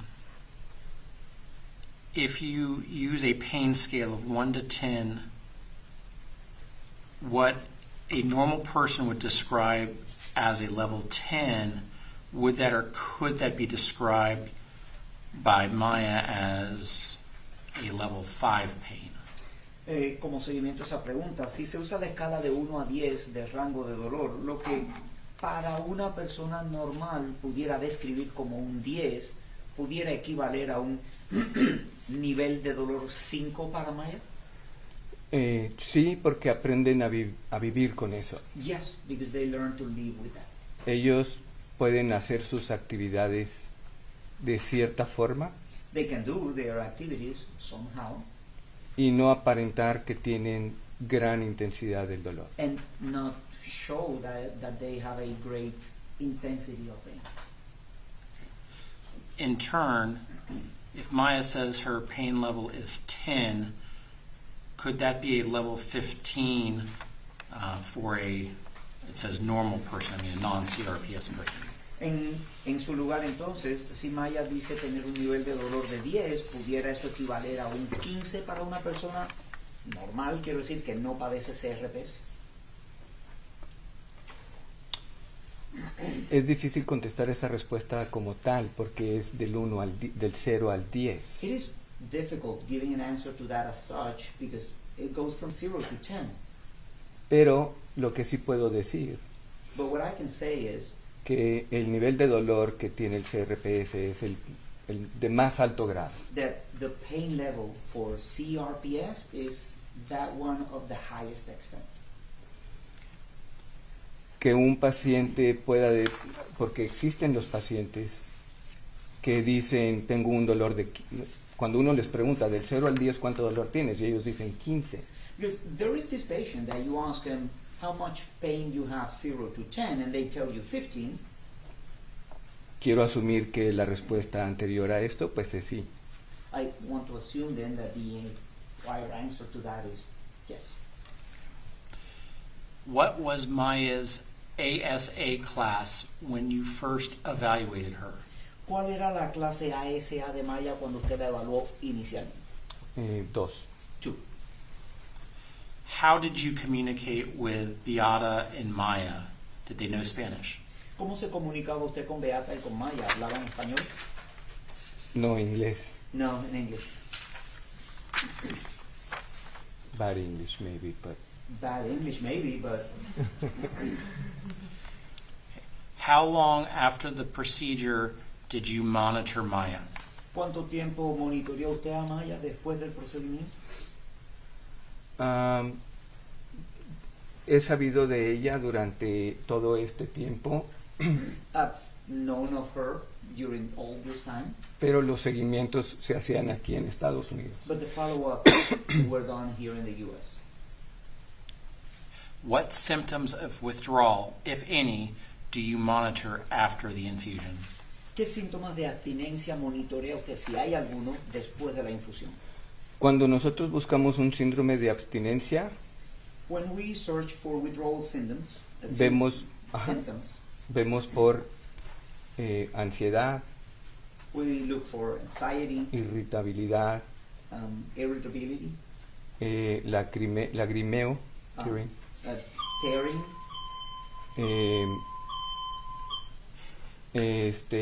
dolor abdominal, abdominal pain, diarrea,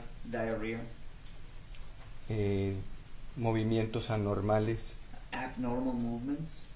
Todos esos son los síntomas y signos frecuentes de un síndrome de abstinencia. All these are symptoms and frequent signs of a withdrawal syndrome. Did Maya experience any side effects from the ketamine coma? ¿Maya experimentó algún efecto secundario del coma por ketamina? Probablemente tuvo algo de confusión mental en las primeras 24, 36, 48 horas. She probably had some mental confusion during the first 24, 36, 48 hours. Pero lo recuperó pronto. But she recovered soon. In the photo of Maya in the wheelchair, was that a seat belt to hold Maya in the wheelchair or a gait belt used for transfers? Or was it being used for both? En la foto de Maya en la silla de rueda, la faja, el cinturón, ¿era un cinturón de seguridad para la silla o un cinturón para transportarla? O vamos. Muy seguramente era un cinturón para la silla. Most likely it was a seatbelt for the wheelchair.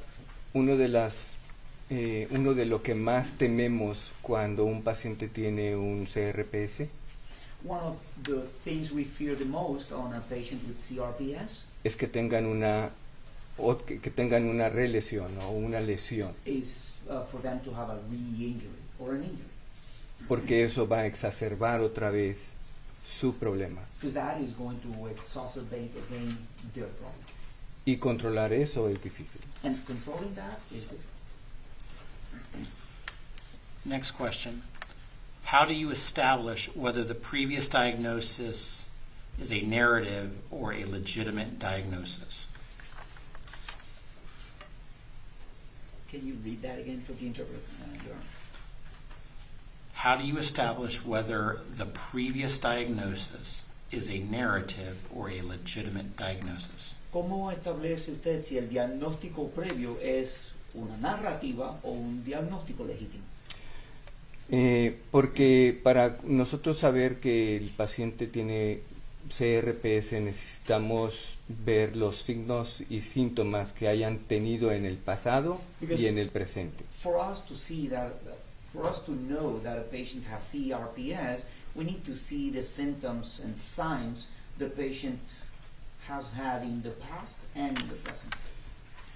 Y cumplir con los criterios para CRPS. And has to comply with the criteria for CRPS. CRPS is a permanent condition. After treatment with a ketamine coma, what is the longest length of time a patient has experienced before relapse? El CRPS es un padecimiento permanente. Después de un tratamiento con coma por ketamina, ¿cuánto es el mayor tiempo que un paciente ha pasado antes de una recaída? Tengo conocimiento de varios pacientes que han estado en el estudio. It is my knowledge of several patients that have been in the study Que han tenido el relapso a la fecha. Que han estado sin síntomas hasta la fecha. That have been out of symptoms to the date. What is the shortest length of time until a relapse? ¿Cuál es el tiempo más corto en que haya ocurrido una recaída? Al grado de llegar como estaban antes del procedimiento. To the degree of being how they were before the procedure? The question asks, what is the shortest length of time since the medical or the ketamine coma until there's a relapse? La pregunta es, ¿cuál es el menor tiempo en que haya ocurrido una recaída después de un coma por ketamina? Quiero decir 3 meses. I'd like to say 3 months. With CRPS, can a lesion form from a minor abrasion? Con CRPS puede formarse una lesión de una abrasión menor. Sí, definitivo. Yes, definitely. Puedo dar un ejemplo. I can give you an example. Hace unos días, hace 10, 15 días tuve una paciente que tiene CRPS. Just a few days ago, 10, 15 days ago, I had a patient that has CRPS. Y íbamos a hacer un procedimiento. And we were going to do a procedure. Y una enfermera le pidió que le mostrara su mano. And a nurse asked her to show her hand. Porque no le permitían meter un corta uñas. Because she was not allowed to bring a nail clipper into the OR, the operating room. Entonces, cuando ella se descubrió su mano, so when she uncovered her hand, ella tomó a la paciente de la muñeca. She held the patient by the wrist. Para el día siguiente tenía un dolor excruciante, un dolor excruciating. By the following pain, she was in excruciating pain. y le aparecieron lesiones and she had injuries, and injuries appeared con solamente tocar. from just touching her. Can a cut or abrasion turn into a lesion? ¿Puede una cortada o una abrasión convertirse en una lesión?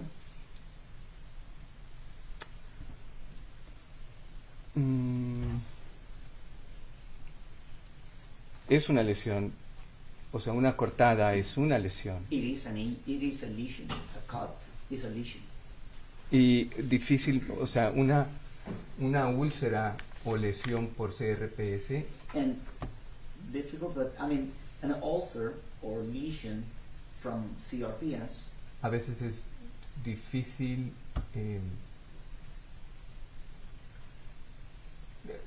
es difícil para mí decir que una lesión se va a convertir en una lesión de úlcera de CRPS. I mean, it's difficult for me to say that a lesion is going to turn into an ulcer or a lesion from CRPS.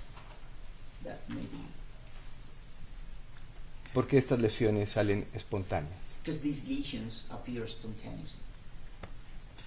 During your diagnosis of Maya, what symptoms from the constellation of CRPS issues did you document and observe? Durante su diagnóstico de Maya, ¿qué síntomas de la constelación CRPS observó usted y documentó?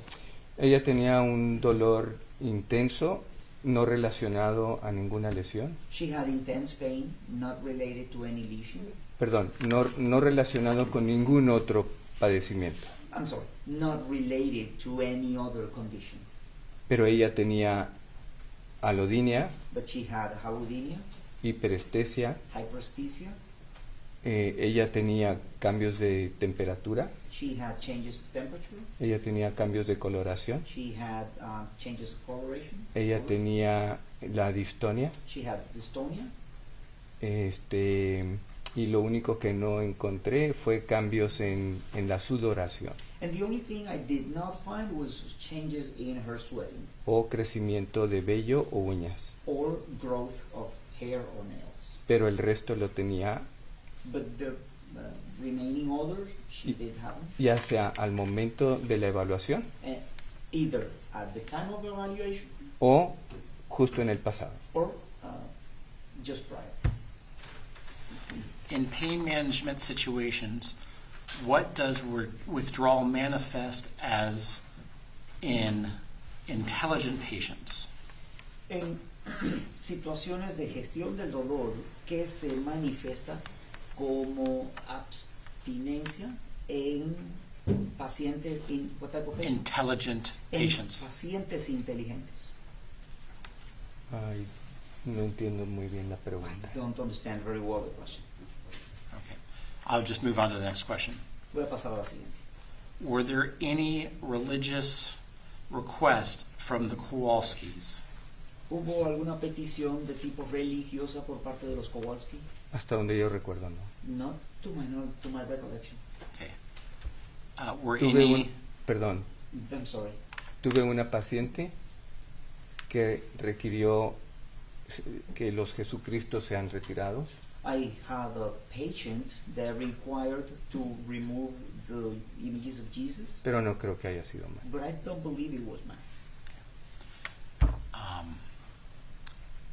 Do you know if any religious ceremonies were done? ¿Sabe si se hicieron algunas ceremonias religiosas? No. No. Did Maya complete her treatment fully?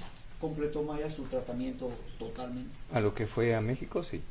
For what she went to Mexico, yes. Next set of questions. What is the reason you put Maya in the coma versus just giving treatment? ¿Cuál fue el motivo para poner a Maya en el coma en lugar de solamente darle tratamiento? Porque ella tenía una muy mala calidad de vida. Ella estaba confinada en la cama. Because she had a really bad quality of life. She was bedridden. Tenía toda la sintomatología. She had all of the symptoms. ya había pasado por varios tratamientos and she had been through several treatments. y no tenía otra opción al momento. No other option at the time. What are the dates of the boosters? ¿Cuáles fueron las fechas de los boosters, de los refuerzos?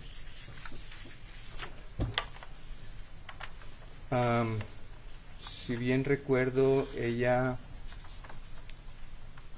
estuvo a finales de noviembre en el coma. If I recall correctly, she was around late November in her coma. Ella salió del hospital el día, quiero pensar que fue el día 14, She left the hospital on the 14th, I want to think, y luego regresó como a la segunda o tercera semana. and then came back about 2 or 3 weeks later. No sé contar exactamente la fecha. I can't give you a count for the dates. Next question. Was the highest dose of ketamine, 7 milliliters per kilogram, for the coma, determined by Maya's pre-operative weight, but started with the lower dose of 3 milliliters per kilogram to check tolerance before increasing the dosage to 7 milliliters on day 5. La dosis de 7 miligramos por kilogramo como dosis máxima para el coma fue determinada por el peso preoperatorio de Maya y se comenzó en 3 miligramos para evaluar su tolerancia antes de aumentar la dosis. La idea principal era precisamente encontrar la tolerancia de los pacientes cuando son sometidos a altas dosis de ketamina. The main idea is finding precisely the tolerance of patients when they are submitted to high doses of ketamine. Pero esos 3 miligramos por kilo por hora que fueron subiendo paulatinamente, But those 3 milligrams per kilogram per hour that were gradually increased todos los días hasta llegar a 7, every day until reaching 7 ya era un protocolo previamente establecido en otros sitios. was a protocol already pre-established somewhere else. The next series of questions. What is the percentage of U.S. patients does your practice treat? ¿Cuál es el porciento de pacientes de los Estados Unidos que su clínica atiende o que en su ejercicio usted atiende? En general son pocos.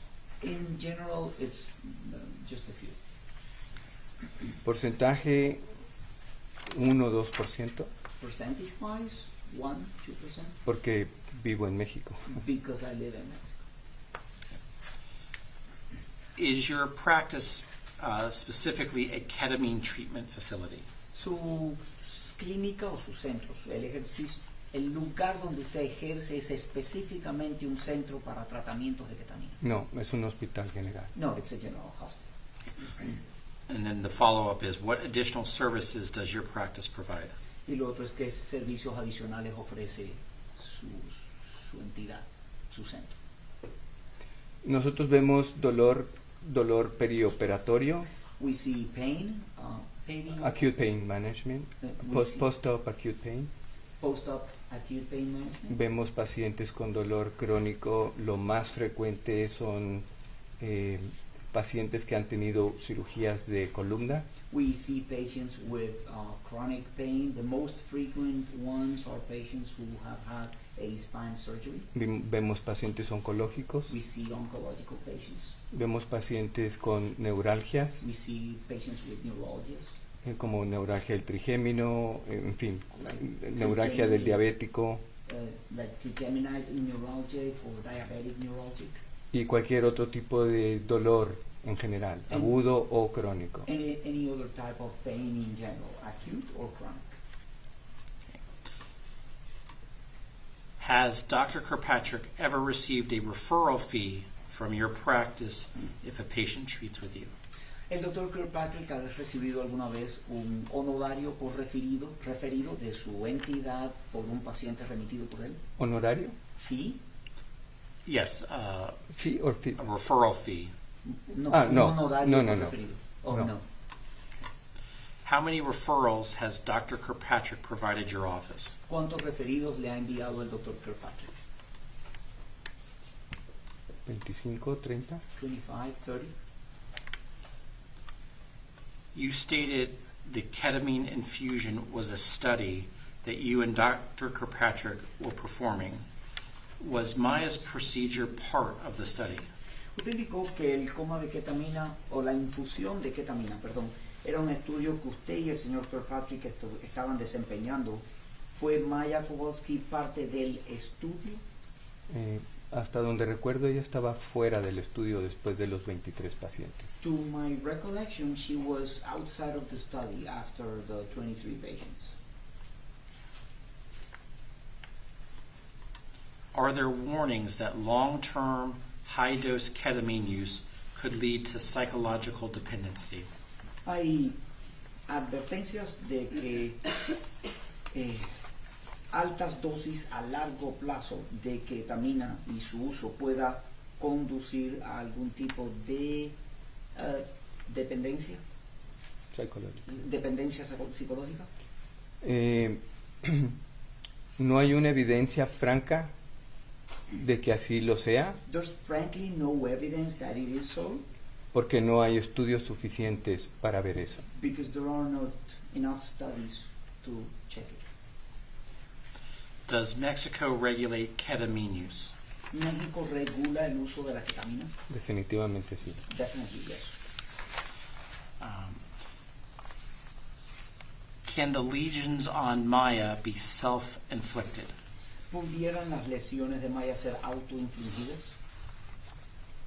Después de ver tantas lesiones de CRPS, no creo que estas hayan sido provocadas por ella misma. After seeing so many lesions from CRPS, I do not believe that these were caused by herself. Members of the jury, the balance of the questions I cannot ask. Mr. Anderson, do you have any follow-up questions? Judge, as to the question regarding, we would like rehearing then on 2681, the sound for that. Yes, you can play it. Do you need to play it now or? Yes, it's only 30 seconds or a minute. And the audio, Mr. Reyes, the audio is allowed. I know it's over the objection.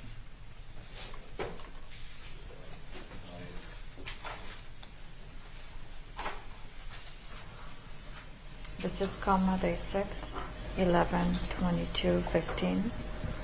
Dear Lord, help me to understand that difficult times can make me stronger in the end, even though it may not always be easy to see. God bless you. Thank you. Regarding the number of referrals from Dr. Kirkpatrick, can you tell us how many years he has been referring patients so we know approximately how many per year? Con relación a los referidos del Dr. Kirkpatrick, ¿puede decirnos por cuántos años ha estado refiriéndole el paciente para poder entender cuántos por año? Desde el 2007, 2008. Since 2007 or 8. So over, what is that now, 16 years or Más so? de 16 años. 15, 16 years. So about 2 a year? 3 a year? Entonces, diría usted. Lo que pasa es que a veces pasan 2 o 3 meses que no tenemos paciente. The problem is that sometimes 2-3 months go by, we don't have a patient. In terms of the percentage of patients outside from the U.S., if we look to Europe and the rest of the world, what percentage of your patients are from outside Mexico? Pues, con relación al porciento de pacientes de los Estados Unidos, si evaluamos Europa y el resto del mundo, ¿qué porciento de sus pacientes son de fuera de México? Aproximadamente el 80%. Approximately 80%. 80%? El 80%. So that includes the European countries. lo cual incluye los países europeos. Hemos tenido pacientes de Nueva Zelanda, We had patients from New Zealand, de Australia, de España, Spain, de Canadá, Canada, de Inglaterra from England, y Estados Unidos. and the US. Now, what were the concerns of what would happen to Maya if she did not have this treatment after all of the other remedies had been tried? ¿Cuál era la inquietud con relación a lo que pasaría con Maya de no haberse aplicado este tratamiento después de haberse intentado los anteriores? Es difícil, particularmente en una persona, saber qué va a pasar. It is difficult to know, particularly in one person, what will happen. Pero dolor crónico But pain, chronic, es un síndrome, it's a syndrome, no es un síntoma. not a symptom. Y como síndrome puede llegar a ser fatal. And as a syndrome, it can get to be fatal. Pero es muy difícil predecirlo en qué persona va a But suceder. it is very difficult to predict what person it will happen on. Has he lost patients, or does he know of patients who have died from CRPS without treatment? ¿Ha perdido usted pacientes o Or with conoce treatment? de pacientes que hayan fallecido sin tratamiento o después del tratamiento? Conocí a una paciente I met a patient que ella vino al coma, who came to coma. estuvo 3 años fuera con una vida completamente normal. She was 3 years out with Ella- a completely normal life. Ella estudió para ser asistente de médico, She started to become a physician assistant. fue el primer lugar a nivel nacional, She was the first place, national rank. le dieron beca para seguir estudiando, She got a scholarship to continue studying, pero luego tuvo un relapso. but then had a relapse. Después de eso tuvo una caída de su cama, After that, she had a fall from her bed, se fracturó una pierna, fractured the leg. ya no hubo recursos para poder seguirla tratando de la forma como se había estado tratando anterior a su problema. There were then no resources to continue treating her the way she had been treated prior to her problem. Ella paulatinamente perdió la habilidad de alimentarse, Progressively, she lost the ability to feed herself. tuvimos que manejar analgésicos intravenosos para el dolor. We had to use with her IV analgesics for pain, Finalmente falleció. and she finally passed.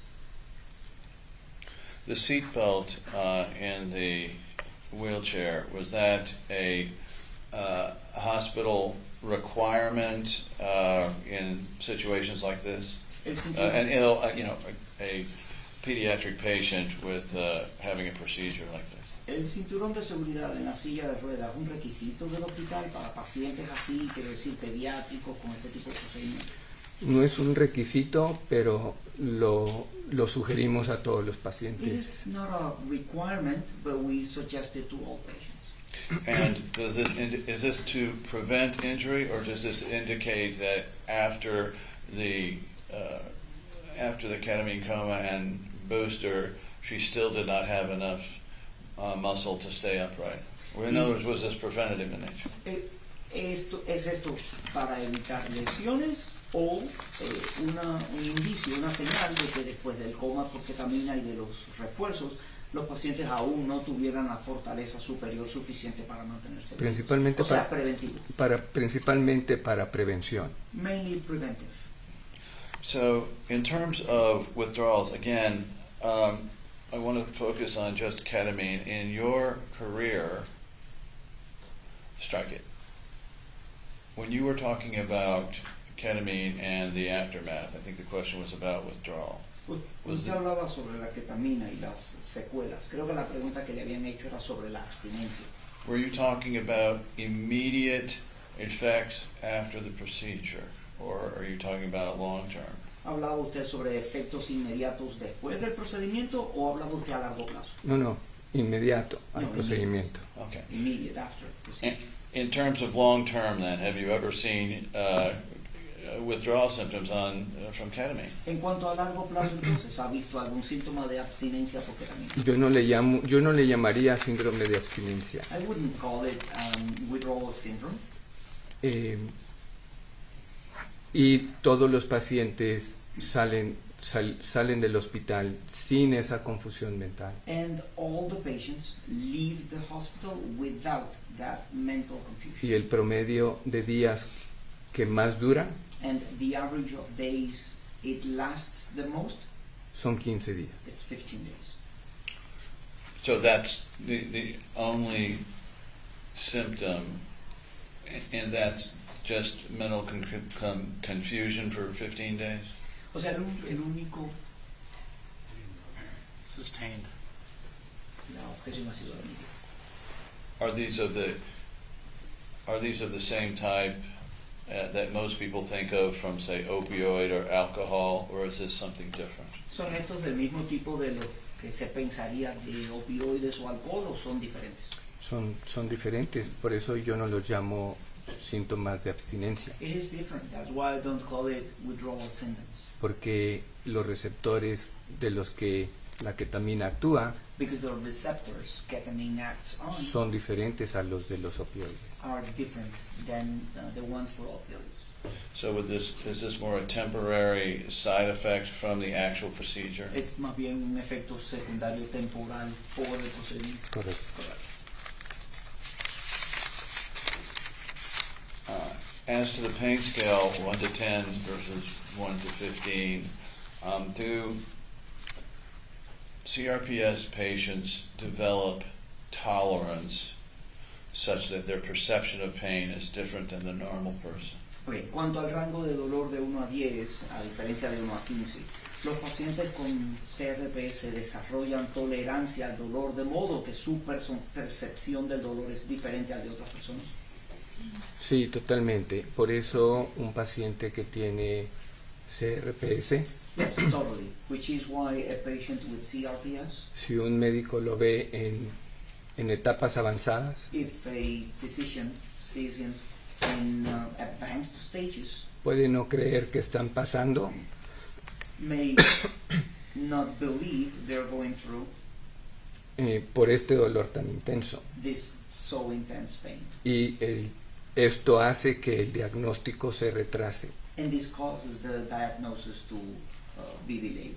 Y entre más se retrasa el diagnóstico, And the more delayed the diagnosis, menos probable que va a obtener ayuda. less probably it is to obtain help.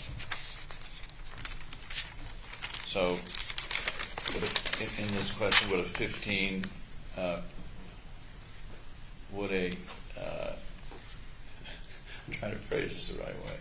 Estoy tratando de poner la pregunta correcta. I think the question was, would the average person rate pain on a different scale than the way Maya would? Creo que la pregunta era si la persona común, normal, graduaría el dolor en una escala diferente a la de Maya. Sí. Yes.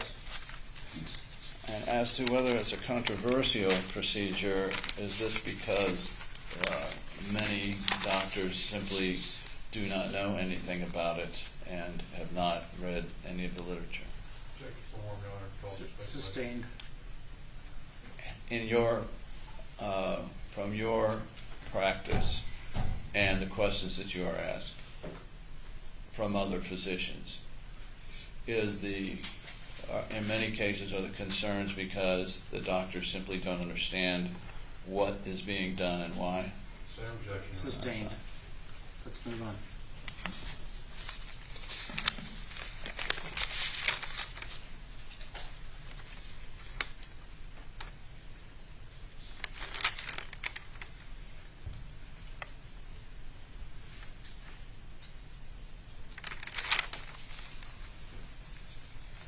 By the time that Maya had come to you, had she already been through physical therapy, psychological counseling, lower dose ketamine, opioids, and all of the usual typical treatments. Beyond scope, estimate.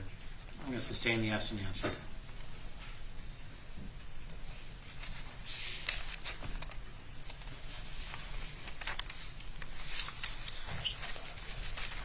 Which one? Oh, yeah, sorry. To confirm any confusion or clear up any confusion about the infusion booster dosing, was it 2,000 milligrams over 2 hours? Para aclarar cualquier confusión con relación al tratamiento de refuerzo, fueron 2,000 miligramos en 2 horas. Correcto. Correcto. And to your experience and knowledge, is that a safe dose on an outpatient basis? ¿Y hasta donde usted sabe y en su experiencia es una dosis segura en pacientes ambulatorios? Sí, es una dosis común. It's a common dose.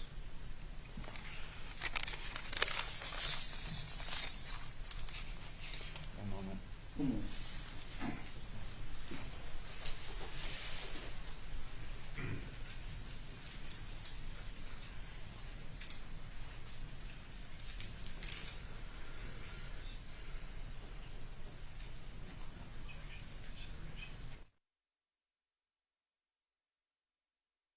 Nothing further. Nada más. Mr. Hunter. Very briefly. Señor Hunter.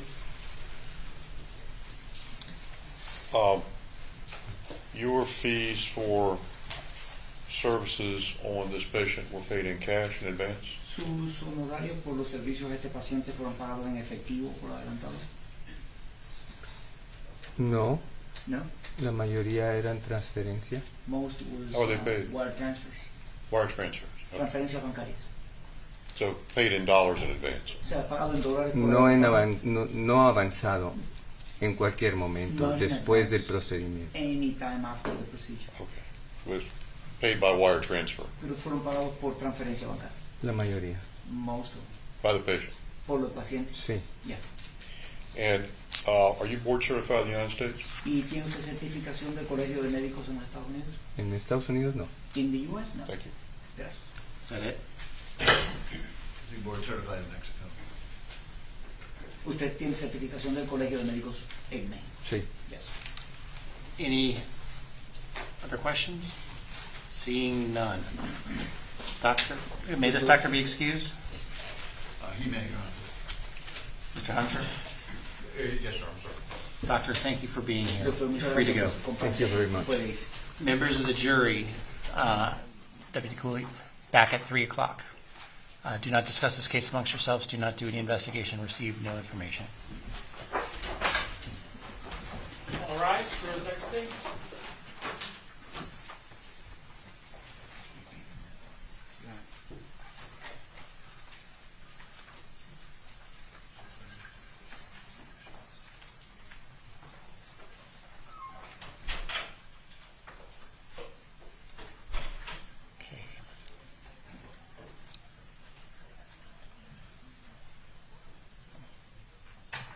The jury is out of our presence. We're going to take a break. Sorry, Madam Court Reporter, for an extra long.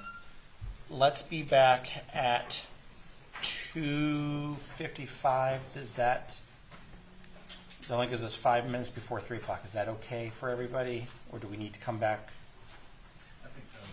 3 o'clock. 2:55. 55. 2:55 it is. See you then.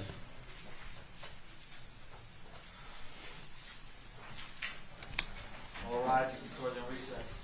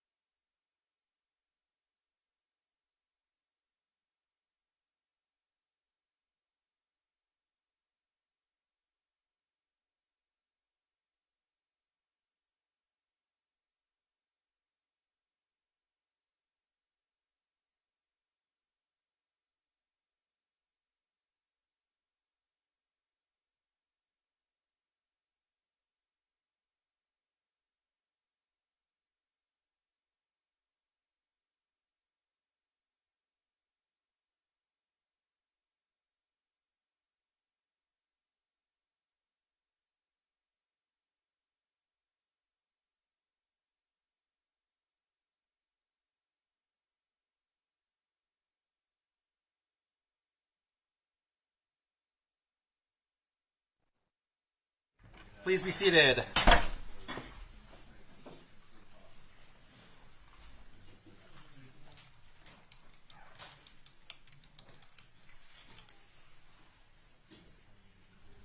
Not yet, but they're in. Okay, great.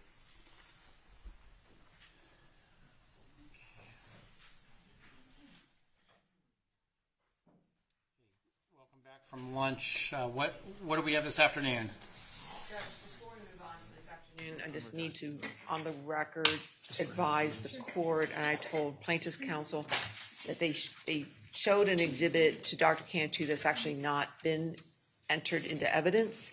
Photograph 252960, the kids on the kayak, they said, this is in evidence, it's not in evidence. I double checked with the clerk.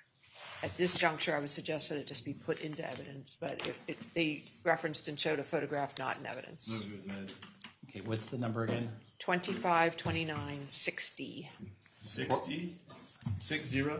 Yeah. The court receives 2529-60. What's next? We had redacted a letter to Mr. Zimmerman we were talking about before we found it, and we redacted all reference to anything other than one in a sentence, Johns Hopkins Hospital. It's actually from Mr. Shapiro. We redacted that, and it says, please cease and desist from any and all contact or communication with Johns Hopkins All Children's Hospital and their employees. We will consider any future communication between you and their employees as a violation of Florida Bar Rule 4-4.2. It's dated December 7th, 2016. Move to admit. We object. There's a sequence of letters that would explain what was going on before and after, including a follow-up letter from my office telling him he's welcome to come to the hospital and we're going to ensure that we comply with orders. This was never disclosed to us prior to Mr. Zimmerman testifying. They plan to use this with him. We need notice of this. So we object at this point. We would need to admit we were going to do this. It was never admitted through the witness. So I don't know if you need to hear more argument on this, but I didn't have a chance to cross-examine him on this. I had no notice that this was coming up on exhibits that they're supposed to get us 24 hours in advance, which they didn't. So we object at this point. This is trial exhibit 2793-001. It's been around for forever. My memory is correct. We didn't have it. Oh, we did not have it? Mr. Zimmerman sent it to us after his testimony, after testifying about the existence of the letter. When? Oh, today? Yes. I take That's that why we didn't back. get it There were beforehand. lots of these. I thought it was a trial exhibit. We'd already disclosed it. But it's brief and it is to the point. But a concern I have with a lawyer to a lawyer letter is you're now dealing with collateral issues that are we now going to explain what the rules of professional responsibility are? It opens up so many cans of worms that are collateral to the issue before the jury.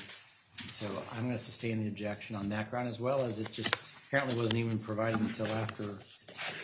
Not before the witness testified, Judge. We were totally unprepared for that, which seemed the intent. And on that note, Your Honor, real briefly, I think we need a curative instruction on this too, because he applied to the jury in his testimony with no notice to us that somehow the hospital blocked him from seeing Maya. Normally, when someone asks for a curative instruction, they hand me what they want. Okay, we will as opposed to just an abstract. I understand, Your Honor. We'll discuss that. I'm not saying that we're going to do it or not. I just we really need to get in the habit of actually proffering language as opposed to. Yes, Your Honor. Just talking. Okay. The last very brief issue before Dr. Henschke testifies, most of her records that talk about relapse deal with litigation-related stress. That's clearly not a compensable action in this. And just so I'm not jumping out of my seat, I was wondering from the plaintiffs if they're going to be arguing that, or proffering testimony through Dr. Henschke that Maya is having relapses because of the stress of the litigation, which would not be a material issue in this case or compensable. It is. I am offering it for the purposes of demonstrating that she has relapses. The defense has contended that she was just bright, sunshiny, and smiling through the entire period of time after she left their hospital. This demonstrates and proves that the child did have a relapse. The only thing, we can look for exactly what it says. It says there was a deposition. That's all. It doesn't say anything else about it. Can I see what we're talking about? Sure. Yes, sir. Have we been provided the redacted copies yet? We still don't have a redacted copy. This is the unredacted copy, Your Honor. There's a whole bunch of handwritten notes on this, so I'm not. I think it's hers. Well, have you shown this to Mr. Shapiro before I start looking at something that has a whole bunch of handwritten? There's no handwritten notes on her records. I just did. Let me look. Perhaps we can just put up one of the records. It's a trial exhibit, Greg. 2011-16. Yeah, here's her records. This is 2011-16? Correct, Your Honor. May I see it, please?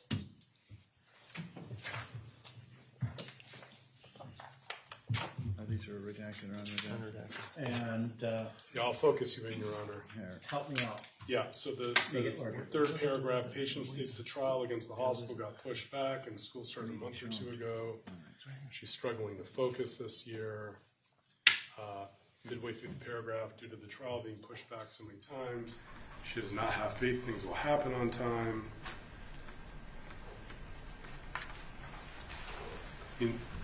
All four notes talk about her stress level being related to litigation, and I'm honestly looking for guidance how to handle this.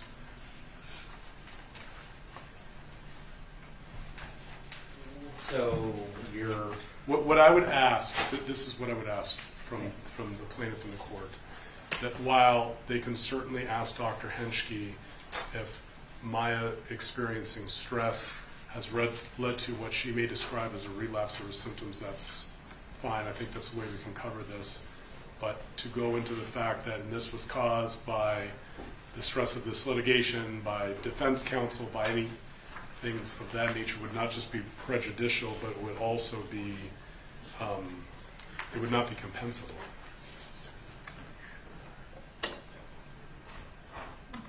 I do not intend to make any accusations as against counsel or the litigation.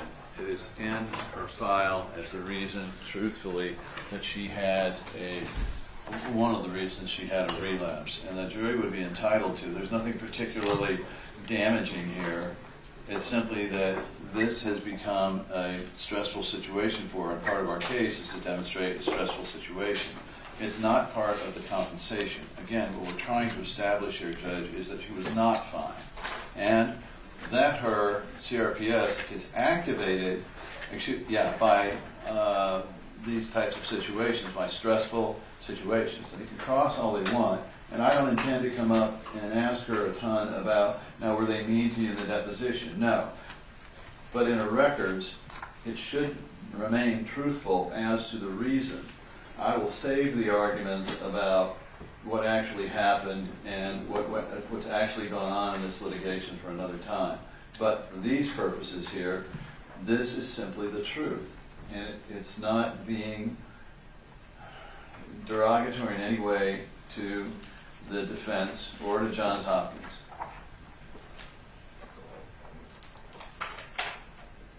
Just very, very brief response. The problem with this is it's not compensable, and I don't know how to address this without either redacting most of these records or having the court inform the jury that any stress related to the litigation process is not something the jury can award damages for. Why are we hearing this at this time? They've had at least, when was the first time we sent the exhibit list to them? And more importantly, we went through this morning on this exhibit, and we've been in the process of redacting, going back and forth from Ms. Crawls for the past 4.5 hours. We finally got the exhibit correct with the redactions that were discussed this morning, and now we come in here and we're blindsided with new redactions that are requested. They waived them by any stretch of the imagination. Can we just have one person talk at a time? I'm not asking for additional redactions. I would have been happy to bring this up at 9 in the morning, but we had the jury waiting. I thought it'd be better to do it this afternoon. All of that being noted, it's just a matter of the argument that the relapses, if they're related to litigation-related stress, are not compensable. And I still do not have a copy of the redacted records to proceed on this witness. your tech address?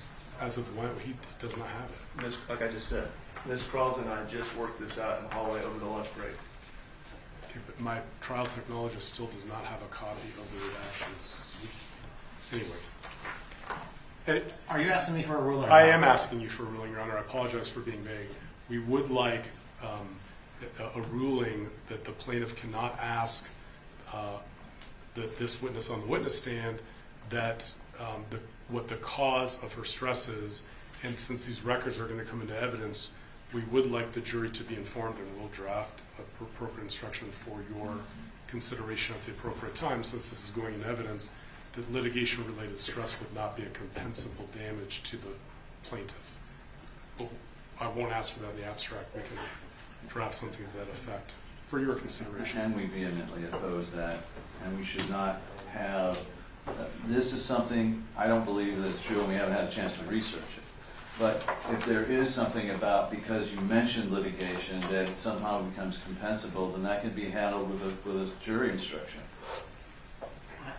Here's my view.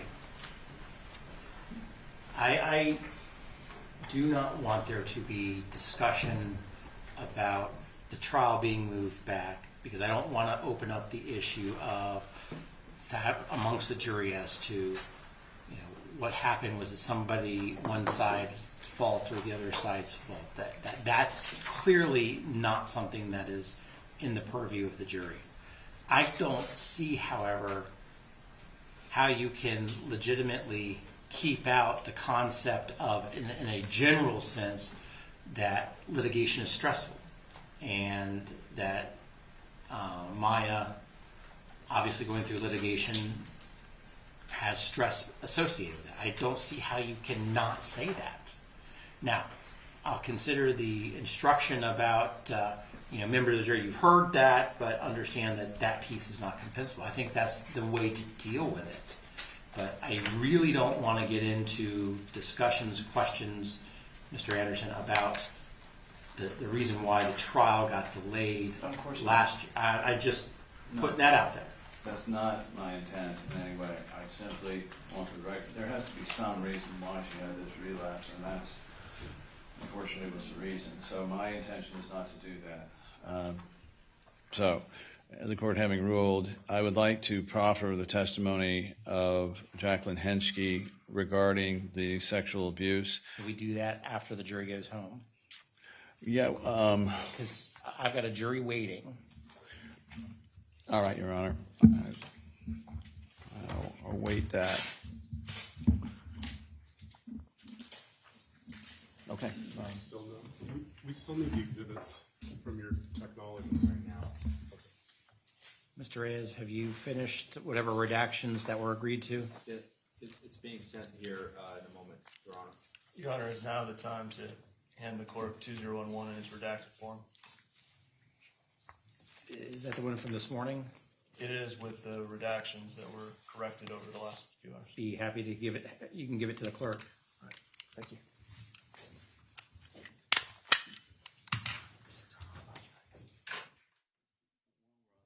I was just looking at my notes, Judge. And part of my introduction is how she got involved in this. And in it, she will explain that she was contacted to be a safe harbor, and why and how she was contacted, and what the direction was to her. And that is obviously very relevant, how she came involved in this litigation. And it certainly is the truth. So I will not emphasize it, but I do want to be able to say that she was retained in connection with this litigation. And the purpose was for her to be someone that Maya could talk to. Stop.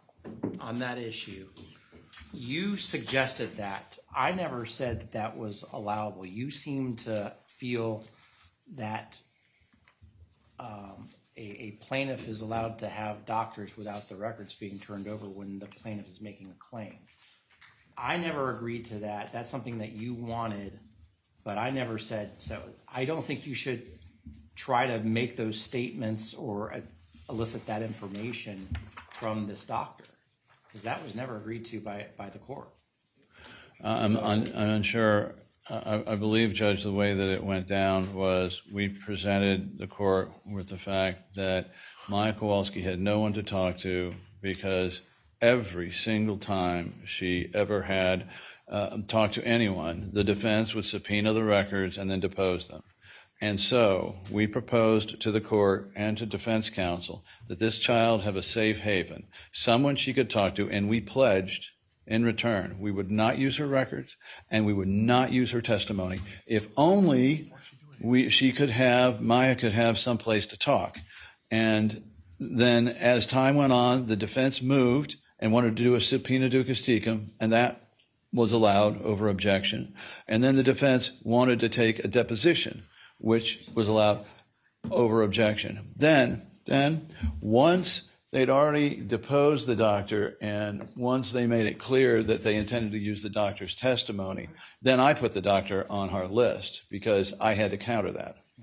And again, I did not make the rules with respect to what is and what is not discoverable relative to when a plaintiff makes an affirmative claim. Those have been well known. You knew them. And what you were asking was a legal impossibility. I dealt with that months and months and months ago. And I said no, and I'm saying no again. I don't know why we have to keep talking about the same issue over and over again. I need instructions. I'm done. I need instructions. Please don't go into that issue with this witness. Now, may I bring in the jury? Yeah, yes, Judge, but I need to inform her not to, what she can and cannot say for a moment. If the plaintiff wants to withdraw her, we're not going to object. No, we're not withdrawing her.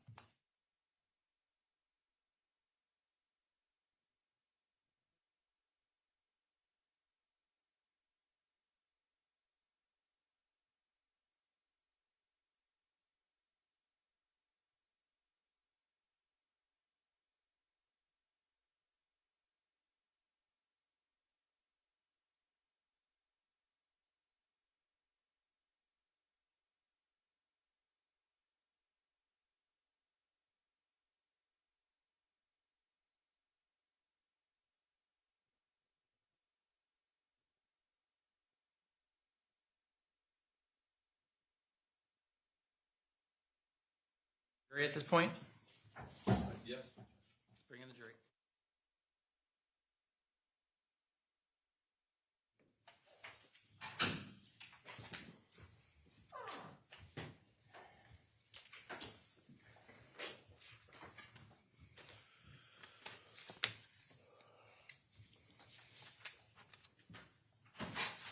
Sure, is that right?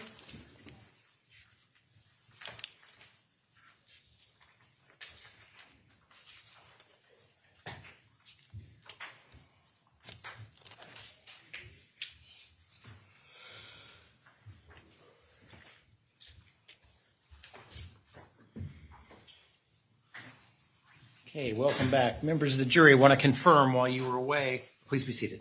While you were away, you did not discuss this case amongst yourselves, you did not do any investigation, and you received no information. Is that correct?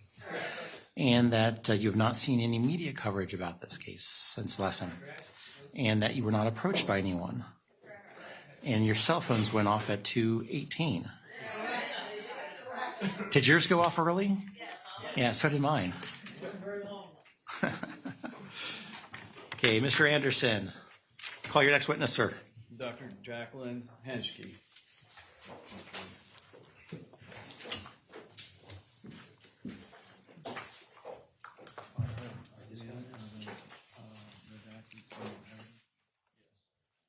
Stand here.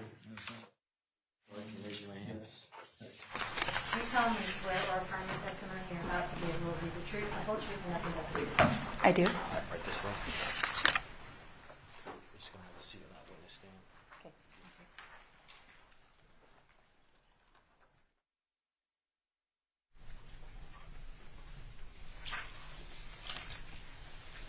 Please state your name for the record.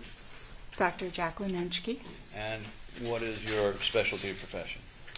I am an adult and child psychiatrist. And have you been asked here to offer opinions having examined and treated Maya Kowalski during the period of 2021 and 2022? 2022 to 2023, yes. Oh, 23, excuse me. Can you give the jury a little bit of detail about your background, training, and experience, beginning with your undergraduate degree? Yeah, I was born and raised in Washington, D.C., and went to... You have a very soft voice. You might want to talk to the... I do. I was born and raised in Washington, D.C., went to Georgetown University for my undergraduate degree, spent a little time in New York bartending, and then decided to go to medical school at Tulane University in New Orleans. I decided initially to go into pediatrics, so I did my intern year, which is your first year of your residency at Miami Children's Hospital in pediatrics. And then I decided psychiatry was a little more my thing. So I transferred to George Washington University and completed my adult psychiatry residency. And after that, went to Stanford in Palo Alto, California, and completed my child psychiatry fellowship. And then since that time, have you been, is that where you did your residency then? Was it Stanford? Or? Stanford was my fellowship for child psychiatry, and then the residency for adult was at George Washington University. You have to complete your adult training first, and then you do your child psychiatry training. And so the jury understands, are you board certified? I'm actually double board certified, so I have to be board certified in adult psychiatry, and then I had to do all the exams to get board certified in child psychiatry. Following the completion of your schooling, can you tell the jury about where you started your practice? Yeah. So after I completed my fellowship at Stanford, I went on to return to New Orleans post-Katrina. It was in 2009. And I was a professor there, and an associate professor, and then I went on. I was hired to head the consult liaison team, which is just a fancy way of saying I was a psychiatrist that was in the hospital that all of the primary teams would call if there was an issue. If a child was depressed because they were receiving chemotherapy or the family was distressed, then I would go see them. Before we continue on, can you tell the jury that when you went back to Tulane post-Katrina, did you see and treat victims of Katrina? Yes. Tell the jury primarily what the diagnoses were for those victims that had been through that. Most of the primary diagnoses were post-traumatic stress disorder. In general, when you're a child psychiatrist, you tend to see a lot of trauma, especially if you're seeing children 6 and up. Okay. And so, how long have you been in private practice? How long have you been a practicing child and adult psychiatrist? I've been practicing since 2005. And the difference between a psychologist and a psychiatrist is a psychologist has a PhD and you have a medical doctor degree? Correct. Right. So you can prescribe medications and so forth? Yes, but I'm also trained in therapy in addition to prescribing medications. All right. Can you tell the jury then, let's continue on with your experience then in hospital settings around the country? So at Tulane, I was head of the consult liaison service. So that meant I worked primarily at Tulane Hospital. When I was at Stanford doing my training, I of course worked at the Children's Hospital at Stanford. And when I was at Miami Children's, that was a full children's hospital as well. And then I've worked in full psychiatric hospitals that are only seeing psychiatric patients. And so how long have you worked in and about hospitals as opposed to a private practice? I would say in hospitals throughout my whole career. So there are times where I have done outpatient, but at the same time, I will cover a hospital on the weekend to do the consults. So throughout my whole career, since 2005, I've been working in hospital settings. And where do you live now, and then where do you practice? I currently live in St. John's, Florida, between Jacksonville and St. Augustine. And right now I'm doing full-time telemedicine to a psychiatric hospital in Colorado. I'm licensed in Colorado and Florida. And how does that work out? Is this telemedicine? Or? Yes, it's full-time telemedicine. I see the kids over telemedicine, and sometimes I do see adults as well. How many cases of PTSD and depression can you estimate that you have seen and or treated in the course of your career so far? I would say thousands. Cases of PTSD and depression, ADHD, all of the pretty common diagnoses, schizophrenia, bipolar disorder, eating disorders. Well, what I'd like you to do is explain a little bit about the history of PTSD and to differentiate it from other psychological psychiatric problems. So PTSD has been known as a phenomenon since at least the Civil War. It's been documented. It was called soldier's heart. And then in World War I, it was called shell shock for soldiers returning home. World War II, battle fatigue. It was also called war neurosis. But in 1980 is when PTSD officially entered our Diagnostic and Statistical Manual. That's the manual we use to make diagnoses. And in 1980, there was a big shift from just making diagnosis based on observations to using studies and evidence-based medicine to make those diagnoses. So PTSD entered at that time. And we could see from the reason it entered, we could see slews of, large numbers of veterans returning from Vietnam with PTSD, really affecting the course of their lives. It wasn't just affecting them as they were in the moment of the trauma, but even lasted long after the trauma had occurred. Is PTSD a dangerous psychological disorder or psychiatric disorder in the sense of harm to the patient? Yeah, it puts you at risk for many complications throughout your life. So, were some of those victims of Katrina, were they children with PTSD? Yes. And what were some of the recurring factors and things that you noted there? You mean the symptoms that they would present with? Yes, rudderless and... Depression, anxiety, chronic medical conditions would exacerbate their PTSD as well. School absences, school failures, not being able to kind of continue on the natural course where you would expect a child to. And it was also stressful for the family to manage overall. Now,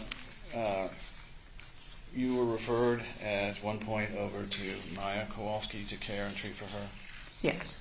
And I believe that came about when you and I met at a social function for our children, and I found out you were a pediatric psychiatrist and asked if you would help. Do you have your notes there before you so you can tell the jury the first time you saw Maya? I do. The first time I saw her was October 27th, 2022. And for the record, Judge, these are in a trial exhibit 2011-016 is the first one. The last page, I think, is 041. All right, so how did Maya Kowalski present? So she initially came to me because she was having a resurgence of not doing so well. she was having more symptoms, flares of her symptoms of complex regional pain syndrome. And she was also reporting symptoms of depression, PTSD, anxiety, and a lot of problems with focus.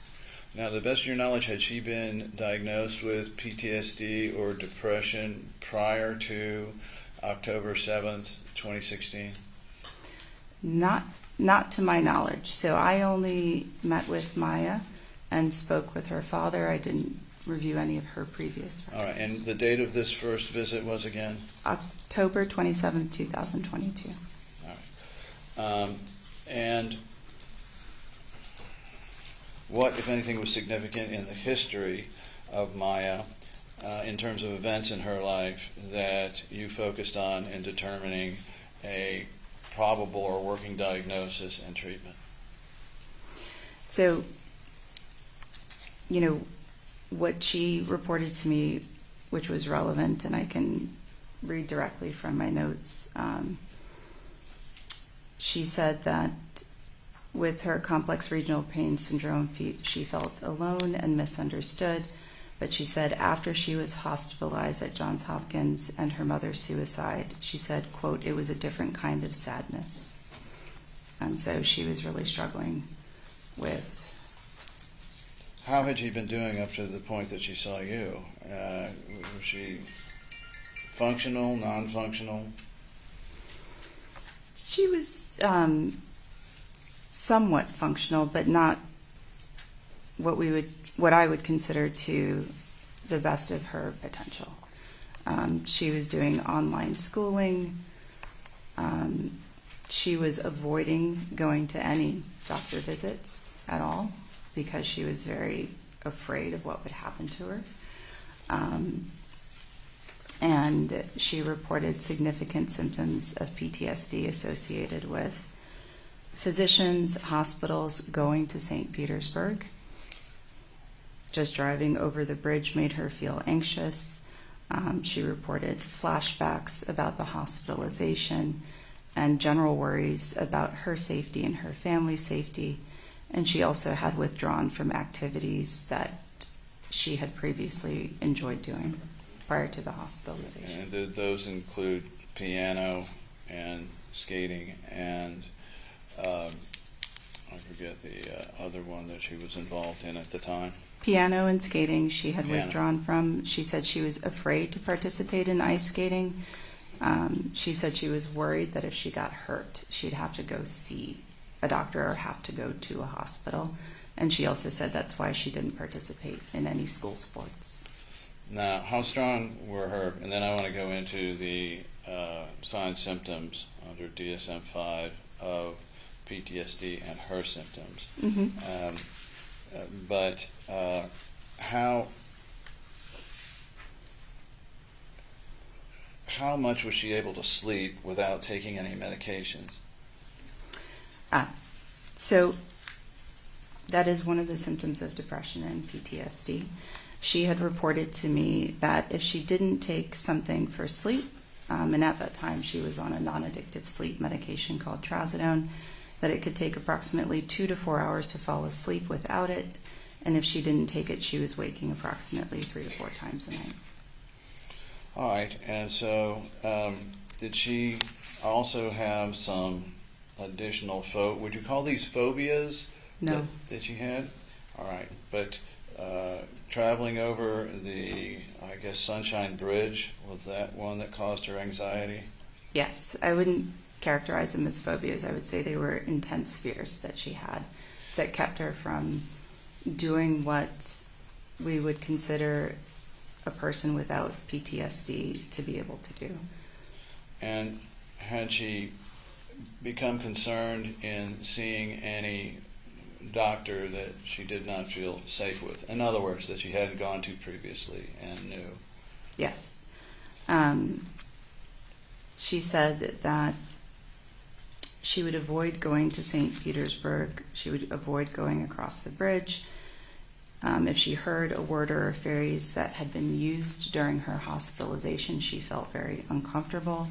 She said she couldn't watch any movies that she watched in the hospital because they brought up negative memories, and a quote from her was, I would, quote, I would do anything to, quote, avoid seeing doctors. Is avoidance a symptom of Yes. PTSD? So when you say she was hypervigilant about her safety, what does that mean? So hypervigilance means like you are always on edge and worried about your safety. So a lot of people who have suffered from PTSD will say they like to sit in the back of the restaurant so they can see everything that's going on, so nothing can surprise them. That's an example of hypervigilance. You are just always kind of wound tight and on edge. Fight or flight? Mm-hmm. You're mostly feeling the flight. Did it extend to even seeing people out in public that looked like some of the people she had dealt with at Johns Hopkins? Yes. Explain what happened there. So that was in my notes from December 29th. That was my third visit with Maya. She had gotten a job at Cracker Barrel, and she told me that she saw a woman that looked like the social worker from the hospital named Kathy Beatty. And she said she felt, these are direct quotes from her, and I felt so scared I had to tell myself it was not her. She wanted to go home after that, leave her shift, but she said she was very afraid to explain that to her boss. She didn't know what to say. She said she felt a drop in her stomach, her heart was racing. She felt embarrassed because she was staring at the woman, really trying to figure out if it was Kathy Beatty or not. And she said she felt on edge for the rest of the night. Did you first examine her before completely reviewing her prior medical records? Yes.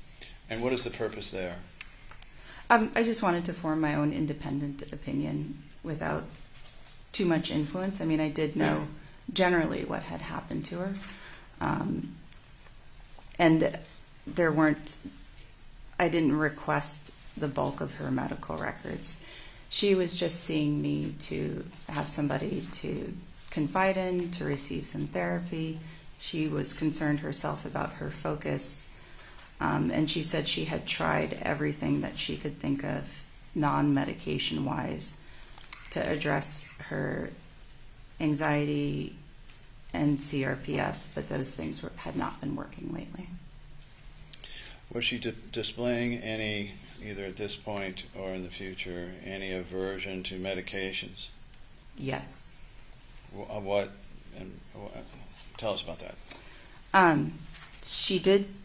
She was comfortable with taking trazodone because she had been already taking that from her primary care doctor.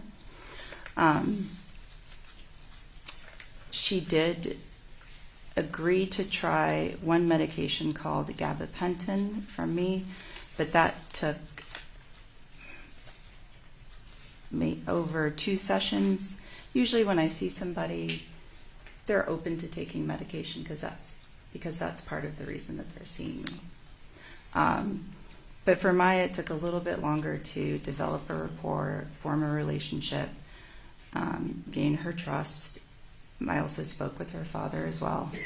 And after 2 or 3 sessions, they agreed to try the gabapentin, but she didn't have a good reaction to it and came off it a bit with my instructions, as I instructed her.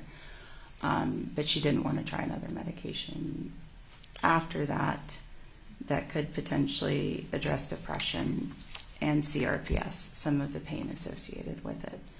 What, if anything, was significant in her past psychiatric history? She was afraid that if she tried a new medication, which is what she told me, she was afraid that there could be repercussions like she had had previously. And what was her fear in that regard? She might have to get hospitalized. And then what happens? That she could get taken away from her family again, separated from her father and her brother. And at this point she was being raised just by her father? Correct. Now, she had, I believe, had stated that she'd had a prior panic attack, but this was differentiated. She reported having panic attacks in the past. They had improved somewhat, but she had a panic attack. She told me on 2 occasions when she found out that she'd have to, when the trial was delayed, and that she might have to undergo another deposition, and then when she... Yeah, we can, we'll skip over that and get to the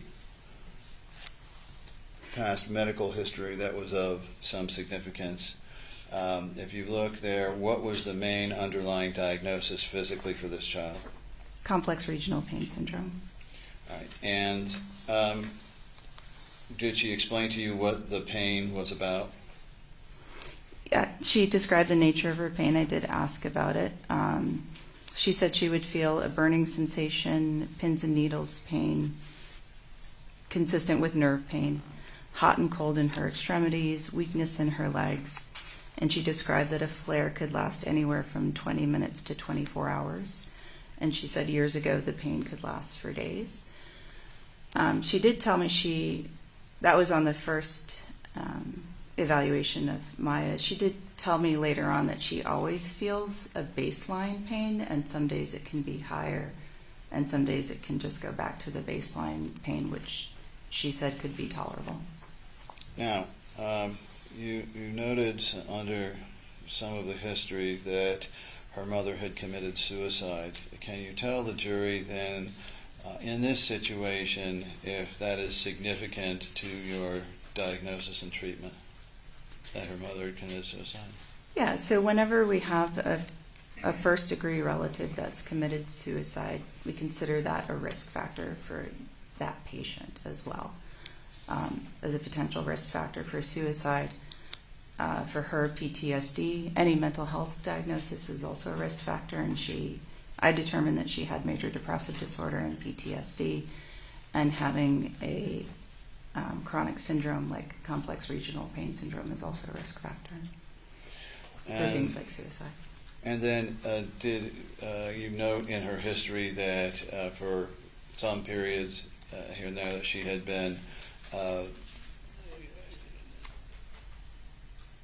separated from her mother and her father for periods of time against her will? That's what she reported to me, yes. So then, after this first visit, what was your overall working diagnosis? After this first visit, my diagnosis was major depressive disorder, recurrence, PTSD, chronic, and then I had put also rule out ADHD for her because she was having a lot of problems with focus and concentration at school. Now, once you had completed your examination of her, did you have an opportunity then to look in her history to see, since all of this happened to her, if any other physicians, psychologists, psychiatrists had diagnosed her with PTSD? After this initial visit? Yes, when you went through the history, was there any indication that she had been diagnosed, says past diagnoses? Not that I was aware of, no. At page 23, at the under static risks, and then down under past psychiatric, or above past psychiatric medications? Yes, she had told me that, but I hadn't looked at it in any records. Okay, so having gone through this now, let's talk a little bit about the signs, symptoms of PTSD, and what is DSM-5 now, if you could. So DSM is the Diagnostic and Statistical Manual, and 5 means it's in its 5th revision, so it's in its 5th edition essentially, and it's the manual that we use to diagnose psychiatric illnesses. For PTSD,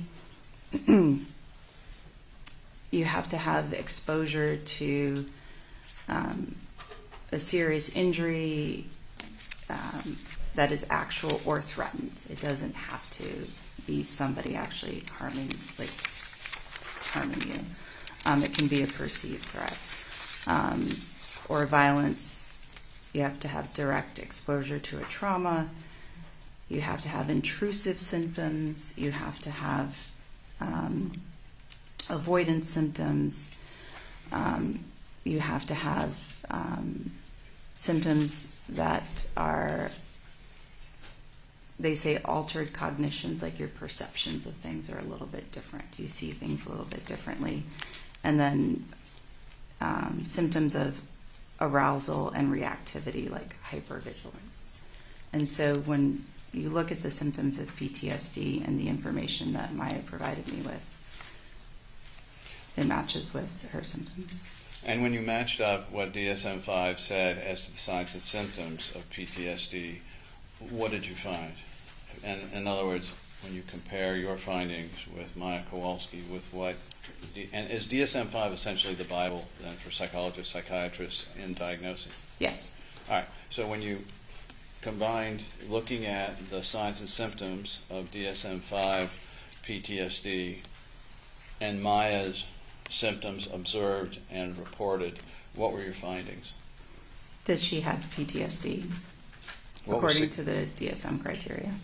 What was significant in terms of the signs and symptoms that matched up? She had a trauma. She was forcibly separated from her parents. She had, so that was the direct trauma. She had symptoms of hypervigilance. She had avoidance, for sure. She would try to avoid doctors and going over to St. Petersburg as much as possible.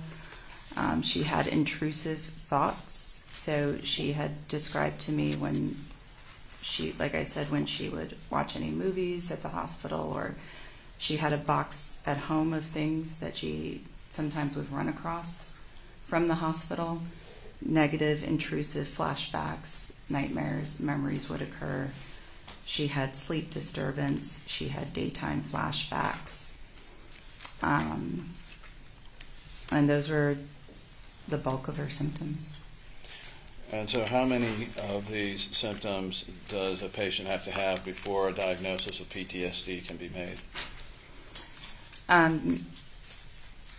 You have to have them for over a month and the timeline of the symptoms. And then you have to have, I always look at it, one or more of the intrusion symptoms, which she had the nightmares, she had the daytime flashbacks. You have to have one or more of the avoidance symptoms, which she did, avoiding doctors, avoiding going to St. Petersburg. And then you have to have two or more of the altered cognition, which is just a fancy way of saying, like, you're looking at things differently. So blaming yourself for what occurred, even though she wasn't directly related to the trauma, she felt very guilty for having been in the hospital and for her mother's suicide, which she was not responsible for either. Diminished interest or participation in significant activities, she definitely had that, so that was the altered cognitions. And then you have to have two or more of the hyperarousal criteria. So she had the hypervigilance and sleep disturbance for sure. All right, having made the diagnosis then, what treatment did you prescribe, if any? Or what was the next step, if not? Yeah, so the next step is talking with her dad just to confirm all of the information that I was seeing, that she described to me. He was also kind of seeing for her at home as well, and he did confirm that. And then talking about an overall plan, so I recommended therapy and medication. So then, was she open to therapy at that point, or did she have barriers? Don't tell me what they are, but did she have barriers to that? She did have barriers to going to therapy. She was not open to going to therapy. She said she had done it before, and the vast majority of people who do therapy are social workers, so she had some fears about going to see a social worker. We did have a psychologist at my former workplace that could have seen her, but she was hesitant about that, so she said she would consider it. ultimately she decided not to. So did her father, Jack, confirm the symptoms that you had, the DSM-5 symptoms that you had initially identified? Yes. All right, and when was the next time that you saw her then? So the next time I saw her was December 1st, 2022. All right, and so tell us what's going on then. She had reported she had been having ups and downs in terms of her pain, because we always check in about that. The reason that I do that, and most psychiatrists do, the mind-body connection is very tight. So when you're doing something that makes you worried or anxious, you might have a stomach ache or a headache. And for her, with her CRPS, it could be a vicious cycle of her psychological state flaring up the CRPS symptoms. So we usually did check in about that, even though I wasn't treating her for her CRPS. So she said she was having some increased burning in her legs, more headaches, more leg weakness. She had tried to address that by going to the gym. She said schoolwork was very difficult for her. She mentioned anticipating the trial, and that was very upsetting to her. And she also talked about feeling guilty for being away from home. Her mother committed suicide in the home that she was living in, so she frequently was out of the house. To the best of your knowledge, are the Kowalskis still living in that house? As far as I know, yes. All right. Now, can we look at, did you change any of the medications at this point, and what was her receptivity if you were trying? So at this point, I had recommended the gabapentin. I took over prescribing the trazodone, which she said was a big relief for her. I took it over from her primary care doctor because she wouldn't have to go into his office then. And this was her primary care doctor she had had for a long time, and she liked him and trusted him. She had seen him before the hospitalization, as far as I know. But she still felt immense relief with not having to go into his office. So I took over prescribing the trazodone. She was going to start the gabapentin and was considering an antidepressant with her father. And I referred her for neuropsychological testing to see if we could clarify the diagnosis of ADHD that I had suspected. Now, and did she undertake that neuropsychological testing? I'm sorry, could you say that again? Did she undergo neuropsychological testing then? Not with our facility. I much later learned that she did do neuropsychological testing while she was at Johns Hopkins, but I didn't have those records at the time. And so then you had said that the combination of CRPS and the PTSD created additional problems for her. Without getting into the CRPS side of it too much, but can you explain about how those two interact? Yeah, it could, with any chronic illness, and particularly CRPS, when you are under stress, you are more likely to have a flare of that illness. I had treated CRPS patients while I was at doing my fellowship at Stanford. I'd seen actually quite a few, and psychiatry was typically called in to see patients to help them manage the stress associated with having that chronic illness. Then let's turn, I want to move a little as quick as we can during the time. And when was the next time you saw Maya? The next time I saw her was December 29th, 2022. And what happened there? It was the 27th or the 29th? 29th. She had tried the gabapentin and felt more depressed on it, and I told her if that had occurred, go ahead and stop the medication. There was no harm in abruptly stopping that medication.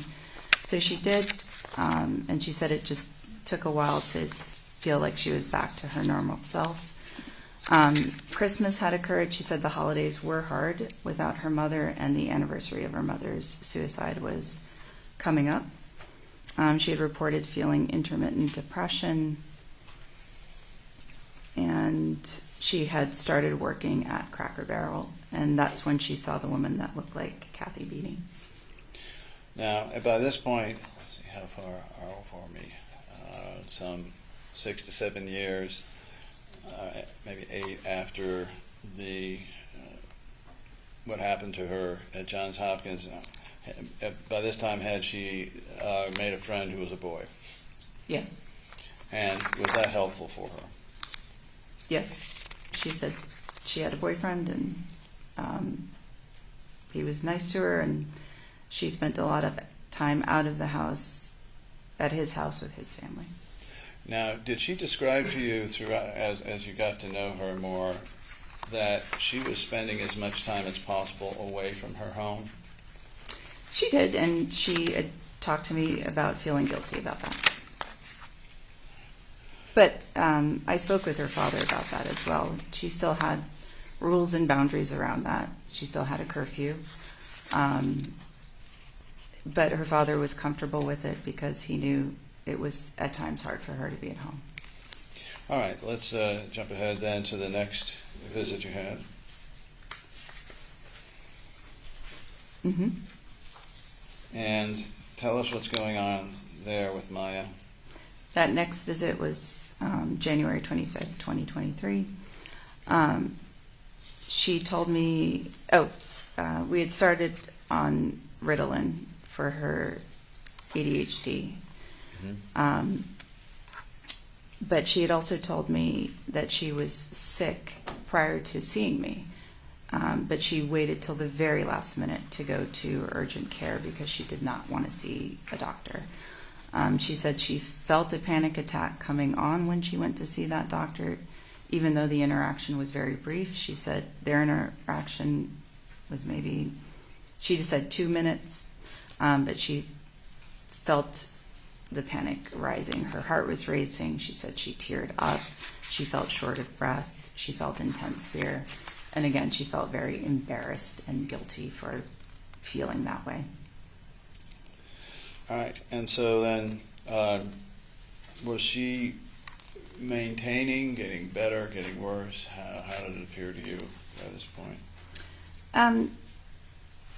She was okay. Her pain had not improved substantially that she had described to me. Did she describe that she had days when she would just lay in bed with pain 3 days or so? She did. She said she had days where, when the pain was worse, she would primarily stay in bed all day. And when it was not as bad, she would do her online schoolwork. Now, let's go to the next, if we could. Oh. Next visit. She also mentioned to me yes. that she felt like the job was not a good fit, and she was considering looking for another job. And as a psychiatrist, I felt like that was directly related to having run into people, having a fear of running into people, because just the month before she had ran into a woman that looked like Kathy Beatty, so she was considering leaving that job at that time. And did it come to your attention that she in fact left that job soon thereafter? After this session, Maya did not come back to see me. Okay. But I did learn that she did stop that job. All right, so Maya then did not make the next session. Correct. And was there a, well,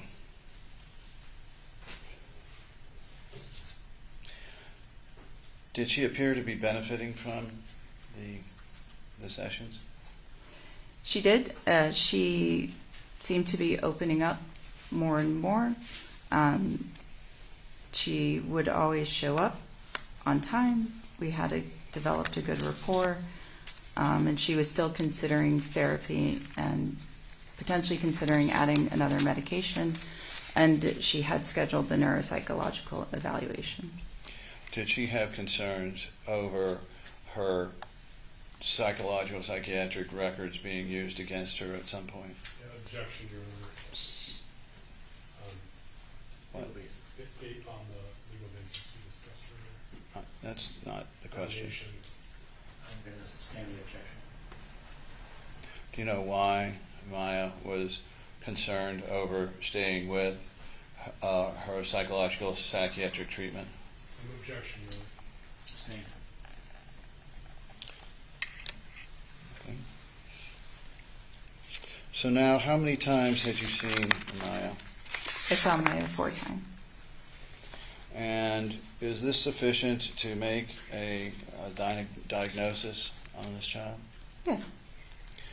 Do you have, and let's talk about depression, because I'd like to know what the DSM-5 criteria are for depression and the matchup, if you will, of the symptoms. Sure. For a major depressive disorder, you have to have a feeling of hopelessness or helplessness or decreased interest in activities that you typically find enjoyment in for a period of 2 weeks or longer, combined with other symptoms. So insomnia, sleep disturbance, or sleeping too much, low energy levels typically, poor focus, poor motivation, decreased appetite, or for most of us, eating too much, and then what we call anhedonia, like I said, decreased interest in typical activities. Well, did her symptoms match up to clinical depression? Yes. Now, do you have an opinion, based upon your background, training, and experience, into a reasonable medical probability as to whether Maya Kowalski suffers from post-traumatic stress disorder? She does. And do you have an opinion, based upon your background, training, and experience, into a reasonable medical probability whether Maya Kowalski suffers from chronic depression? She does, in very much a way that we see adolescents express depression, intermittent chronic depression, yes. Now, do you have an opinion, based upon your background, training, and experience, into a reasonable medical probability as to whether these diagnoses will cause or contribute to problems for Maya in the future? Yes, they will. Now, let's talk about, as Maya goes on, and follow up to that. Have you followed PTSD patients for Yes. before? Yes, I have. So, 2 questions. The first is, what is she at risk for? And then we'll talk about probabilities. So with PTSD, she's at risk for difficulties with each of these diagnoses. One of the main things that's added in is that you have difficulty in your day-to-day functioning. So we all can experience depressive moments or some of these symptoms for short periods of time, but still function well. But she does have problems in her day-to-day functioning. So in the future, she can have problems with relationship formation and bonds. She can have trouble holding a job down and keeping it for an extended period of time. At her age, she should be applying to colleges. Not everybody does, but she certainly has the ability to. Has she yet, to the best of your knowledge? When I saw her, she was not, and she was not making any plans for the future. She said she didn't like to future plan because she felt like it was futile. That if you made future plans, they could get easily disrupted. And she's going to potentially have a lot of problems in terms of if she decides to have children in the future, the health care of those children and her own health care. She could potentially avoid doctors to the point where things that could be intervened and treated easily, that she does not go and get those things treated. Do you have an opinion, based upon your background, training, and experience, into a reasonable medical probability as to whether the symptoms that you saw and from your experience following patients, whether Maya Kowalski's ability to earn money in the future will be diminished? Objection. Lack of foundation. Undisclosed opinion. Can you approach, please? Yes.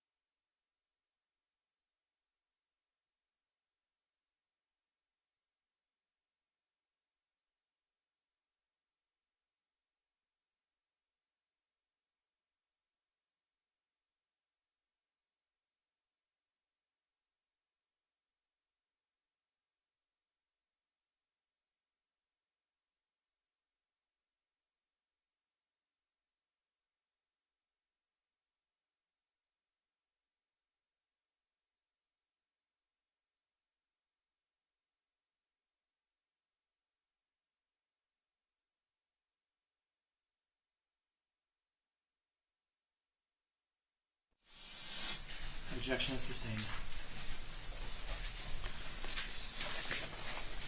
Now, will Maya benefit from psychological care in the future? Yes.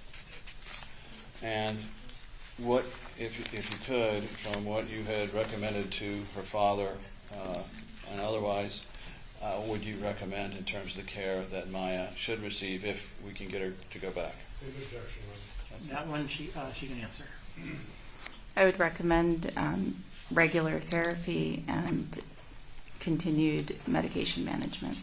So regular therapy with a psychologist, probably not a social worker, and medication management with a child psychiatrist. About how often? Weekly therapy, and then medication management would just depend on how she's responding. So anywhere from weekly to monthly, it just depends. Is there a basis in terms of an average from your background and training and experience for someone in Maya Kowalski's position with CRPS and the post-traumatic and depression aggravating it? You mean a length of time that she would be in therapy? I'm thinking more on average, how many times a year for this, if you can say. I mean, is it just 52? Like once a week? Overruled. You can answer that one. Oh, yeah. So that all depends on, how she is doing in that therapy. But I have found that people with significant adverse childhood trauma. So when we think about childhood trauma, the effects of that tend to last throughout your life. And so she would need therapy on and off throughout her life, if not continuously. now. This type of trauma that she has, can you tell the jury how it affects the way Maya will view the world going forward? Same objection, Your Honor. Overall, if you can answer that.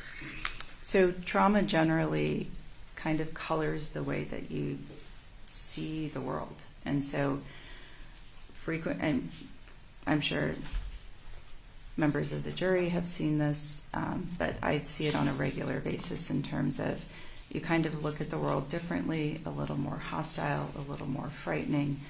And so it's going to affect how she views her world and interacts with people within it. And so it's going to be a lifetime struggle for her. Is Maya given a Hobson's choice then about attending the treatment and having it cause her concern and not having the treatment and having her conditions get worse? Object to the reading. Going to sustain that objection. What, if any, problems does Maya have between having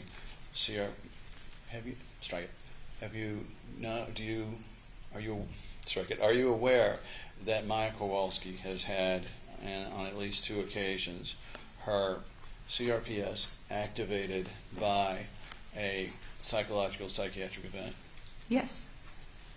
And so, in this situation, this interaction, can you explain to the jury the problems for Maya moving forward? Not having her psychological issues treated could certainly worsen her CRPS symptoms because of that mind-body connection that I mentioned earlier. And so that could cause further impairment for her down the line physically as well. Did you get a chance to review the neuropsychological testing that was done while she was at Johns Hopkins All Children's Hospital? I did. And was that performed by a Johns Hopkins doctor or a contractor? It was performed by Dr. Lewis and my Sustained. Is it true that with neuropsychological programs testing that it is the interpretation of the data that is more important than simply the data? Yes, so the reason that I actually asked to look at the neuropsychological evaluation was because she did not get the neuropsychological evaluation done with us. And I wanted to see if my suspicion of ADHD was correct. So generally, a neuropsychological evaluation is when a neuropsychologist does certain tests to look at the way your brain processes information. So it can give you a lot of data. You get scores on certain testing, and then when you look at those scores, they fit a certain profile. So people with ADHD typically have a low processing speed and a low working memory, in contrast to their higher IQ. And for her IQ was extremely high. Her working memory numbers were low. Her processing speed was low. Combined with the clinical information that I had that confirmed for me the diagnosis of ADHD. Dr. Lewis interpreted it differently, however. And so then, as Maya grows older, this intersection of her CRPS and her depression and PTSD, will each, to the best of your knowledge, aggravate the other? Yes. Your witness. Subject property owner.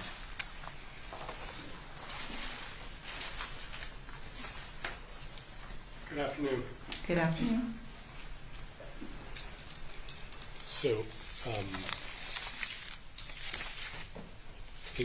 and I just wanted to ensure I understand this. You're up in the Jacksonville area? Correct. Okay. You've never seen Maya in person, correct? I have not seen her in person. And your involvement in this case is because Mr. Anderson asked you to become involved? He asked me to see her as a patient, but said he would do his best to keep me out of coming to any court-involved proceedings. Well, And I was hoping that would be the case. Well, I didn't call you here today, so don't be mad at me, but Mr. Anderson did. What is he paying you to be here today? Standard rate? Which is what? For testimonies can go is $600 per hour. Okay, so in just for the testimony. I understand.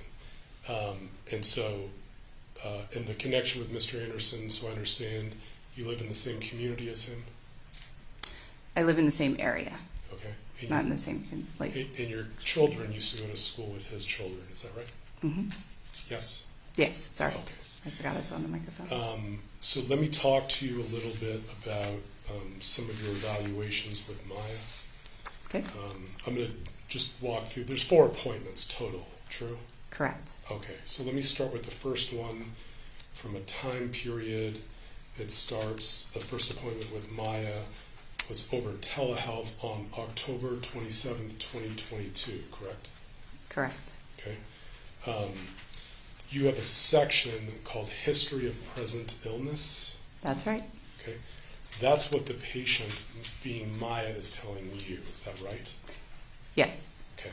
I do also, so as I'm seeing patients, I'm typing because of the constraints of insurance, et cetera, and time, and having to see other patients. So I do add my interpretations in as I'm typing as well.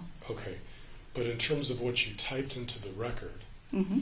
on October 27th, 2022, you typed in, quote, Objection. I'll show her the record. Okay, I'll show her the record. Yeah, well, why don't you show her as opposed to... Sure. We're at trial exhibit. It's actually at Henschke 16. Yes. Let's not put it up. Are we just going to go hand it to her? I have a copy. Do you have a copy of it? I do. Okay, so I'll ask you. The first, halfway down the page, you see where it says patient's CRPS symptoms?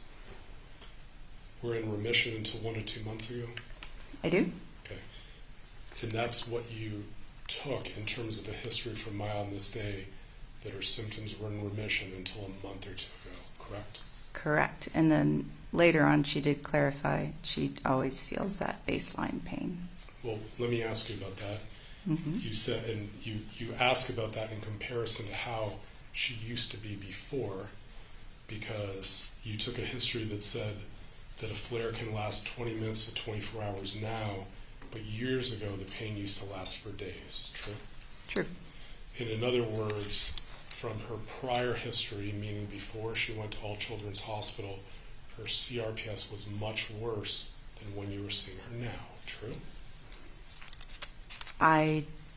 From what she said, yes. Okay, so let me ask you about the next page. But it's unclear to me why her symptoms improved. Okay, and in fairness to you, I think you told this jury, you're not here to treat her CRPS. Correct. Okay, and in terms of what therapy or medications or lack of medications that Maya may have had after she got out of All Children's and what helped her improve, you're not here to tell the jury one way or the other. That's not your purview, correct? Well, I can comment on her psychological state and right. what we'll I talk think about that. improved that. Please answer the question. Be allowed to answer the question. Let's let her finish. Sure, I apologize. Go ahead. Yeah, I can comment on her psychological state and what she reported to me and what I think improved that. Okay. I was talking in terms of her physical symptoms, in terms of why her CRPS was in remission. That's not something that you are here to discuss, correct? Not fully, except there is that mind-body connection, so that's why I always ask about her symptoms in my notes. I think you told the jury you do have some experience with CRPS from your training. Correct. And you would agree that the treatment of CRPS includes psychological counseling, correct? It does. Okay. Let me ask you about some of your statements on the second page of your report. Mm-hmm. Yes. You took a history of medications. Do you see where it says current medications? I do. What medications was Maya on when she saw you on October 27th, 2022? She was on trazodone and Claritin for allergies as needed. Anything other than those two medications? No. Was there any significant family history in terms of psychiatric history that you recorded? Maya reported to me that she thought her mother had depression, and she thought her brother had ADHD. On the next page, you have it looks like you took it looks like you did a review of her systems, is that right? I did. Okay. Under the constitutional section, well, first, what is constitutional? How you look in general, just overall. And what did you record? Stable weight, and that she was in no acute distress. Under the GI section, what is GI? Gastrointestinal. So, review of systems, if I may, yes, is required in all of our notes as psychiatrists as an insurance requirement. So we have to have a review of all your medical systems in addition to your psychiatric notes. So we look at, or we ask about, in the case of telemedicine since COVID, symptoms like related to ear, nose, and throat, cardiovascular system, your heart, your lungs, your skeletal system, etc. Right, and it probably was obvious, but sometimes I'm not as obvious as I should be. Since this is telehealth and you're not doing a hands-on assessment, you're relying on Maya to give you this information. True? I am. I'm also constrained by time, so usually I get it in the history of present illness. Sometimes I don't always update it on my review of systems. Okay. Well, what you did record on your review of systems from GI, what was it? No nausea, vomiting, diarrhea, or constipation. Okay. What did you record on your review of systems for musculoskeletal? No muscle, joint pain, or swelling, but I should have updated it to match my history of present illness. In the integumentary, what is integumentary? Skin. What was reported to you regarding her skin? No rash or cuts. For example, if Maya told you I'm having lesions, that's where you would report it, true? Correct. In terms of neurologic, what did you record? I put no dizziness or gait problems, but again, that was my error. I should have updated it to match the history of present illness. Sorry, are you finished? I didn't mean to cut you off, I promise. Oh, I didn't notice you cut me off because I was looking down. Okay. But it should have matched my history of present illness. Okay. Maya did not report to you any problems walking, did she? Not at that time. She described in terms of neurologic, the burning sensation, the pins and needles pains, the hot and cold in her extremities, and her legs feeling weak. Mm-hmm. But in terms of any difficulty walking, is that correct, that she didn't report to any difficulty walking? Not at that time. Okay. On the next page, you have your diagnoses. Do you see those? On page 18? It's actually on page 19. Did I skip a page? I don't have a page 19. Oh, I'm sorry. They're Bates marked at the bottom. Are yours, or do you have your original records? Yours aren't Bates marked. So yes, I have my regular records. Gotcha. I'm looking at a series of diagnoses below the vitals in your electronic medical record. Do you see that? Yes. Okay. Are we on the same page? Yes. It looks like you have a diagnosis of depression. Is that right? Correct. You were asked by Mr. Anderson whether you were aware of any prior diagnoses of depression. You were not aware of any? Not at that time that I saw her. Okay. I'd like to show you what's in evidence, Joint Exhibit 1037-001. Okay. And this is an evidence? It's a joint exhibit number. Yes, it can be shown. I'll represent to you this is a record from Eagles Wing Counseling dated November 9th, 2015. Under the DSM-5 diagnoses, it says... Hang on, objection, and can we take this down and approach?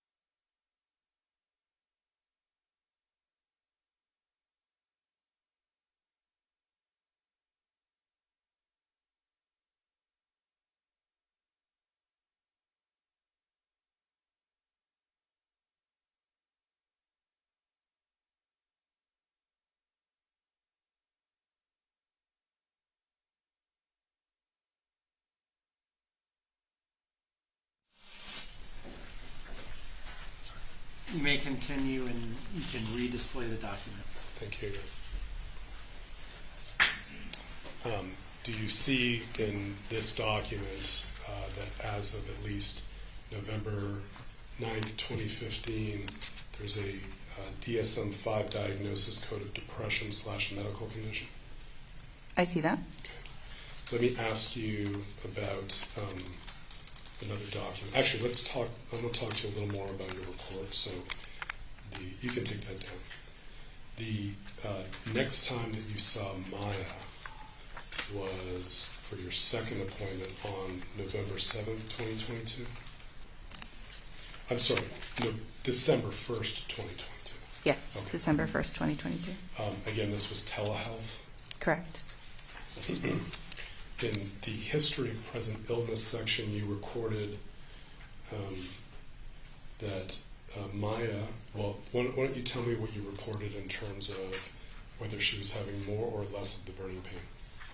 She said she was having ups and downs with her pain. The week that I was seeing her, she said her pain had not been too bad, but the week prior, she said she was having increased burning pain in her legs. She had more headaches, and she also felt leg weakness. Was Maya reporting to you whether she was able to work out on the treadmill? Yeah, she said she had attempted to exercise on the treadmill. Did Maya report to you whether she was able to do weight training? Yep, she said she had done some weight training with, I remember this fairly vividly. She said just with her glutes. So she thought the machine where you exercised your glutes was hilarious. And that was the only weight training she had done. Sure. And just a very general question. In your conversations with her, she was having a normal, healthy relationship with her boyfriend, true? She described having a good relationship with her boyfriend. We did not get into the details so that I would classify it as normal. Okay. And again, I don't want to pry any more than I need to in Maya's life on this, but from your basic conversation on this, her relationship with the boyfriend, there was nothing unusual to you? Not that she noted. Okay. On the next page, it says that... sorry? It was a little unusual that she was actually at his home so much. Okay. I wouldn't say that is typical for a 16-year-old. Got it. But in terms of her ability to form a relationship, that was, from your perspective as her counselor, normal with him? Her doctor. As far as I know, but we hadn't gotten more to develop more of a rapport to really get into that just yet. But up to that point, as far as I knew, yes. Okay. So as of December 1st, which is the date of this report, on the next page, according to her father and her, she was now working at Cracker Barrel? That's correct. Okay. Did she report any physical restrictions with her job at Cracker Barrel? She did not. In terms of her medications, which are listed on the same page, is it still the same too? Correct. Trazodone included? Mm-hmm. Okay. Yes, sorry. And just moving things along, the next page you again go through your review of systems, is that right? That's correct. What did you record for constitutional? No acute distress, and that her weight was stable. This is a weight that she reported to me. Okay. In terms of her skin, how was it? She did not report any rash or cuts. In terms of musculoskeletal, what did you record?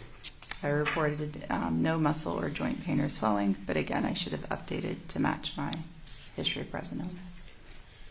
And this was in your plan, did you have any recommendations with regard to exercise?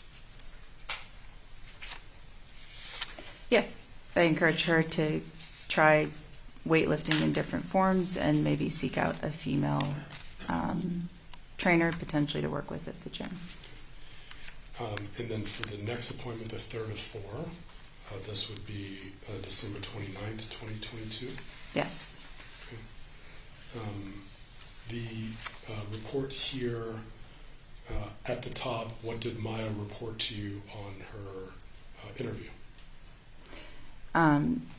She said that she had a good Christmas with her family, that she asked for a nose piercing and a few more ear piercings. Let me just ask you a question about that. Did Maya report to you any pain associated with either any of the piercings?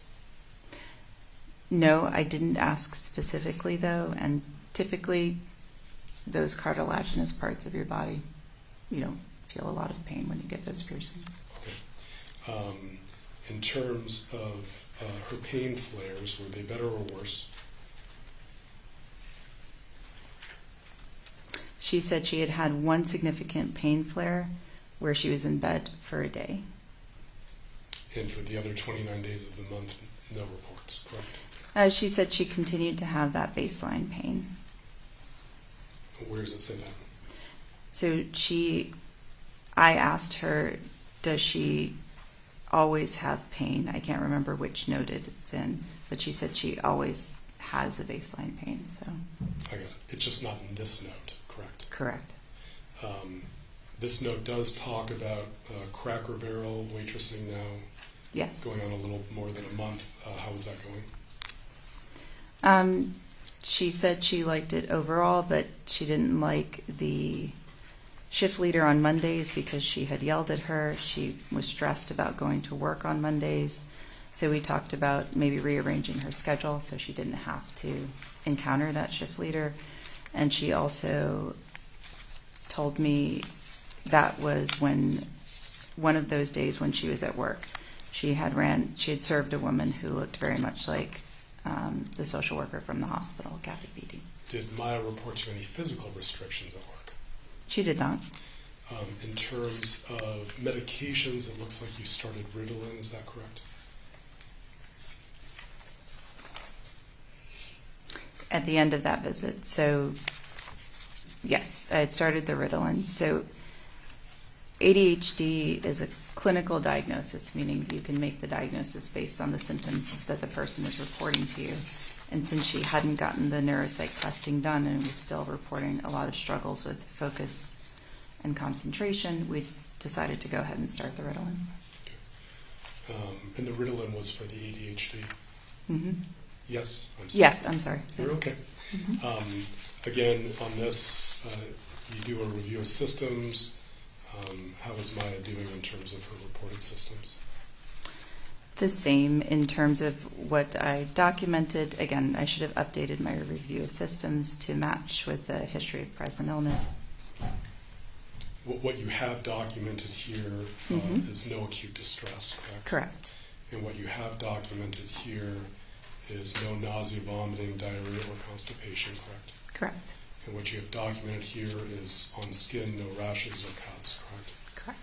And what you have documented here is no muscle or joint pain or swelling, correct? Correct. Let me talk to you a little bit about, you mentioned a diagnosis of PTSD. Yes. You did mention that you reviewed a report from Dr. Lewis. Is that right? Yes, I reviewed that after Maya stopped seeing me. Did you see in Dr. Lewis's report that Maya reported severe anxiety and depressive response when learning that the ketamine infusion in Mexico had a 50% chance of killing me and cost my parents so much money? I did see that. Okay. Did you also see in the report that Maya presented with evidence of extensive clinical interview evidence of DSM-5 adjustment disorder with mixed anxiety and depressed mood, moderate to severe? I did, but I found Dr. Lewis's report. I was concerned about it because it had, in my opinion, a lot of confirmation bias associated with it, meaning he was highlighting symptoms that were reported to him from the primary team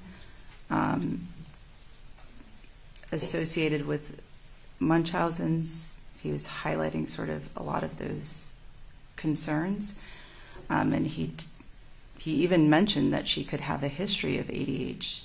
She could have ADHD based on her scores, but that she had no clinical manifestations of ADHD, but he had not interviewed her parents. He hadn't interviewed any of her or done any rating scales with them or done any rating scales with her teachers. But you agreed with the diagnosis of ADHD eventually, correct? Yeah, he didn't make the diagnosis of ADHD, though. He overlooked it. Okay. You found ADHD in addition. But in terms of his comment that, well, it wasn't his comment. According to his report, Maya told him that she had anxiety and depressive response when discussing the ketamine coma that the jury saw earlier today, correct? He did report that. In terms of your last your last visit on, I guess, hold it up. The last time you saw Maya was on January 25th, 2023? That's correct. Was the Ritalin helping? She said it was. With her focus and attention, with specifically with school and being able to get homework done. Was she still working at Cracker Barrel? She was, but she was considering leaving that job because she didn't feel like it was a good fit. Okay. And just in terms of a time frame, this is about 2.5 months at least that she's been working at Cracker Barrel? Approximately, yes. Okay. And then in terms of your review of systems, any change from, well, let me just walk you through it real briefly, Doctor. Constitutional, did you record any acute distress? No acute distress. How about her gastrointestinal exam? I did record that she had lost about 5 pounds, but no acute distress.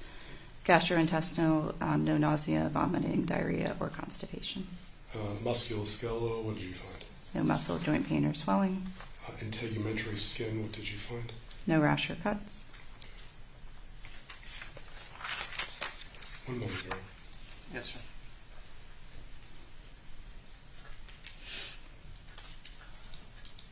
I appreciate your time today. Thank you.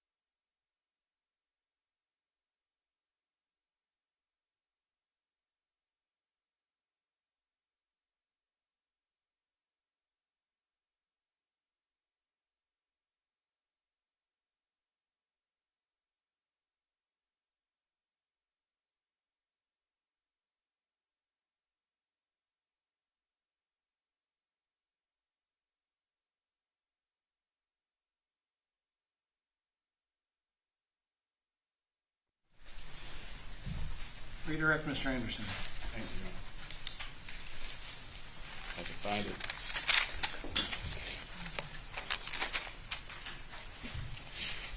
it. In that report from Eagle's Wings, do you note the date? Could you say that one more time, please? The Eagle's Wing counseling report, where it said she had some depression, did you note the date?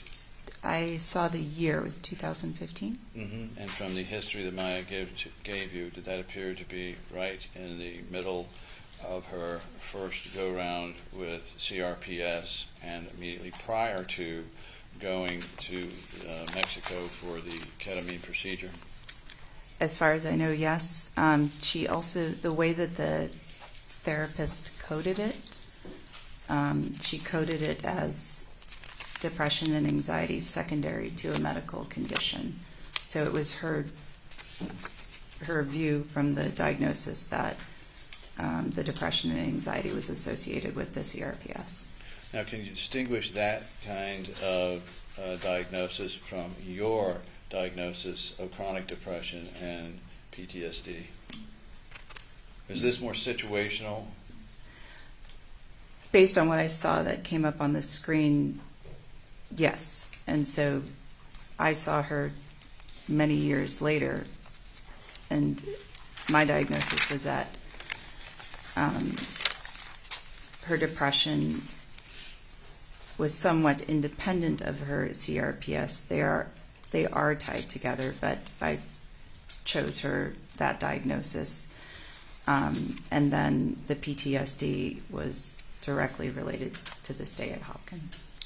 Your diagnosis of ADHD, can you tell the jury whether that is a major finding or is that a, I don't know what you call it. We call it an incidental finding. But that is the reason, Maya wasn't in general comfortable seeing doctors, but she was having so much trouble with her focus. That is why she decided to see me. And so I did want to focus on what she wanted to address as well. You can't just kind of willy-nilly do what you want as the doctor. You have to focus on what the patient would like to address too. So we did address her focus and attention as well. So the ADHD is not a connected, pre-existing or any condition that affects the PTSD or chronic depression? Not in particular, no. I just had brought it back to Dr. Lewis's report because I found that his overlooking of that diagnosis, especially associated with the numbers, was concerning based on the report I read. Thank you. Any further follow-up? No, Your Honor, thank you. Members of the jury, do any of you have any questions?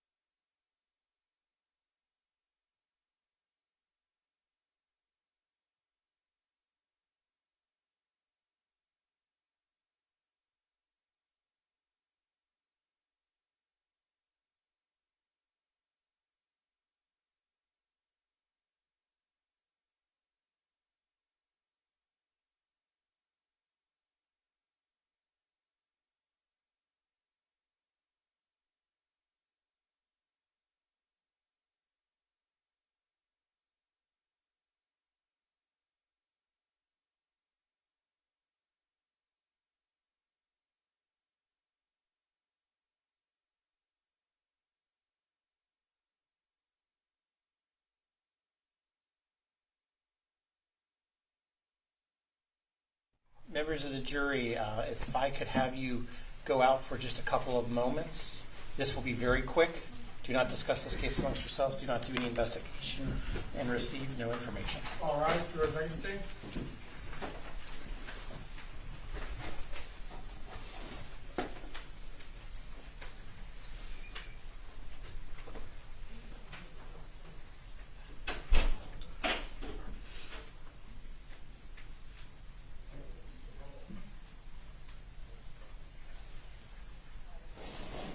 Okay, the jury's out of the question. Is it okay if I ask both those two questions? Please, go ahead. Okay. Doctor. Yes. Want to hear what your answer is going to be to the following two questions. Okay. If your recommendation for Maya's treatment is weekly therapy sessions due to her intense childhood trauma, why were your sessions with Maya only held monthly? Because mine focused primarily on medication management, and I did some supportive therapy, but I felt like she needed separate sessions with the therapist, and she had declined. Okay, next question. Why hasn't Maya been seen by you since January 25, 2023?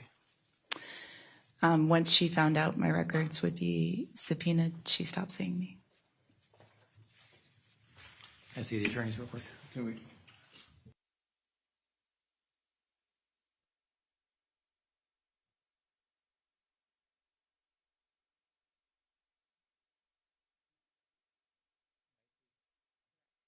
Wasn't certain that they were going to be. Okay, thank you.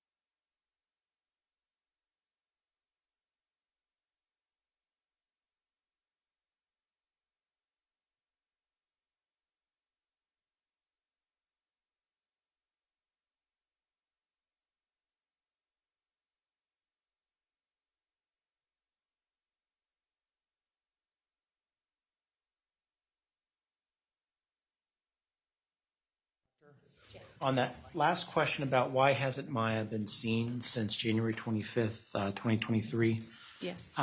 If you could answer it just the way you answered it to me, to the jury, without further explanation or embellishment.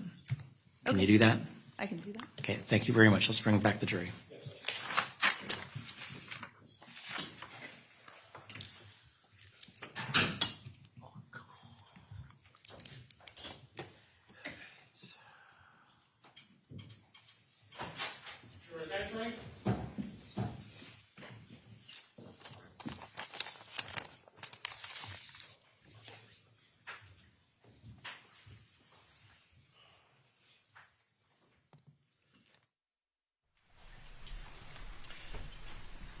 Okay, everyone, let's please be seated.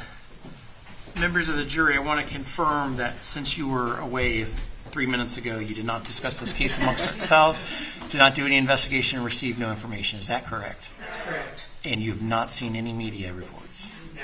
And no one's approached you. Is that correct? No. Okay. Doctor, the jury has some questions. I'm going to just kind of go through them one at a time.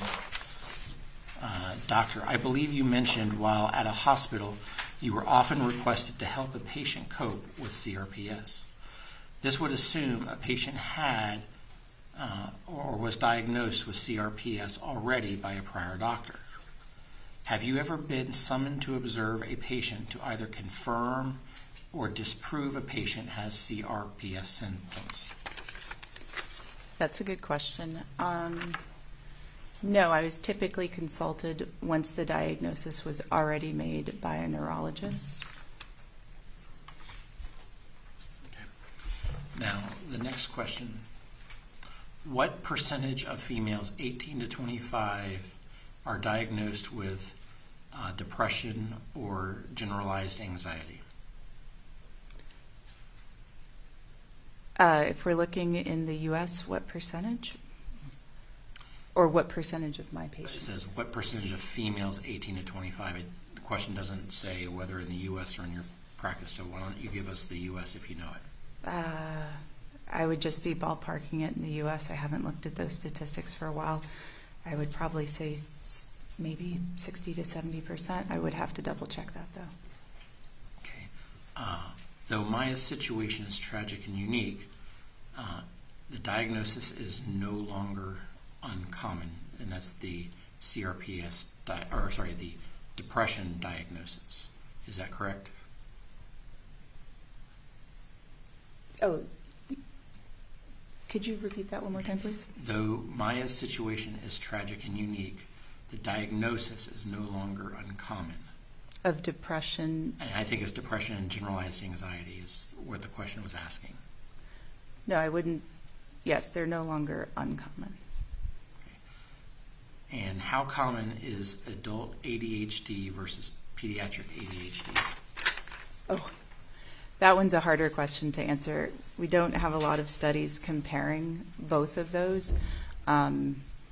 So it has to do with also kind of social influences too. So there are a lot of adults that have went undiagnosed as children. So it depends on what generation we're looking at as well, like what percentage between the two. So it would just depend on the age. Okay. The next question, if your recommendation for Maya's treatment is weekly therapy sessions due to her intense childhood trauma, why were your sessions with Maya only held monthly? Also a good question. So there are not a lot of child psychiatrists in the country. And the bulk of my time is taken up doing medication management. So the way that we do the model now, as opposed to many, many years ago, is that the psychiatrist will do the medication management portion, and we'll have a licensed therapist, that can be a psychologist, a social worker, a licensed mental health counselor, to do the therapy portion.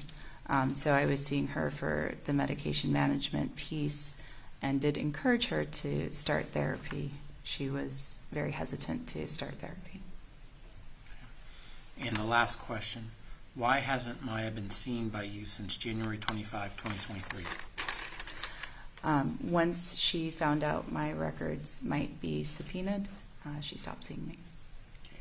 Mr. Anderson, any further questions? The depression, the generalized anxiety and depression that so many women from 18 to 25 have, can you explain the difference between the event-specific depression that Maya Kowalski has?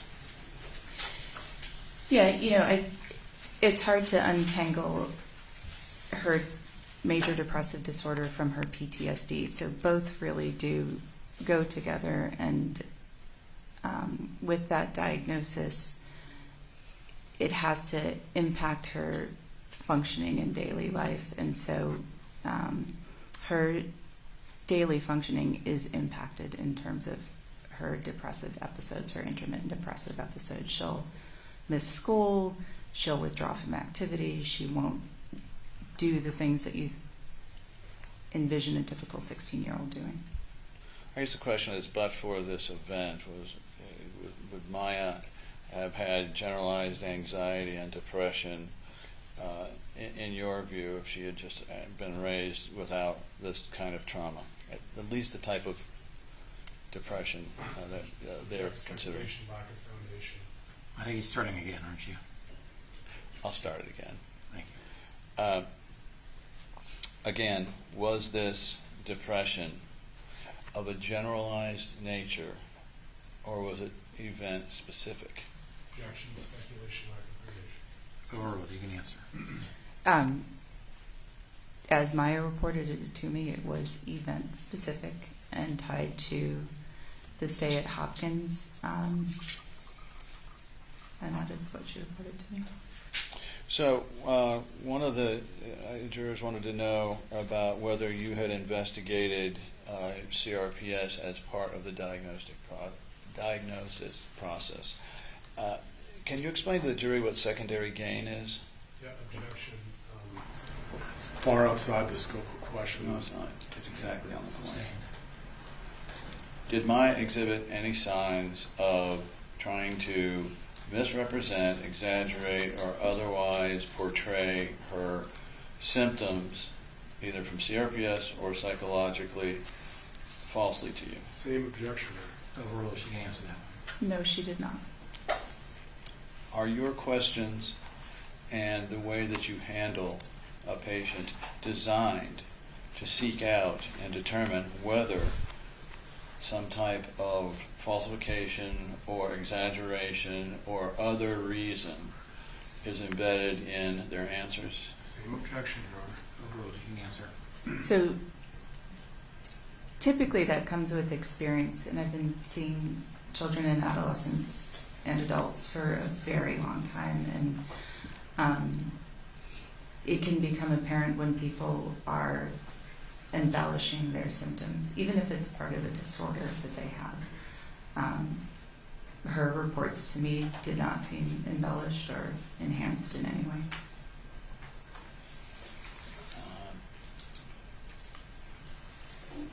Thank you, Doctor. Mr. Shapiro, anything further? I do not, Your Honor. Thank you. Okay. Any further from the jury? Okay. Members of the jury, going to throw you a little curveball here. You're going to get to sleep in 15 more minutes. So it's a slight curveball. I'm going to ask that you be at the rallying point 15 minutes later. I want you to be coming through the door, Deputy Coley, at 9:15 tomorrow. As always, do not discuss this case amongst yourselves. Do not do any investigation and receive no information. Have a wonderful evening.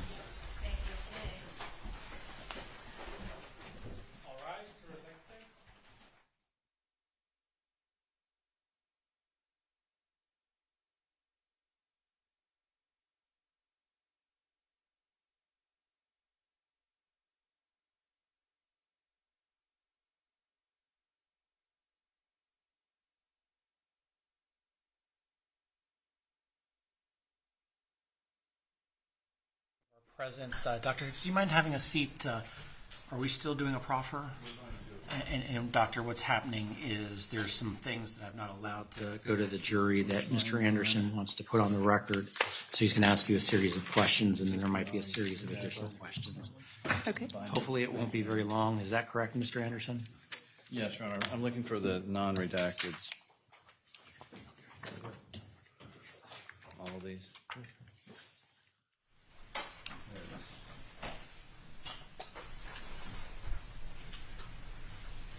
Have these marked for identification. And for the record, this is a comprehensive med-psych systems record of Jacqueline Henschke.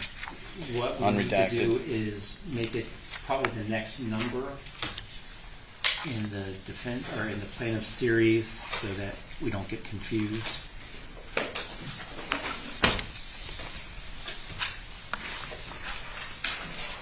Your Honor, on that point, our list continues from 2001 to 2787.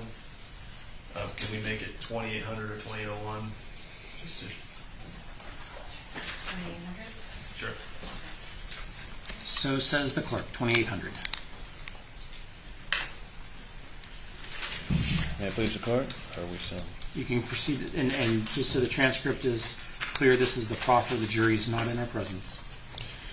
I'm sorry, Your Honor, 2800 was received. Is not received. It's just being marked for identification purposes. In Exhibit 2800, and let me preface this by saying that in this proffer you are not restricted in what you can say. Okay. As to these certain facts, but in Exhibit 2800, you had recorded certain things that happened to Maya. First off, can you tell us how that came about and the first time you knew of them? Yeah, so whenever I do an evaluation, I always, especially the initial evaluation, I always ask about any physical or sexual abuse. And under physical abuse, Maya reported, under abuse/trauma history, Maya reported under physical that the social worker at the hospital physically grabbed her while at Johns Hopkins, and she experienced unwanted touching under the guise of an examination. I documented that patient also notes that a doctor came into her room and said, quote, "Could I look?" And I did not say yes, and he pulled down my pants and pulled them back up and did not say anything, unquote. And did she discuss these events with you through the course of the treatment? She did. And did they cause her great anxiety or other psychological injury? Yes.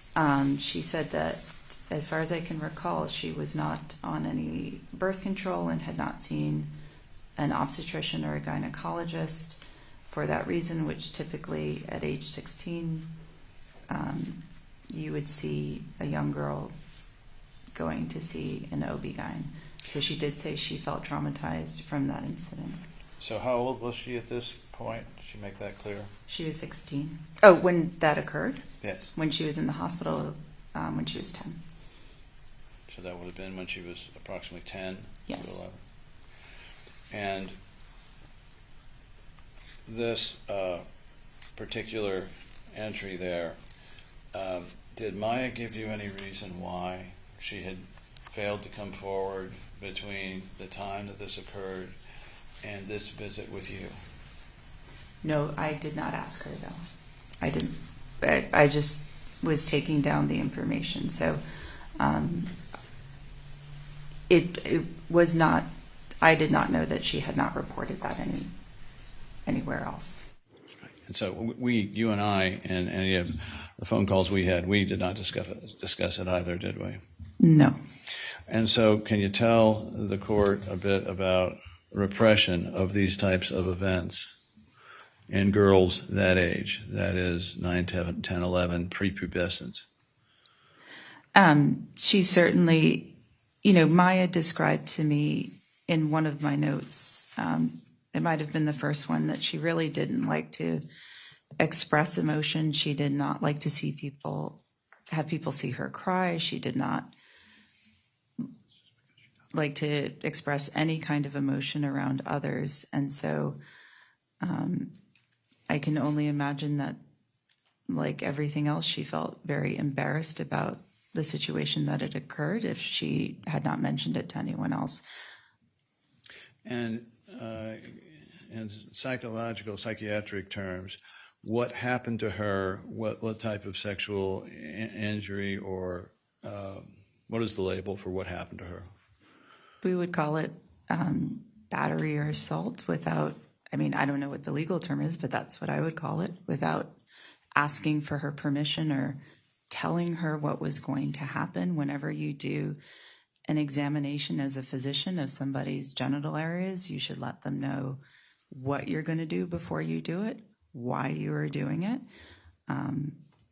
and what the outcome of the exam is, even if it's in a young child.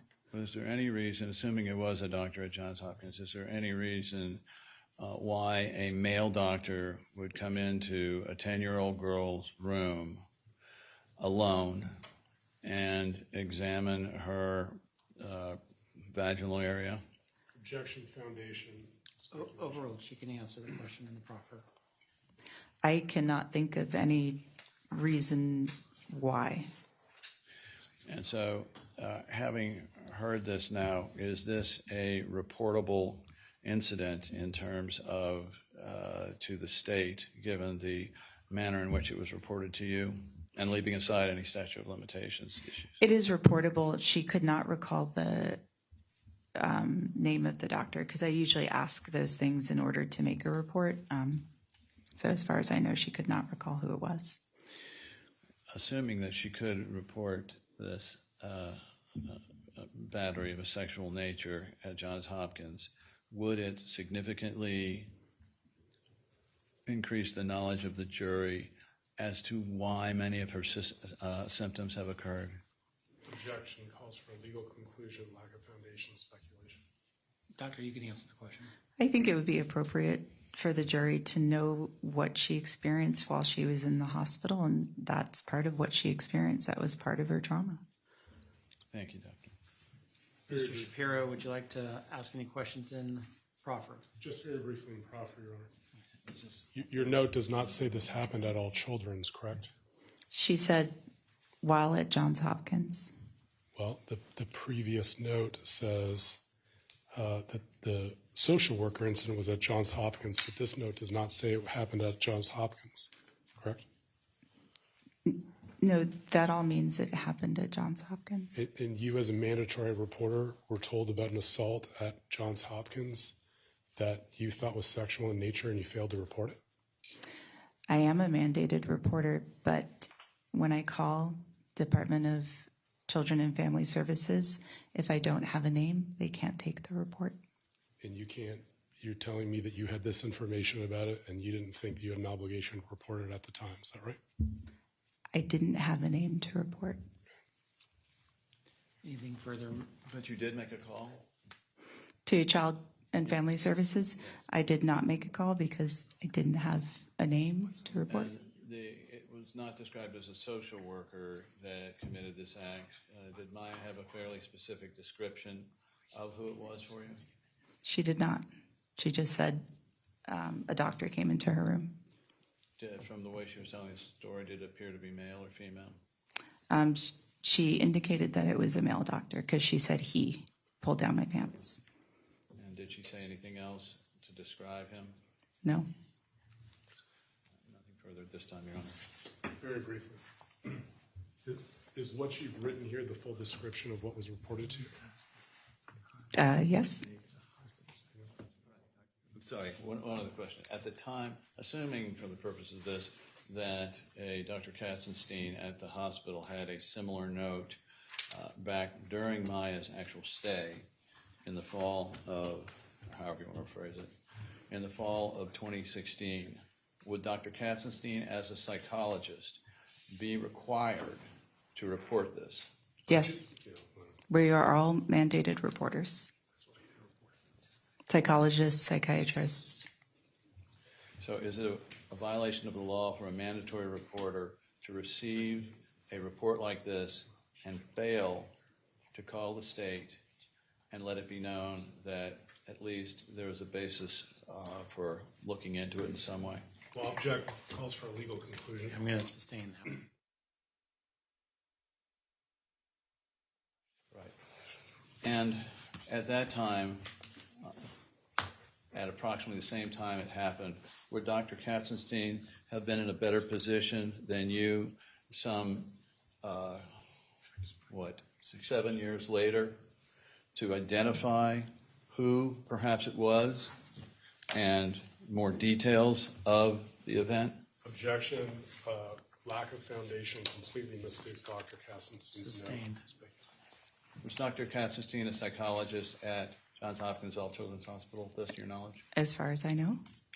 And as a psychologist there at the time, is it easier in terms of if you can get a child to talk about it, to obtain more fact Objection closer calls to for the event? speculation. Yes. You can answer the question. Yes. It would have been easier for Dr. Katzenstein to obtain more detailed information and to make the report, and more accurate. Thank you, Doctor. Based on those questions. Doctor, have you seen Dr. Katzenstein's note? I have not. You have, in fairness to you, you have no idea what she recorded, correct? I do not. And you're unaware that her testimony on this is going to be that this incident that you described did not happen at All Children's Hospital, correct? Could you ask that one more time, please? You're not aware, as you're testifying here today, what Dr. Katzenstein is going to testify on regarding where this incident happened, correct? I am not aware, no. And so you're not aware that Dr. Katzenstein is going to testify that this happened, what Maya reported to her did not happen at All Children's Hospital, correct? Objection, Your Honor, for improper for proffer. She's already said she doesn't know. Okay. So I'm not aware. Are you aware of any similar incident occurring in the Lurie's Children's Hospital record? No. Okay. That's all, thank you. The witness be excused. are we finished with the proffer first? Are we finished with the proffer? Call up very quickly Dr. Katzenstein's note to show the doctor. She hasn't seen. Mr. Anderson, she's already said she didn't see the note. So what's the point at this point? I wanted to make sure that the doctor saw the note to see exactly what the terminology was used at that time on, I think it was... She's already said she hasn't seen the note, so I think we have exhausted her knowledge on the subject. So we're not pulling up someone else's note. Is there anything else, though, you want in the proffer? I'm zipping up my binder. So that's a no. Your proffer's over. Is that correct? My proffer's complete, given the court's ruling. Nothing further, Your Honor. So the transcript is complete. This concludes the proffer. And now may this doctor be excused, or does she need to remain under subpoena? I don't know. I think we're going to keep her under subpoena for a little while, Judge. Okay, doctor, you're welcome to go back to Jacksonville. If they need to call you back, I'm sure they will call you and talk to you about that. But because you're still under the subpoena, please do not talk about the case with anyone other than the attorneys in this matter. Okay. Thank you for being here, doctor, and have a safe drive back. Thank you. Okay. While she is leaving, let's talk our logistics so we can get out of here ourselves. Yes, Judge. We've been considering how to make this trial operate a lot faster and a lot easier for the jury, and we would like to request that tomorrow afternoon, could we have some hearing time later on in the day? The other reason is, given the events, I would like to get out of here and go see my family a bit early, leave a bit earlier than 6 o'clock. And so we were hoping that tomorrow we could call a few witnesses, show a few depositions, and then have at least an hour to, how long? 2 hours to go over these exhibits, clean all this up, and make sure that this trial goes smoothly it also assists us in how many questions we're going to ask and what kind of questions we're going to ask if we know what's in evidence and what does not. Who do you want to call tomorrow? And let's talk time. Tomorrow morning, we plan to play 2 depositions, Rebecca Johnson and Catherine Beatty. How much time is each at this point? These 2 volumes. Volume 1 is 33 minutes. Volume 2 is 45 minutes. And Rebecca Johnson. So Catherine Beatty's 1 hour and 15 minutes approximately. And then, just a moment.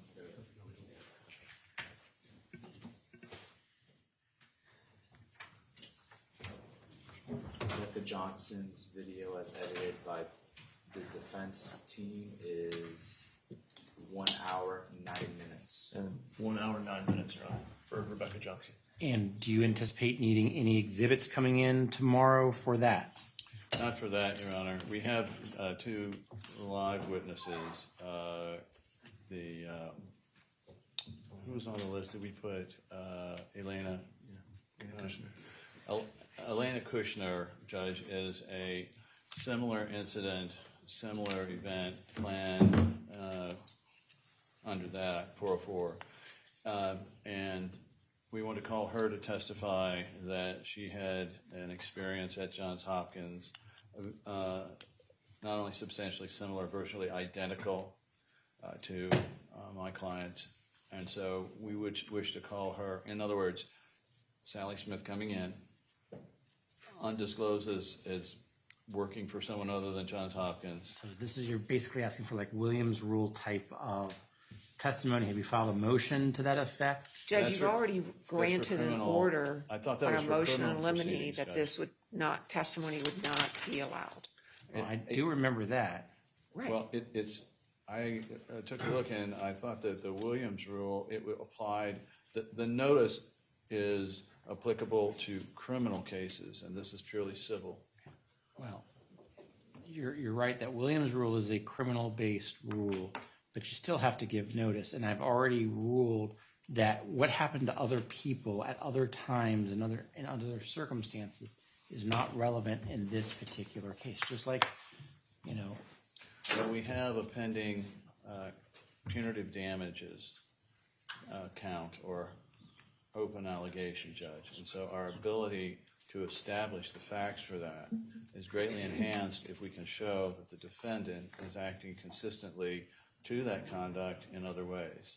And so our problem here is You're going to need a lot more legal discussion about whether this witness is going to be allowed. And, you know, this is one of those that you probably need case law and very specific motion. This isn't a just let's talk about it and let it happen. I suspected there would be a proffer for it, but we can file a motion if the court. I mean, if you want to do a proffer, that's fine, but I'm asking about witnesses who are actually going to be testifying to the jury.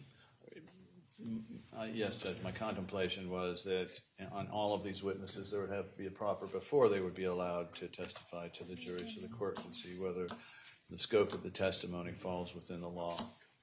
So if you want us to brief it, we can brief it. On that particular issue, sure, because I've already ruled that evidence like this can't come in, so I really would feel uncomfortable without some sort of actual motion and case law to articulate exactly what you're doing and why you're legally allowed to do what you're proposing to do. Yes, Your Honor. So that's Elena who? Say again. That was Elena Brown? Kushner. And so other than those 2 depositions, Mr. Anderson, are you planning on calling anyone live tomorrow? Let me look for just a moment. No major witnesses, let's put it that way. These are Any minor ones? So, we request hearing time in the afternoon. Those 2 depositions will fill up the majority of the morning. Pending the court's decision on hearing time, we would also potentially call Joyce Sacco, Tammy, I think you say Special, it's Speceyal, and Deborah Salisbury if we had to fill out the day. But we prefer to have hearing time. And the reason for that, Your Honor, is that we anticipate calling Maya Kowalski early next week.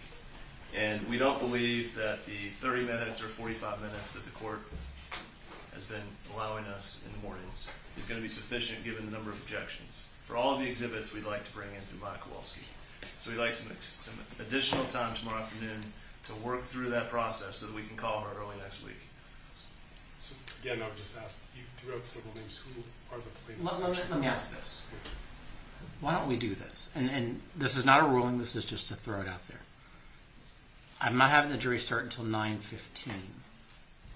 The earliest that I can start with you all tomorrow is 8:45. That's the earliest I can start with you tomorrow. If we don't need to do exhibits in the morning, perhaps you all could come at 9 and then the jury start at 9:15. We do the 2 depositions. We send the jury home. We go to lunch, come back, and address issues. If we need to take proffers, we can take proffers. And that way you don't have to worry about live witnesses in the afternoon. And it also allows you to, and I told you earlier, whatever you're going to need to do, we'll accommodate and make it work. So I'm happy to do that if that is good for both sides. Yes. The defense has no objection to that, but just so neither Mr. Hunter, Ms. Groves, or I are up preparing late, it sounds like there will be no live witnesses tomorrow. On that basis, we'll follow the judge's suggestion, and you don't have live witnesses, you'll just have to sit through depots. Now, let's talk about the legal issues so Mr. Altenburn and Mr. Elegant have an idea as to what we're talking about. I have one legal issue. We have a pending motion to admit child abuse hearsay we'd like to be taken up tomorrow afternoon. You asked for it. Well, we'll talk about whether we're going to take it up. But we'll talk about the motion. Are you wanting more of a indication of what their proffers are about? I mean, I'm not too sure what this anecdotal evidence they're describing is going to be. Well, they can do whatever they want in proffer. I'm trying to figure out what the legal issues are. One, so I've got an idea so I can think about it tonight. Two, that all the lawyers can be thinking about it tonight, especially since you're not having to prepare for a witness tomorrow. Because I know you also probably want to sleep tonight as well. The damages, if this is something that occurred prior to our events and that John Hopkins was found liable for, so that they were on notice to change, that might be relevant to people. Yes, but I get the sense that that's not what this is about.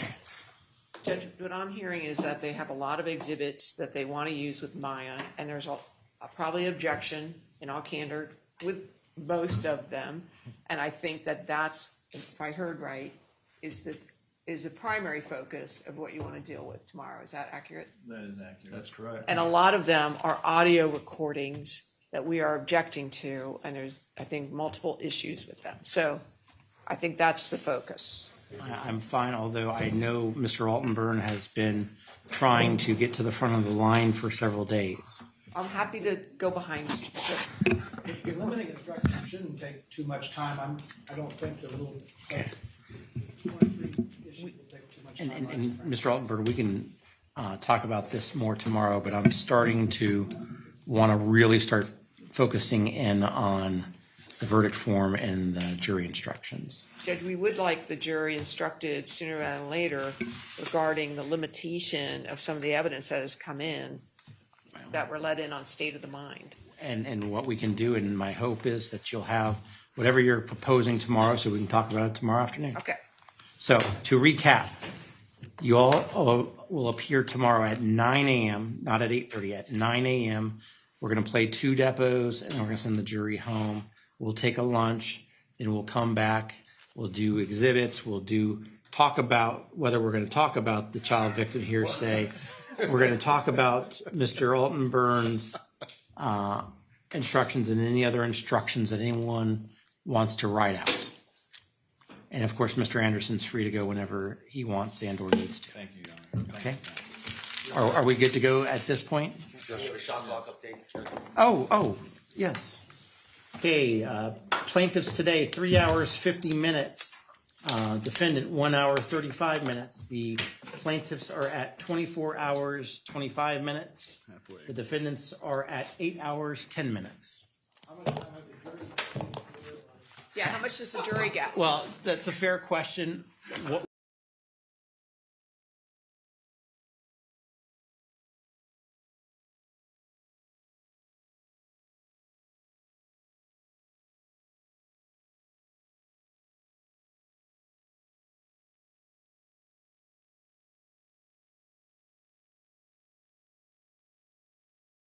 well, I will tell you, Justice Wells used to say, can't say that I've not seen it all because I surely haven't. Okay. And no one wanted to tell me what the score of the Rays game was? Okay, it doesn't matter. Have a good night. We'll be in recess. Waxed last night.